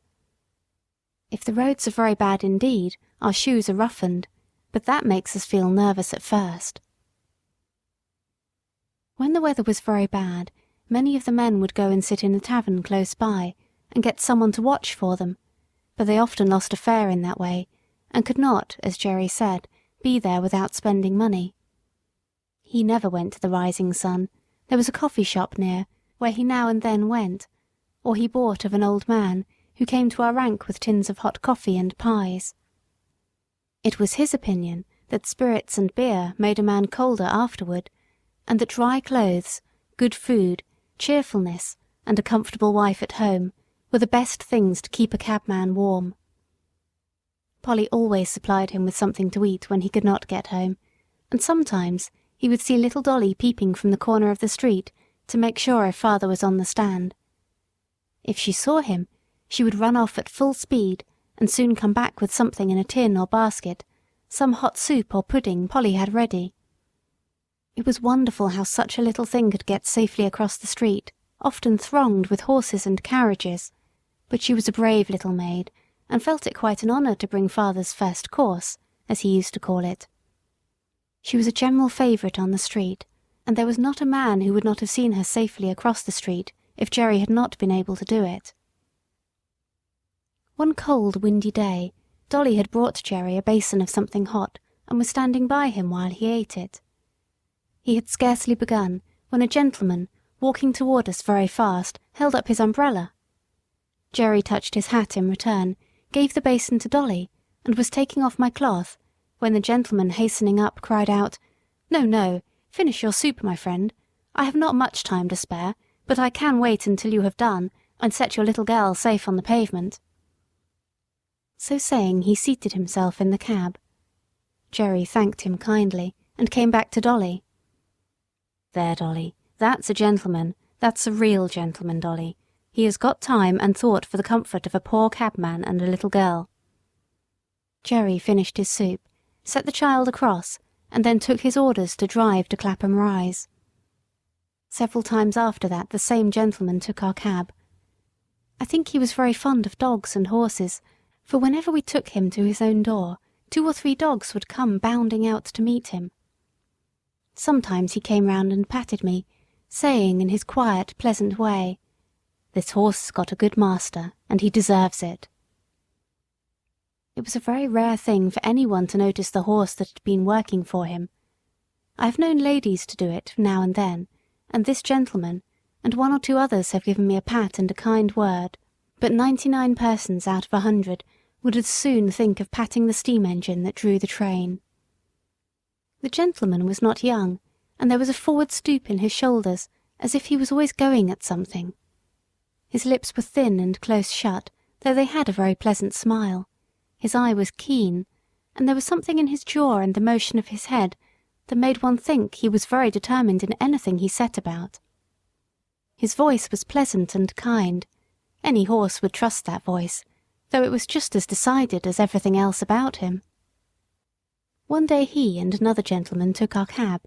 They stopped at a shop in Street, and while his friend went in, he stood at the door. A little ahead of us on the other side of the street, a cart with two very fine horses was standing before some wine vaults. The carter was not with them, and I cannot tell how long they had been standing, but they seemed to think they had waited long enough and began to move off. Before they had gone many paces, the carter came running out and caught them. He seemed furious at their having moved, and with whip and rein punished them brutally, even beating them about the head. Our gentleman saw it all, and stepping quickly across the street, said in a decided voice, "If you don't stop that directly, I'll have you arrested for leaving your horses, and for brutal conduct." The man, who had clearly been drinking, poured forth some abusive language, but he left off knocking the horses about, and taking the reins got into his cart. Meantime our friend had quietly taken a notebook from his pocket, and looking at the name and address painted on the cart, he wrote something down. "What do you want with that?" growled the carter, as he cracked his whip and was moving on. A nod and a grim smile was the only answer he got.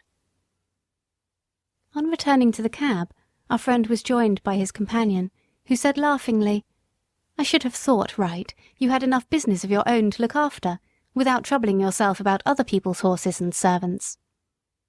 Our friend stood still for a moment, and throwing his head a little back, "Do you know why this world is as bad as it is?" "No," said the other. "Then I'll tell you.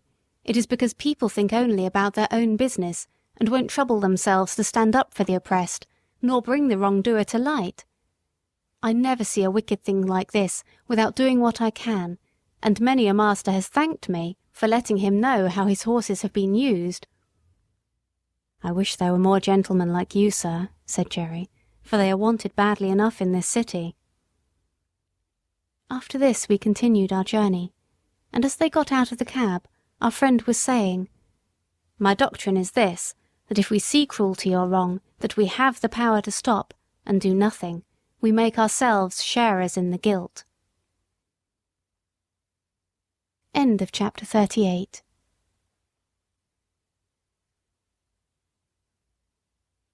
Black Beauty by Anna Sewell. Chapter 39. C.D. Sam. I should say that for a cab horse I was very well off indeed. My driver was my owner, and it was his interest to treat me well and to not overwork me, even had he not been as so good a man as he was. But there were a great many horses which belonged to the large cab owners, who let them out to their drivers for so much money a day. As the horses did not belong to these men, the only thing they thought of was how to get their money out of them, first to pay the master, and then to provide for their own living, and a dreadful time some of these horses had of it. Of course I understood but little, but it was often talked over on the stand, and the governor, who was a kind-hearted man and fond of horses, would sometimes speak up if one came in very much jaded or ill-used.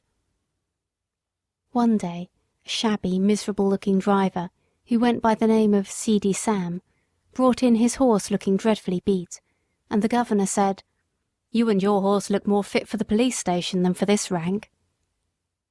The man flung his tattered rug over the horse, turned full round upon the governor, and said in a voice that sounded almost desperate, "If the police have any business with the matter, it ought to be with the masters who charge us so much, or with the fares that are fixed so low.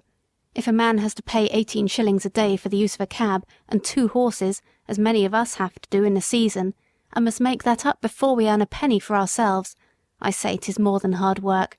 9 shillings a day to get out of each horse before you begin to get your own living. You know that's true, and if the horses don't work we must starve, and I and my children have known what that is before now. I've 6 of 'em, and only one earns anything. I'm on the stand 14 or 16 hours a day, and I haven't had a Sunday these 10 or 12 weeks.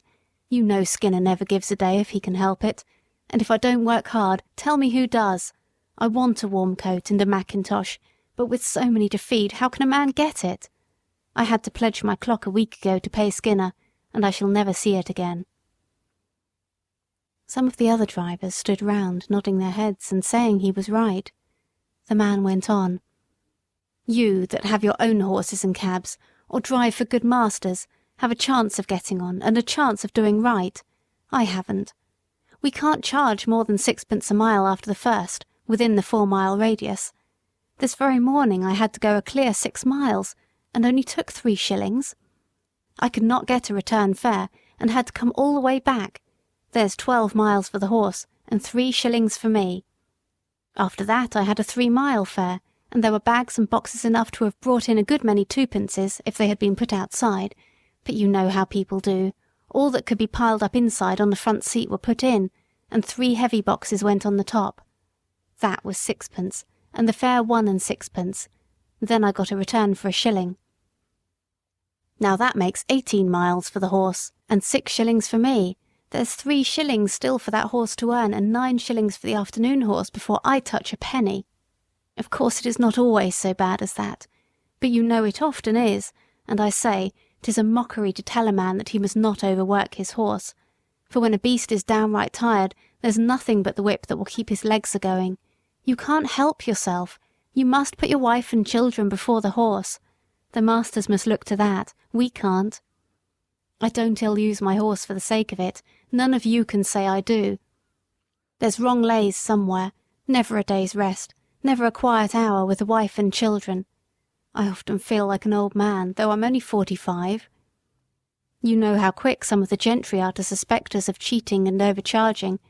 Why, they stand with their purses in their hands, counting it over to a penny, and looking at us as if we were pickpockets. I wish some of 'em had to sit on my box 16 hours a day and get a living out of it, and 18 shillings besides, and that in all weathers. They would not be so uncommon particular never to give us a 6pence over, or to cram all the luggage inside. Of course, some of 'em tip us pretty handsome now and then, or else we could not live, but you can't depend upon that." The men who stood round much approved this speech, and one of them said, "It is desperate hard, and if a man sometimes does what is wrong, it is no wonder, and if he gets a dram too much, who's to blow him up?" Jerry had taken no part in this conversation, but I never saw his face look so sad before. The governor had stood with both his hands in his pockets. Now he took his handkerchief out of his hat and wiped his forehead. "You've beaten me, Sam," he said, "for all it's true, and I won't cast it up to you any more about the police.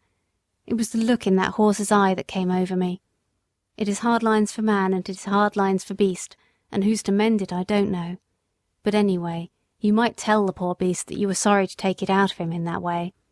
Sometimes a kind word is all we can give 'em, poor brutes, and 'tis wonderful what they do understand." A few mornings after this talk, a new man came on the stand with Sam's cab. "Halloa," said one, "what's up with Seedy Sam?" "He's ill in bed," said the man. "He was taken last night in the yard and could scarcely crawl home. His wife sent a boy this morning to say his father was in a high fever and could not get out, so I'm here instead." The next morning the same man came again. "How is Sam?" inquired the governor. "He's gone," said the man. "What, gone? You don't mean to say he's dead?" "Just snuffed out," said the other. "He died at 4 o'clock this morning. All yesterday he was raving about Skinner and having no Sundays. I never had a Sunday's rest. Those were his last words." No one spoke for a while, and then the governor said, "I'll tell you what, mates, this is a warning for us." End of chapter 39. Black Beauty by Anna Sewell. Chapter 40. Poor Ginger. One day, while our cab and many others were waiting outside one of the parks where music was playing, a shabby old cab drove up beside ours. The horse was an old worn-out chestnut, with an ill-kept coat, and bones that showed plainly through it, the knees knuckled over, and the forelegs were very unsteady. I had been eating some hay, and the wind rolled a little lock of it that way, and the poor creature put out her long thin neck, and picked it up, and then turned and looked about for more. There was a hopeless look in the dull eye that I could not help noticing, and then, as I was thinking where I had seen that horse before, she looked full at me and said, "Black Beauty, is that you?" It was Ginger, but how changed! The beautifully arched and glossy neck was now straight and lank and fallen in. The clean, straight legs and delicate fetlocks were swelled. The joints were grown out of shape with hard work. The face, that was once so full of spirit and life, was now full of suffering, and I could tell by the heaving of her sides and her frequent cough how bad her breath was. Our drivers were standing together a little way off, so I sidled up to her a step or two, that we might have a little quiet talk. It was a sad tale that she had to tell. After a 12-months run-off at Earl's Hall, she was considered to be fit for work again, and was sold to a gentleman. For a little while she got on very well, but after a longer gallop than usual, the old strain returned, and after being rested and doctored, she was again sold. In this way she changed hands several times, but always getting lower down. "And so at last," said she, "I was bought by a man who keeps a number of cabs and horses, and lets them out. You look well off, and I am glad of it, but I could not tell you what my life has been. When they found out my weakness, they said I was not worth what they gave for me, and that I must go into one of the low cabs and just be used up. That is what they are doing, whipping and working with never one thought of what I suffer. They paid for me, and must get it out of me, they say. The man who hires me now pays a deal of money to the owner every day, and so he has to get it out of me too. And so it's all the week round and round, with never a Sunday rest." I said, "You used to stand up for yourself if you were ill-used." "Ah," she said, "I did once, but it's no use. Men are strongest, and if they are cruel and have no feeling, there is nothing that we can do, but just bear it on and on, to the end. I wish the end was come. I wish I was dead. I have seen dead horses, and I am sure they do not suffer pain. I wish I may drop down dead at my work, and not be sent off to the knackers." I was very much troubled, and I put my nose up to hers, but I could say nothing to comfort her. I think she was pleased to see me, for she said, "You are the only friend I ever had." Just then her driver came up, and with a tug at her mouth backed her out of the line and drove off, leaving me very sad indeed. A short time after this, a cart with a dead horse in it passed our cab-stand. The head hung out of the cart-tail, the lifeless tongue was slowly dropping with blood, and the sunken eyes, but I can't speak of them, the sight was too dreadful. It was a chestnut horse, with a long thin neck. I saw a white streak down the forehead. I believe it was Ginger. I hoped it was, for then her troubles would be over. Oh, if men were more merciful, they would shoot us before we came to such misery. End of chapter 40.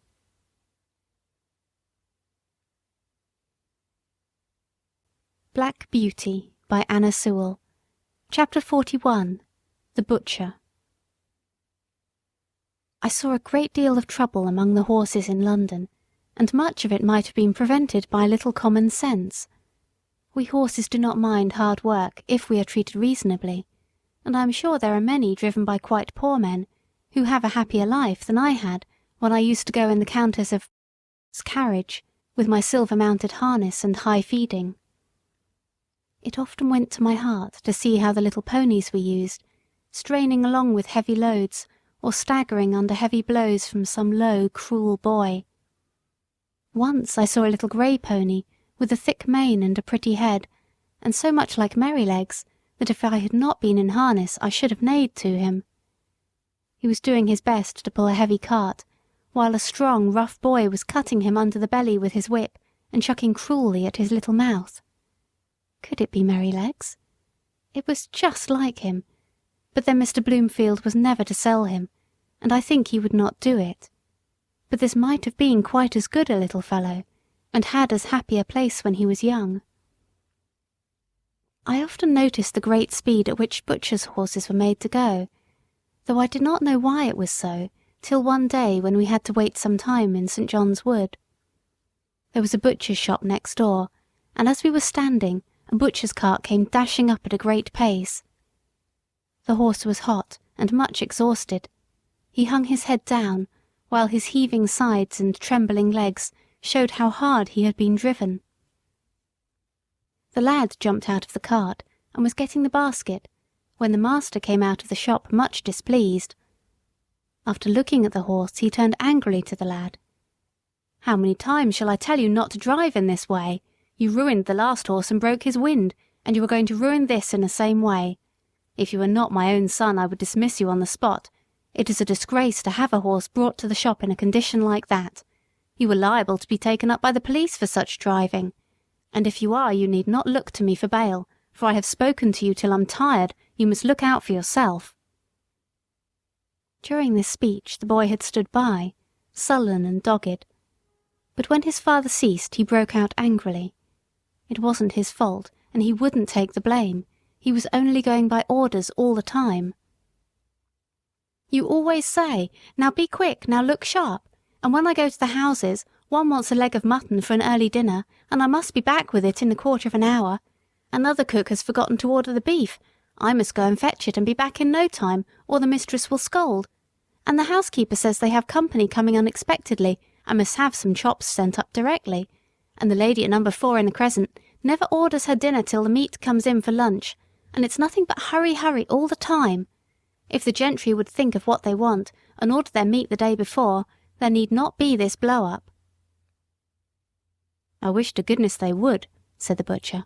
"It would save me a wonderful deal of harass, and I could suit my customers much better if I knew beforehand. But there, what's the use of talking? Whoever thinks of a butcher's convenience or a butcher's horse? Now then, take him in and look to him well. Mind he does not go out again today, and if anything else is wanted you must carry it yourself in the basket." With that he went in, and the horse was led away. But all boys are not cruel. I have seen some as fond of their pony or donkey as if it had been a favourite dog, and the little creatures have worked away as cheerfully and willingly for their young drivers as I work for Jerry.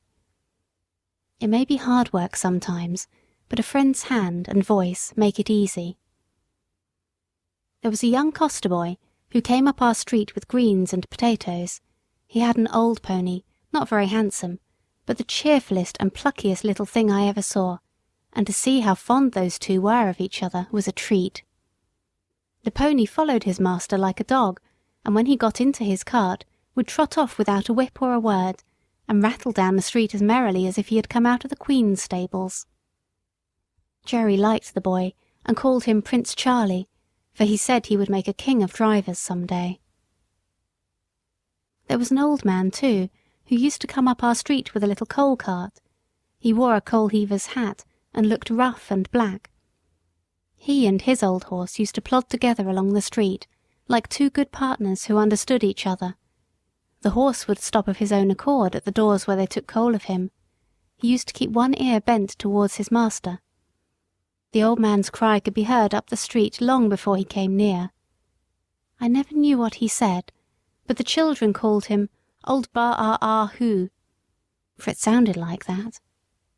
Polly took her coal of him, and was very friendly, and Jerry said it was a comfort to think how happy an old horse might be in a poor place. End of chapter 41.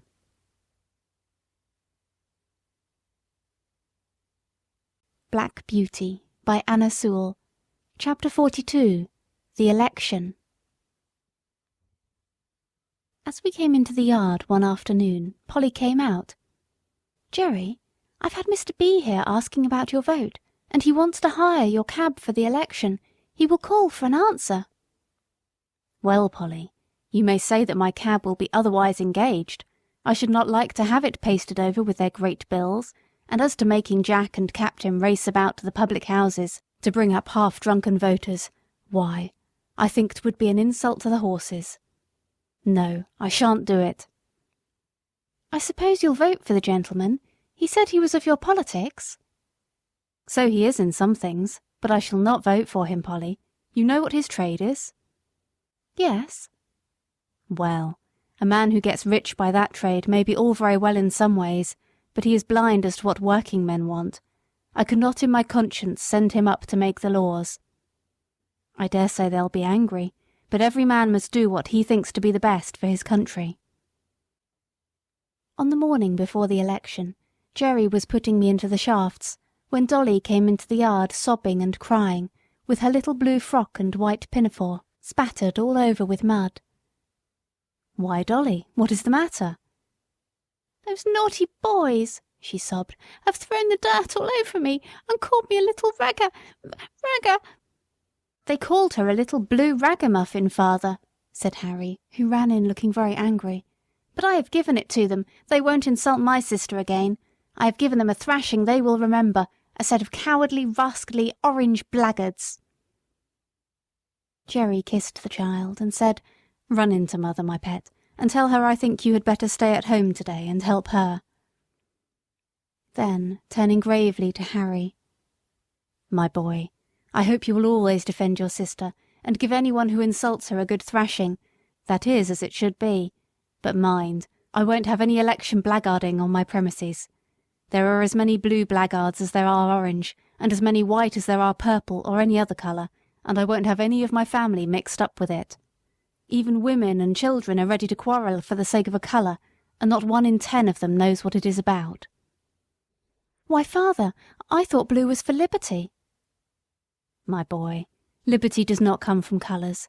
They only show party, and all the liberty you can get out of them is liberty to get drunk at other people's expense, liberty to ride to the poll in a dirty old cab, liberty to abuse anyone that does not wear your colour, and to shout yourself hoarse at what you only half understand.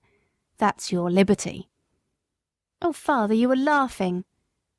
"No, Harry, I am serious, and I am ashamed to see how men go on who ought to know better. An election is a very serious thing, at least it ought to be, and every man ought to vote according to his conscience, and let his neighbour do the same." End of chapter 42.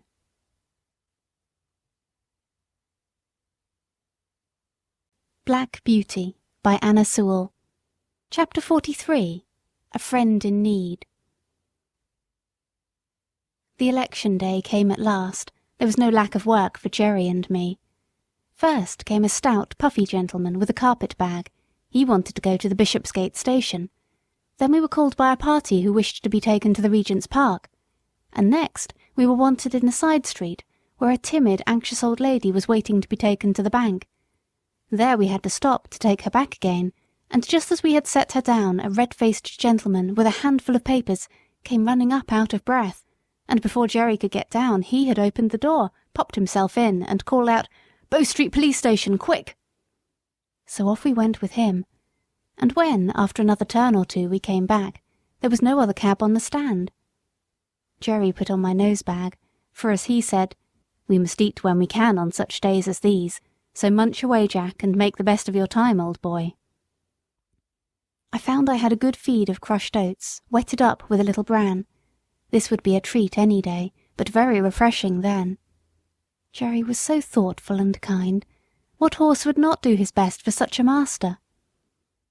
Then he took out one of Polly's meat pies, and standing near me, he began to eat it. The streets were very full, and the cabs, with the candidates' colours on them, were dashing about through the crowd as if life and limb were of no consequence.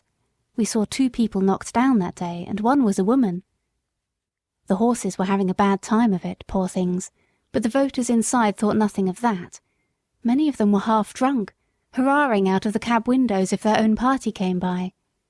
It was the first election I had seen, and I don't want to be in another, though I have heard things are better now. Jerry and I had not eaten many mouthfuls before a poor young woman, carrying a heavy child, came along the street. She was looking this way and that way, and seemed quite bewildered. Presently she made her way up to Jerry and asked if he could tell her the way to St. Thomas's Hospital and how far it was to get there. She had come from the country that morning, she said, in a market cart. She did not know about the election, and was quite a stranger in London. She had got an order for the hospital for her little boy. The child was crying with a feeble, pining cry. "Poor little fellow," she said. "He suffers a great deal of pain. He is 4 years old and can't walk any more than a baby. But the doctor said if I could get him into the hospital he might get well. Pray, sir, how far is it, and which way is it?" "Why, missus," said Jerry, "you can't get there walking through crowds like this. Why, it is 3 miles away, and that child is heavy." "Yes, bless him, he is, but I am strong, thank God, and if I knew the way I think I should get on somehow. Please tell me the way." "You can't do it," said Jerry. "You might be knocked down and the child be run over. Now look here, just get into this cab and I'll drive you safe to the hospital. Don't you see the rain is coming on?" "No, sir, no, I can't do that, thank you. I have only just enough money to get back with. Please tell me the way." "Look you here, missus," said Jerry. "I've got a wife and dear children at home, and I know a father's feelings. Now get you into that cab and I'll take you there for nothing. I'd be ashamed of myself to let a woman and a sick child run a risk like that." "Heaven bless you," said the woman, and burst into tears. There, there, cheer up, my dear. I'll soon take you there. Come, let me put you inside." As Jerry went to open the door, 2 men, with colours in their hats and buttonholes, ran up, calling out, "Cab!" "Engaged," cried Jerry, but one of the men, pushing past the woman, sprang into the cab, followed by the other. Jerry looked as stern as a policeman. "This cab is already engaged, gentlemen, by that lady." "Lady," said one of them. "Oh, she can wait. Our business is very important. Besides, we were in first. It is our right, and we shall stay in." A droll smile came over Jerry's face as he shut the door upon them. "All right, gentlemen, pray stay in as long as it suits you. I can wait while you rest yourselves." And turning his back upon them, he walked up to the young woman who was standing near me. "They'll soon be gone," he said, laughing. "Don't trouble yourself, my dear." And they soon were gone, for when they understood Jerry's dodge they got out, calling him all sorts of bad names and blustering about his number and getting a summons. After this little stoppage we were soon on our way to the hospital, going as much as possible through by-streets. Jerry rung the great bell and helped the young woman out. "Thank you 1,000 times," she said. "I could never have got here alone." "You're kindly welcome, and I hope the dear child will soon be better." He watched her go in at the door, and gently he said to himself, "Inasmuch as ye have done it to one of the least of these." Then he patted my neck, which was always his way when anything pleased him. The rain was now coming down fast, and just as we were leaving the hospital the door opened again, and the porter called out, "Cab!" We stopped, and a lady came down the steps. Jerry seemed to know her at once. She put back her veil and said, "Barker? Jeremiah Barker? Is it you? I am very glad to find you here. You are just the friend I want, for it is very difficult to get a cab in this part of London today." "I shall be proud to serve you, ma'am. I am right glad I happened to be here. Where may I take you to, ma'am?" "To the Paddington Station, and then, if we are in good time, as I think we shall be, you shall tell me all about Mary and the children." We got to the station in good time, and being under shelter the lady stood a good while talking to Jerry. I found she had been Polly's mistress, and after many inquiries about her, she said, "How do you find the cab work suit you in winter? I know Mary was rather anxious about you last year." "Yes, ma'am, she was. I had a bad cough that followed me quite up into the warm weather, and when I am kept out late she does worry herself a good deal. You see, ma'am, it is all hours and all weathers, and that does try a man's constitution, but I am getting on pretty well, and I should feel quite lost if I had not horses to look after. I was brought up to it, and I am afraid I should not do so well at anything else." "Well, Barker," she said, "it would be a great pity that you should seriously risk your health in this work, not only for your own, but for Mary's and the children's sake. There are many places where good drivers or good grooms are wanted, and if ever you think you ought to give up this cab work, let me know." Then, sending some kind messages to Mary, she put something into his hand, saying, "There is 5 shillings each for the 2 children. Mary will know how to spend it." Jerry thanked her, and seemed much pleased, and turning out of the station we at last reached home, and I, at least, was tired. End of chapter 43.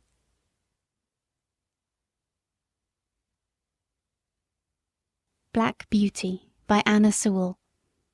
Chapter 44. Old Captain and his successor. Captain and I were great friends. He was a noble old fellow, and he was very good company. I never thought that he would have to leave his home and go down the hill, but his turn came, and this was how it happened. I was not there, but I heard all about it.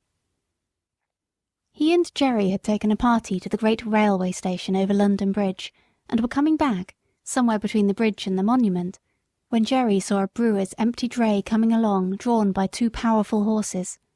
The drayman was lashing his horses with his heavy whip, the dray was light, and they started off at a furious rate. The man had no control over them, and the street was full of traffic. One young girl was knocked down and run over, and the next moment they dashed up against our cab. Both the wheels were torn off, and the cab was thrown over. Captain was dragged down, the shafts splintered, and one of them ran into his side. Jerry, too, was thrown, but was only bruised. Nobody could tell how he escaped. He always said 'twas a miracle. When poor Captain was got up, he was found to be very much cut and knocked about. Jerry led him home gently, and a sad sight it was to see the blood soaking into his white coat and dropping from his side and shoulder. The drayman was proved to be very drunk and was fined, and the brewer had to pay damages to our master, but there was no one to pay damages to poor Captain.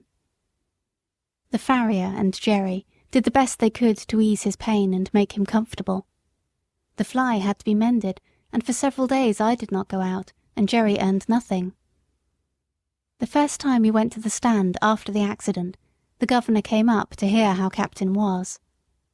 "He'll never get over it," said Jerry, "at least not for my work, so the farrier said this morning. He says he may do for carting and that sort of work. It has put me out very much. Carting, indeed! I've seen what horses come to at that work around London. I only wish all the drunkards could be put in a lunatic asylum instead of being allowed to run foul of sober people. If they would break their own bones, and smash their own carts, and lame their own horses, that would be their own affair, and we might let them alone. But it seems to me that the innocent always suffer, and then they talk about compensation. You can't make compensation. There's all the trouble, and vexation, and loss of time, besides losing a good horse that's like an old friend. It's nonsense talking of compensation. If there's one devil that I should like to see in the bottomless pit more than another, it's the drink devil." "I say, Jerry," said the governor, "you are treading pretty hard on my toes, you know. I'm not so good as you are, more shame to me. I wish I was." "Well," said Jerry, "why don't you cut with it, governor? You are too good a man to be the slave of such a thing." "I'm a great fool, Jerry, but I tried once for 2 days, and I thought I should have died. How did you do?" "I had hard work at it for several weeks. You see, I never did get drunk, but I found that I was not my own master, and that when the craving came on it was hard work to say no. I saw that one of us must knock under, the drink devil or Jerry Barker, and I said that it should not be Jerry Barker, God helping me. But it was a struggle, and I wanted all the help I could get, for till I tried to break the habit I did not know how strong it was. But then Polly took such pains that I should have good food, and when the craving came on I used to get a cup of coffee, or some peppermint, or read a bit in my book, and that was a help to me. Sometimes I had to say over and over to myself, 'Give up the drink or lose your soul. Give up the drink or break Polly's heart.' But thanks be to God, and my dear wife, my chains were broken, and now for 10 years I have not tasted a drop, and never wish for it." "I've a great mind to try at it," said Grant, "for 'tis a poor thing not to be one's own master." "Do, governor, do. You'll never repent it. And what a help it would be to some of the poor fellows in our rank if they saw you do without it. I know there's 2 or 3 would like to keep out of that tavern if they could." At first Captain seemed to do well, but he was a very old horse, and it was only his wonderful constitution, and Jerry's care, that had kept him up at the cab work so long. Now he broke down very much. The farrier said he might mend up enough to sell for a few pounds, but Jerry said no, a few pounds got by selling a good old servant into hard work and misery would canker all the rest of his money, and he thought the kindest thing he could do for the fine old fellow would be to put a sure bullet through his head, and then he would never suffer more, for he did not know where to find a kind master for the rest of his days. The day after this was decided, Harry took me to the forge for some new shoes. When I returned, Captain was gone. I and the family all felt it very much. Jerry had now to look out for another horse, and he soon heard of one through an acquaintance who was undergroom in a nobleman's stables. He was a valuable young horse, but he had run away, smashed into another carriage, flung his lordship out, and so cut and blemished himself that he was no longer fit for a gentleman's stables, and the coachman had orders to look round and sell him as well as he could. "I can do with high spirits," said Jerry, "if a horse is not vicious or hard-mouthed." "There is not a bit of vice in him," said the man. "His mouth is very tender, and I think myself that was the cause of the accident. You see, he had just been clipped, and the weather was bad, and he had not had exercise enough, and when he did go out he was as full of spring as a balloon. Our governor, the coachman I mean, had him harnessed in as tight and strong as he could, with the martingale and the check rein, a very sharp curb, and the reins put in at the bottom bar. It is my belief that it made the horse mad, being tender in the mouth and so full of spirit." "Likely enough. I'll come and see him," said Jerry. The next day Hotspur, that was his name, came home. He was a fine brown horse, without a white hair in him, as tall as Captain, with a very handsome head, and only 5 years old. I gave him a friendly greeting by way of good fellowship, but did not ask him any questions. The first night he was very restless. Instead of lying down, he kept jerking his halter rope up and down through the ring and knocking the block about against the manger till I could not sleep. However, the next day, after 5 or 6 hours in the cab, he came in quiet and sensible. Jerry patted and talked to him a good deal, and very soon they understood each other, and Jerry said that with an easy bit and plenty of work he would be as gentle as a lamb, and that it was an ill wind that blew nobody good, for if his lordship had lost a 100-guinea favourite, the cabman had gained a good horse with all his strength in him. Hotspur thought it a great come-down to be a cab horse, and was disgusted at standing in the rank, but he confessed to me at the end of the week that an easy mouth and a free head made up for a great deal, and, after all, the work was not so degrading as having one's head and tail fastened to each other at the saddle. In fact, he settled in well, and Jerry liked him very much. End of chapter 44.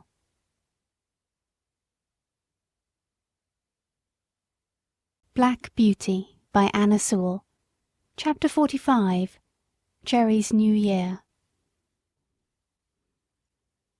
For some people, Christmas and the New Year are very merry times, but for cabmen and cabmen's horses it is no holiday, though it may be a harvest. There are so many parties, balls, and places of amusement open that the work is hard and often late. Sometimes driver and horse have to wait for hours in the rain or frost, shivering with the cold, while the merry people within are dancing away to the music.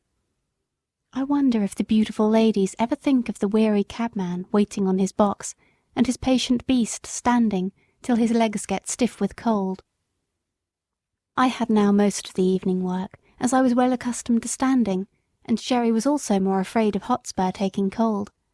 We had a great deal of late work in the Christmas week, and Jerry's cough was bad, but however late we were, Polly sat up for him, and came out with a lantern to meet him, looking anxious and troubled. On the evening of the New Year we had to take 2 gentlemen to a house in one of the West End squares. We set them down at 9 o'clock, and were told to come again at 11. "But," said one, "as it is a card party, you may have to wait a few minutes, but don't be late." As the clock struck 11 we were at the door, for Jerry was always punctual. The clock chimed the quarters, 1, 2, 3, and then struck 12, but the door did not open. The wind had been very changeable, with squalls of wind during the day, but now it came on sharp, driving sleet, which seemed to come all the way round. It was very cold, and there was no shelter. Jerry got off his box and came and pulled one of my cloths a little more over my neck. Then he took a turn or two up and down, stamping his feet. Then he began to beat his arms, but that set him off coughing, so he opened the cab door and sat at the bottom with his feet on the pavement, and was a little sheltered. Still the clock chimed the quarters, and no one came. At 12:30 he rang the bell, and asked the servant if he would be wanted that night. "Oh yes, you'll be wanted safe enough," said the man. "You must not go, it will soon be over." And again Jerry sat down, but his voice was so hoarse I could hardly hear him. At 1:15 the door opened, and the two gentlemen came out. They got into the cab without a word, and told Jerry where to drive. That was nearly 2 miles. My legs were numb with cold, and I thought I should have stumbled. When the men got out, they never said they were sorry to have kept us waiting so long, but were angry at the charge. However, as Jerry never charged more than was his due, so he never took less, and they had to pay for the 2 hours and a quarter waiting, but it was hard-earned money to Jerry. At last we got home. He could hardly speak, and his cough was dreadful. Polly asked no questions, but opened the door and held the lantern for him. "Can't I do something?" she said. "Yes, get Jack something warm, and then boil me some gruel." This was said in a hoarse whisper. He could hardly get his breath, but he gave me a rub-down as usual, and even went up into the hayloft for an extra bundle of straw for my bed. Polly brought me a warm mash that made me comfortable, and then they locked the door.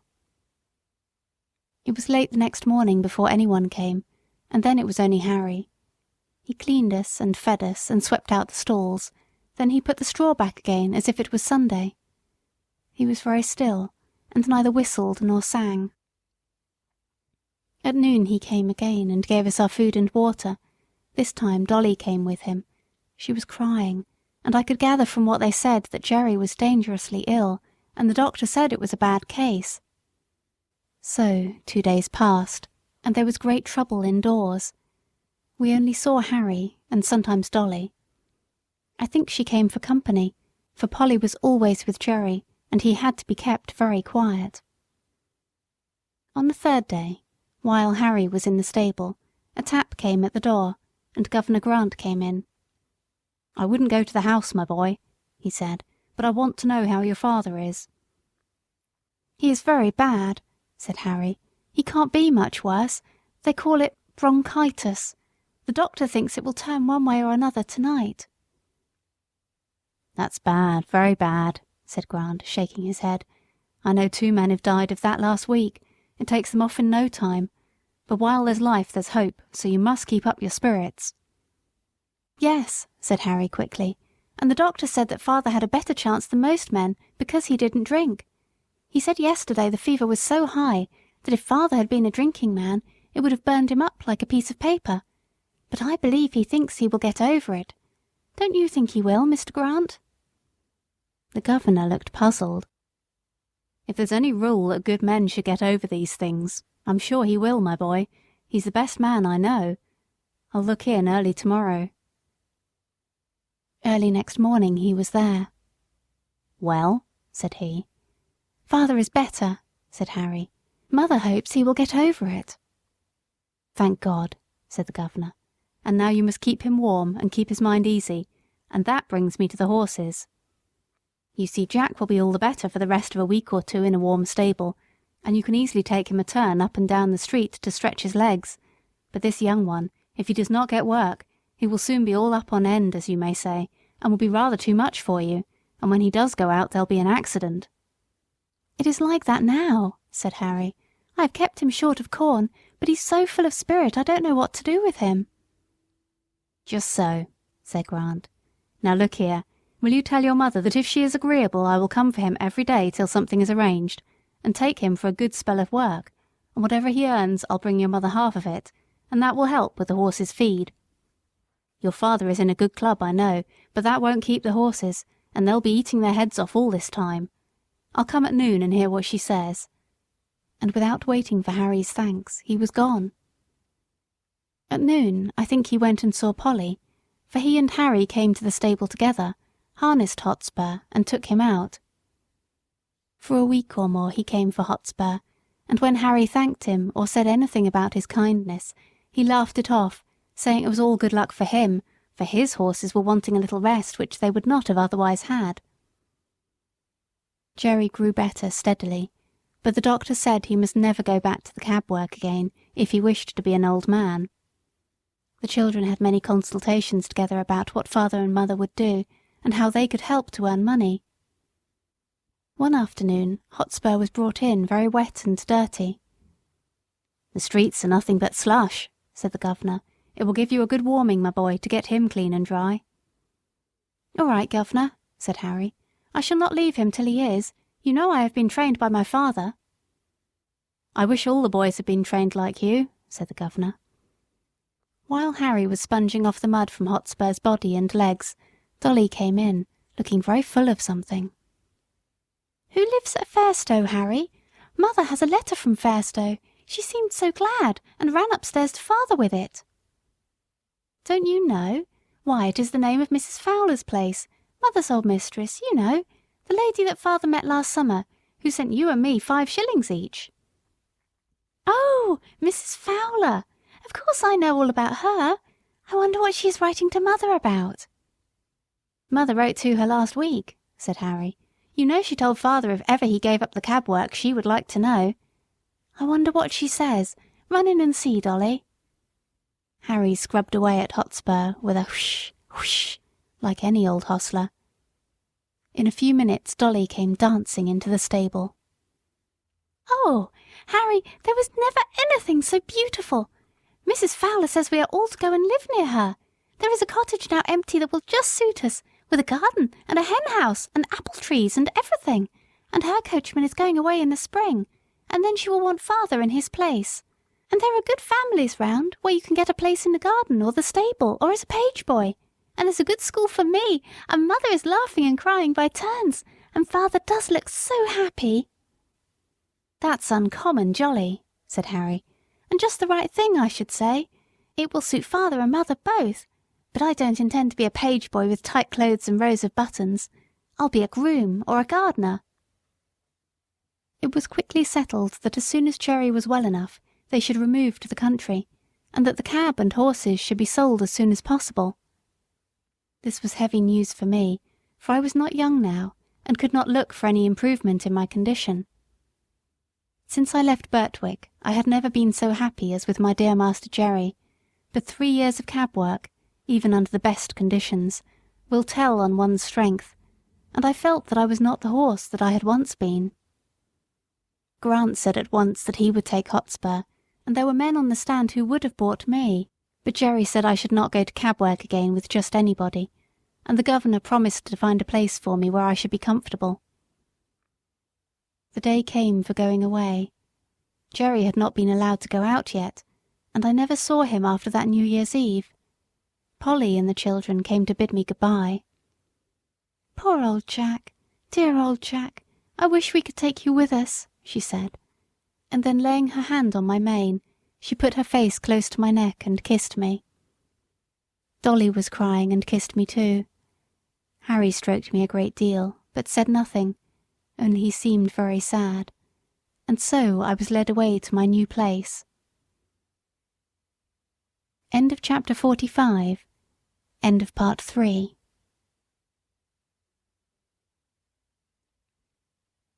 Black Beauty by Anna Sewell. Part 4. Chapter 46. Jakes and the Lady. I was sold to a corn dealer and baker, whom Jerry knew, and with him he thought I should have good food and fair work. In the first he was quite right, and if my master had always been on the premises, I do not think I should have been overloaded, but there was a foreman who was always hurrying and driving everyone, and frequently, when I had quite a full load, he would order something else to be taken on. My carter, whose name was Jakes, often said it was more than I ought to take, but the other always overruled him. 'Twas no use going twice when once would do, and he chose to get business forward. Jakes, like the other carters, always had the check rein up, which prevented me from drawing easily, and by the time I had been there 3 or 4 months, I found the work telling very much on my strength. One day I was loaded more than usual, and part of the road was a steep uphill. I used all my strength, but I could not get on, and was obliged continually to stop. This did not please my driver, and he laid his whip on badly. "Get on, you lazy fellow," he said, "or I'll make you." Again I started the heavy load, and struggled on a few yards. Again the whip came down, and again I struggled forward. The pain of that great cart whip was sharp, but my mind was hurt quite as much as my poor sides. To be punished and abused when I was doing my very best was so hard it took the heart out of me. A third time he was flogging me cruelly, when a lady stepped quickly up to him and said in a sweet, earnest voice, "Oh, pray do not whip your good horse any more. I am sure he is doing all he can, and the road is very steep. I am sure he is doing his best." "If doing his best won't get this load up, he must do something more than his best. That's all I know, ma'am," said Jakes. "But is it not a heavy load?" she said. Yes, too heavy," he said, "but that's not my fault. The foreman came just as we were starting, and would have 300 weight more put on to save him trouble, and I must get on with it as well as I can." He was raising the whip again when the lady said, "Pray stop. I think I can help you if you will let me." The man laughed. "You see," she said, "you do not give him a fair chance. He cannot use all his power with his head held back as it is with that check rein. If you would take it off, I am sure he would do better. Do try it," she said persuasively. "I should be very glad if you would." "Well, well," said Jakes with a short laugh. "Anything to please a lady, of course. How far would you wish it down, ma'am?" "Quite down. Give him his head altogether." The rein was taken off, and in a moment I put my head down to my very knees. What a comfort it was! Then I tossed it up and down several times to get the aching stiffness out of my neck. "Poor fellow, that is what you wanted," said she, patting and stroking me with her gentle hand. "And now, if you will speak kindly to him and lead him on, I believe he will be able to do better." Jakes took the rein. "Come on, Blackie." I put down my head and threw my whole weight against the collar. I spared no strength. The load moved on, and I pulled it steadily up the hill, and then stopped to take breath. The lady had walked along the footpath, and now came across into the road. She stroked and patted my neck, as I had not been patted for many a long day. "You see, he was quite willing when you gave him the chance. I am sure he is a fine-tempered creature, and I dare say has known better days. You won't put that rein on again, will you?" For he was just going to hitch it up on the old plan. "Well, ma'am, I can't deny that having his head has helped him up the hill, and I'll remember it another time, and thank you, ma'am. But if you went without a check rein, I should be the laughing-stock of all the carters. It is the fashion, you see." "Is it not better," she said, "to lead a good fashion than to follow a bad one? A great many gentlemen do not use check reins now. Our carriage horses have not worn them for 15 years, and work with much less fatigue than those who have them. Besides," she added in a very serious voice, "we have no right to distress any of God's creatures without a very good reason. We call them dumb animals, and so they are, for they cannot tell us how they feel, but they do not suffer less because they have no words. But I must not detain you now. I thank you for trying my plan with your good horse, and I am sure you will find it far better than the whip. Good day." And with another soft pat on my neck, she stepped lightly across the path, and I saw her no more. "That was a real lady, I'll be bound for it," said Jakes to himself. "She spoke just as polite as if I was a gentleman, and I'll try her plan, uphill at any rate." And I must do him the justice to say that he let my rein out several holes, and going uphill after that, he always gave me my head, but the heavy loads went on.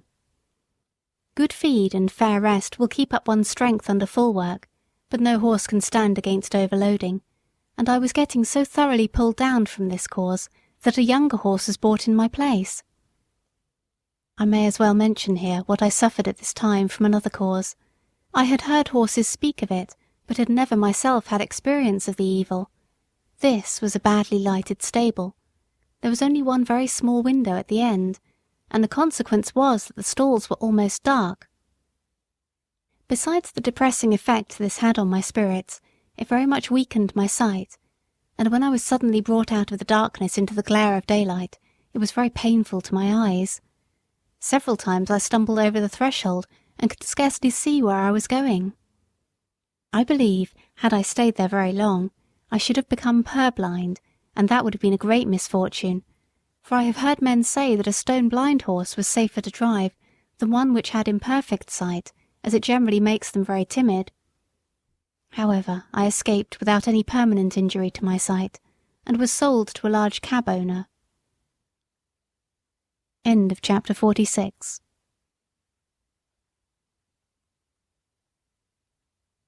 Black Beauty by Anna Sewell. Chapter 47. Hard Times. My new master I shall never forget. He had black eyes and a hooked nose, his mouth was as full of teeth as a bulldog's, and his voice was as harsh as the grinding of cartwheels over gravelled stones. His name was Nicholas Skinner, and I believe he was the man that poor seedy Sam drove for. I have heard men say that seeing is believing, but I should say that feeling is believing. For as much as I had seen before, I never knew till now the utter misery of a cab horse's life. Skinner had a low set of cabs and a low set of drivers. He was hard on the men, and the men were hard on the horses. In this place we had no Sunday rest, and it was in the heat of summer. Sometimes, on a Sunday morning, a party of fast men would hire the cab for the day, 4 of them inside and another with the driver, and I had to take them 10 or 15 miles out into the country and back again. Never would any of them get down to walk up a hill, let it be ever so steep, or the day ever so hot, unless, indeed, when the driver was afraid I should not manage it. And sometimes I was so fevered and worn that I could hardly touch my food.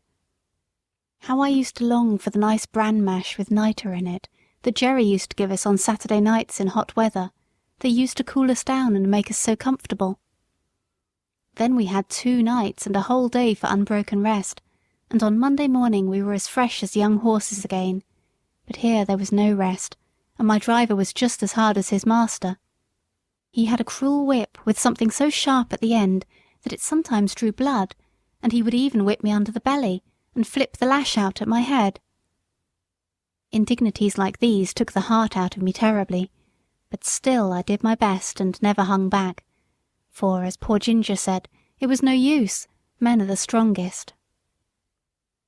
My life was now so utterly wretched that I wished I might, like Ginger, drop down dead at my work and be out of my misery. And one day my wish very nearly came to pass. I went on the stand at 8 in the morning, and had done a good share of work, when we had to take a fare to the railway. A long train was just expected in, so my driver pulled up at the back of some of the outside cabs to take the chance of a return fare. It was a very heavy train, and as all the cabs were soon engaged, ours was called for. There was a party of 4, a noisy, blustering man with a lady, a little boy and a young girl, and a great deal of luggage. The lady and the boy got into the cab, and while the man ordered about the luggage, the young girl came and looked at me. "Papa," she said, "I am sure this poor horse cannot take us and all our luggage so far. He is so very weak and worn up. Do look at him." "Oh, he's all right, miss," said my driver. "He's strong enough." The porter, who was pulling about some heavy boxes, suggested to the gentleman, as there was so much luggage, whether he would not take a second cab. "Can your horse do it, or can't he?" said the blustering man. "Oh, he can do it all right, sir. Send up the boxes, porter. He could take more than that."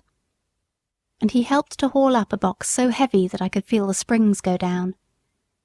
"Papa, Papa, do take a second cab," said the young girl in a beseeching tone. "I am sure we are wrong. I am sure it is very cruel." "Nonsense, Grace. Get in at once, and don't make all this fuss. A pretty thing it would be if a man of business had to examine every cab horse before he hired it. The man knows his own business, of course. There, get in and hold your tongue." My gentle friend had to obey, and box after box was dragged up and lodged on top of the cab or settled by the side of the driver. At last all was ready, and with his usual jerk at the rein and slash of the whip, he drove me out of the station. The load was very heavy, and I had had neither food nor rest since morning, but I did my best, as I always had done, in spite of cruelty and injustice. I got along fairly till we came to Ludgate Hill, but there the heavy load and my own exhaustion were too much. I was struggling to keep on, goaded by constant chucks of the rein and use of the whip, when in a single moment, I cannot tell how, my feet slipped from under me, and I fell heavily to the ground on my side. The suddenness and the force with which I fell seemed to beat all the breath out of my body. I lay perfectly still. Indeed, I had no power to move, and I thought now I was going to die. I heard a sort of confusion round me, loud, angry voices, and the getting down of the luggage, but it was all like a dream. I thought I heard that sweet, pitiful voice saying, "Oh, that poor horse, it is all our fault." Someone came and loosened the throat strap of my bridle, and undid the traces which kept the collar so tight upon me. Someone said, "He's dead, he'll never get up again." Then I could hear a policeman giving orders, but I did not even open my eyes. I could only draw a gasping breath now and then. Some cold water was thrown over my head, and some cordial was poured into my mouth, and something was covered over me. I cannot tell how long I lay there, but I found my life coming back, and a kind-voiced man was patting me and encouraging me to rise. After some more cordial had been given me, and after one or two attempts, I staggered to my feet, and was gently led to some stables which were close by. Here I was put into a well-littered stall, and some warm gruel was brought to me, which I drank thankfully. In the evening I was sufficiently recovered to be led back to Skinner's stables, where I think they did the best for me they could. In the morning Skinner came with a farrier to look at me. He examined me very closely and said, "This is a case of overwork more than disease, and if you could give him a run-off for 6 months he would be able to work again, but now there is not an ounce of strength left in him." "Then he must just go to the dogs," said Skinner. "I have no meadows to nurse sick horses in. He might get well or he might not. That sort of thing doesn't suit my business. My plan is to work 'em as long as they'll go, and then sell 'em for what they'll fetch, at the knackers or elsewhere." "If he was broken-winded," said the farrier, "you had better have killed him out of hand, but he is not. There is a sale of horses coming off in about 10 days. If you rest him and feed him up, he may pick up, and you may get more than his skin is worth at any rate." Upon this advice, Skinner, rather unwillingly I think, gave orders that I should be well fed and cared for, and the stableman, happily for me, carried out the orders with a much better will than his master had in giving them. 10 days of perfect rest, plenty of good oats, hay, bran mashes, with boiled linseed mixed in them, did more to get up my condition than anything else could have done. Those linseed mashes were delicious, and I began to think, after all, it might be better to live than to go to the dogs. When the 12th day after the accident came, I was taken to the sale, a few miles out of London. I felt that any change from my present place must be an improvement, so I held up my head and hoped for the best. End of chapter 47.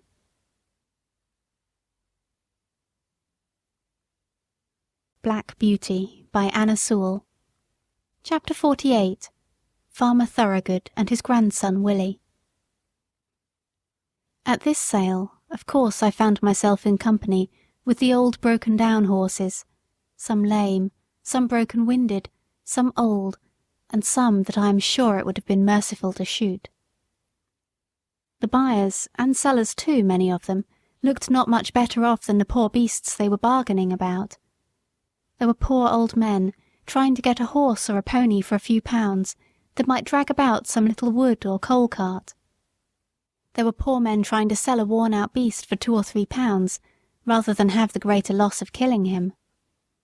Some of them looked as if poverty and hard times had hardened them all over, but there were others that I would have willingly used the last of my strength in serving, poor and shabby, but kind and human, with voices that I could trust.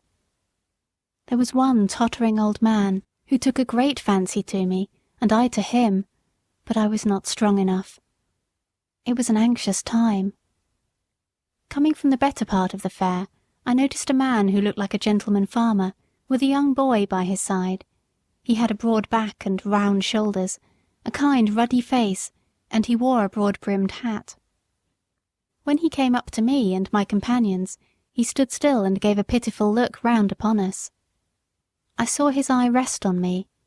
I still had a good mane and tail, which did something for my appearance. I pricked my ears and looked at him. "There's a horse, Willie, that has known better days." "Poor old fellow," said the boy. "Do you think, Grandpapa, he was ever a carriage horse?" "Oh yes, my boy," said the farmer, coming closer. "He might have been anything when he was young. Look at his nostrils and his ears, the shape of his neck and shoulder. There's a deal of breeding about that horse." He put out his hand and gave me a kind pat on the neck. I put out my nose in answer to his kindness. The boy stroked my face. "Poor old fellow! See, Grandpapa, how well he understands kindness. Could not you buy him and make him young again as you did with Ladybird?" "My dear boy, I can't make all old horses young. Besides, Ladybird was not so very old, as she was run down and badly used." "Well, Grandpapa, I don't believe that this one is old. Look at his mane and tail. I wish you would look into his mouth, and then you could tell. Though he is so very thin, his eyes are not sunk like some old horses." The old gentleman laughed. "Bless the boy, he is as horsey as his old grandfather." "But do look at his mouth, Grandpapa, and ask the price. I am sure he would grow young in our meadows." The man who had brought me for sale now put in his word. "The young gentleman's a real knowing one, sir. Now the fact is, this here horse is just pulled down with overwork in the cabs. He's not an old one, and I heerd as how the veterinary should say that a 6 months' run off should set him right up, being as how his wind was not broken. I've had the tending of him these 10 days past, and a gratefuller, pleasanter animal I never met with, and 'twould be worth a gentleman's while to give a £5 note for him, and let him have a chance. I'll be bound he'd be worth £20 next spring." The old gentleman laughed, and the little boy looked up eagerly. "Oh, Grandpapa, did you not say the colt sold for £5 more than you expected? You would not be poorer if you did buy this one." The farmer slowly felt my legs, which were much swelled and strained. Then he looked at my mouth. 13 or 14, I should say. Just trot him out, will you?" I arched my poor thin neck, raised my tail a little, and threw out my legs as well as I could, for they were very stiff. "What is the lowest you will take for him?" said the farmer as I came back. £5, sir. That was the lowest price my master set." "'Tis a speculation," said the old gentleman, shaking his head, but at the same time slowly drawing out his purse. "Quite a speculation. Have you any more business here?" he said, counting the sovereigns into his hand. "No, sir. I can take him for you to the inn if you please." "Do so. I am now going there." They walked forward, and I was led behind. The boy could hardly control his delight, and the old gentleman seemed to enjoy his pleasure. I had a good feed at the inn, and was then gently ridden home by a servant of my new master's, and turned into a large meadow with a shed in one corner of it. Mr. Thorogood, for that was the name of my benefactor, gave orders that I should have hay and oats every night and morning, and the run of the meadow during the day, and "You, Willie," said he, "must take the oversight of him. I give him in charge to you." The boy was proud of his charge, and undertook it in all seriousness. There was not a day when he did not pay me a visit, sometimes picking me out from among the other horses and giving me a bit of carrot, or something good, or sometimes standing by me while I ate my oats. He always came with kind words and caresses, and of course I grew very fond of him. He called me old crony, as I used to come to him in the field and follow him about. Sometimes he brought his grandfather, who always looked closely at my legs. "This is our point, Willie," he would say, "but he is improving so steadily that I think we shall see a change for the better in the spring." The perfect rest, the good food, the soft turf, and gentle exercise soon began to tell on my condition and my spirits. I had a good constitution from my mother, and I was never strained when I was young, so that I had a better chance than many horses who have been worked before they came to their full strength. During the winter my legs improved so much that I began to feel quite young again. The spring came round, and one day in March Mr. Thorogood determined that he would try me in the phaeton. I was well pleased, and he and Willie drove me a few miles. My legs were not stiff now, and I did the work with perfect ease. "He's growing young, Willie. We must give him a little gentle work now, and by midsummer he will be as good as Ladybird. He has a beautiful mouth and good paces. They can't be better." "Oh, Grandpapa, how glad I am you brought him." "So am I, my boy, but he has to thank you more than me. We must now be looking out for a quiet, genteel place for him, where he will be valued." End of chapter 48.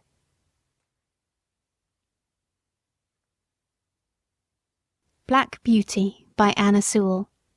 Chapter 49. My Last Home. One day during this summer the groom cleaned and dressed me with such extraordinary care that I thought some new change must be at hand. He trimmed my fetlocks and legs, passed the tar brush over my hooves, and even parted my forelock. I think the harness had an extra polish. Willie seemed half anxious, half merry, as he got into the chaise with his grandfather. "If the ladies take to him," said the old gentleman, "they'll be suited and he'll be suited. We can but try." At the distance of a mile or two from the village, we came to a pretty low house, with a lawn and shrubbery at the front, and a drive up to the door. Willie rang the bell, and asked if Miss Bloomfield or Miss Ellen was at home. Yes, they were. So, while Willie stayed with me, Mr. Thorogood went into the house. In about 10 minutes he returned, followed by 3 ladies. One tall, pale lady, wrapped in a white shawl, leaned on a younger lady, with dark eyes and a merry face. The other, a very stately-looking person, was Mrs. Bloomfield. They all came and looked at me and asked questions. The younger lady, that was Miss Ellen, took to me very much. She said she was sure she should like me, I had such a good face. The tall, pale lady said that she should always be nervous in riding behind a horse that had once been down, as I might come down again, and if I did, she should never get over the fright. "You see, ladies," said Mr. Thorogood, "many first-rate horses have had their knees broken through the carelessness of their drivers, without any fault of their own, and from what I see of this horse I should say that is his case, but of course I do not wish to influence you. If you incline, you can have him on trial, and then your coachman will see what he thinks of him." "You have always been such a good adviser to us about our horses," said the stately lady, "that your recommendation would go a long way with me, and if my sister Lavinia sees no objection, we will accept your offer of a trial with thanks." It was then arranged that I should be sent for the next day. In the morning, a smart-looking young man came for me. At first he looked pleased, but when he saw my knees he said in a disappointed voice, "I didn't think, sir, you would have recommended my ladies a blemished horse like that." "Handsome is that handsome does," said my master. "You are only taking him on trial, and I am sure you will do fairly by him, young man. If he is not as safe as any horse you ever drove, send him back." I was led to my new home, placed in a comfortable stable, fed and left to myself. The next day, when the groom was cleaning my face, he said, "That is just like the star that Black Beauty had. He is much the same height, too. I wonder where he is now." A little further on he came to the place in my neck where I was bled, and where a little knot was left in the skin. He almost started, and began to look me over carefully, talking to himself. White star in the forehead, one white foot on the off side, this little knot just in that place. Then, looking at the middle of my back, and, as I am alive, there is that little patch of white hair that John used to call Beauty's threepenny bit. It must be Black Beauty. Why, Beauty, Beauty, do you know me? Little Joe Green that almost killed you. And he began patting and patting me as if he was quite overjoyed. I could not say that I remembered him, for now he was a fine grown young fellow, with black whiskers and a man's voice, but I was sure he knew me, and that he was Joe Green, and I was very glad. I put my nose up to him and tried to say that we were friends. I never saw a man so pleased. Give you a fair trial, I should think so indeed. I wonder who the rascal was that broke your knees, my old beauty. You must have been badly served out somewhere. Well, well, it won't be my fault if you haven't good times of it now. I wish John Manley was here to see you. In the afternoon I was put into a low park chair and brought to the door.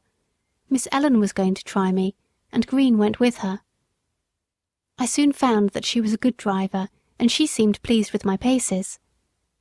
I heard Joe telling her about me, and that he was sure I was Squire Gordon's old Black Beauty. When we returned, the other sisters came out to hear how I had behaved myself. She told them what she had just heard, and said, "I shall certainly write to Mrs. Gordon, and tell her that her favourite horse has come to us. How pleased she will be." After this I was driven every day for a week or so, and as I appeared to be quite safe, Miss Lavinia at last ventured out in the small close carriage. After this it was quite decided to keep me, and call me by my old name of Black Beauty. I have now lived in this happy place a whole year. Joe is the best and kindest of grooms. My work is easy and pleasant, and I feel my strength and spirits all coming back again. Mr. Thorogood said to Joe the other day, "In your place he will last till he is 20 years old, perhaps more." Willie always speaks to me when he can, and treats me as his special friend. My ladies have promised that I shall never be sold, and so I have nothing to fear, and here my story ends. My troubles are all over, and I am at home, and often, before I am quite awake, I fancy I am still in the orchard at Birtwick, standing with my old friends under the apple trees. End of chapter 49. End of Black Beauty, the autobiography of a horse. Translated from the original equine by Anna Sewell.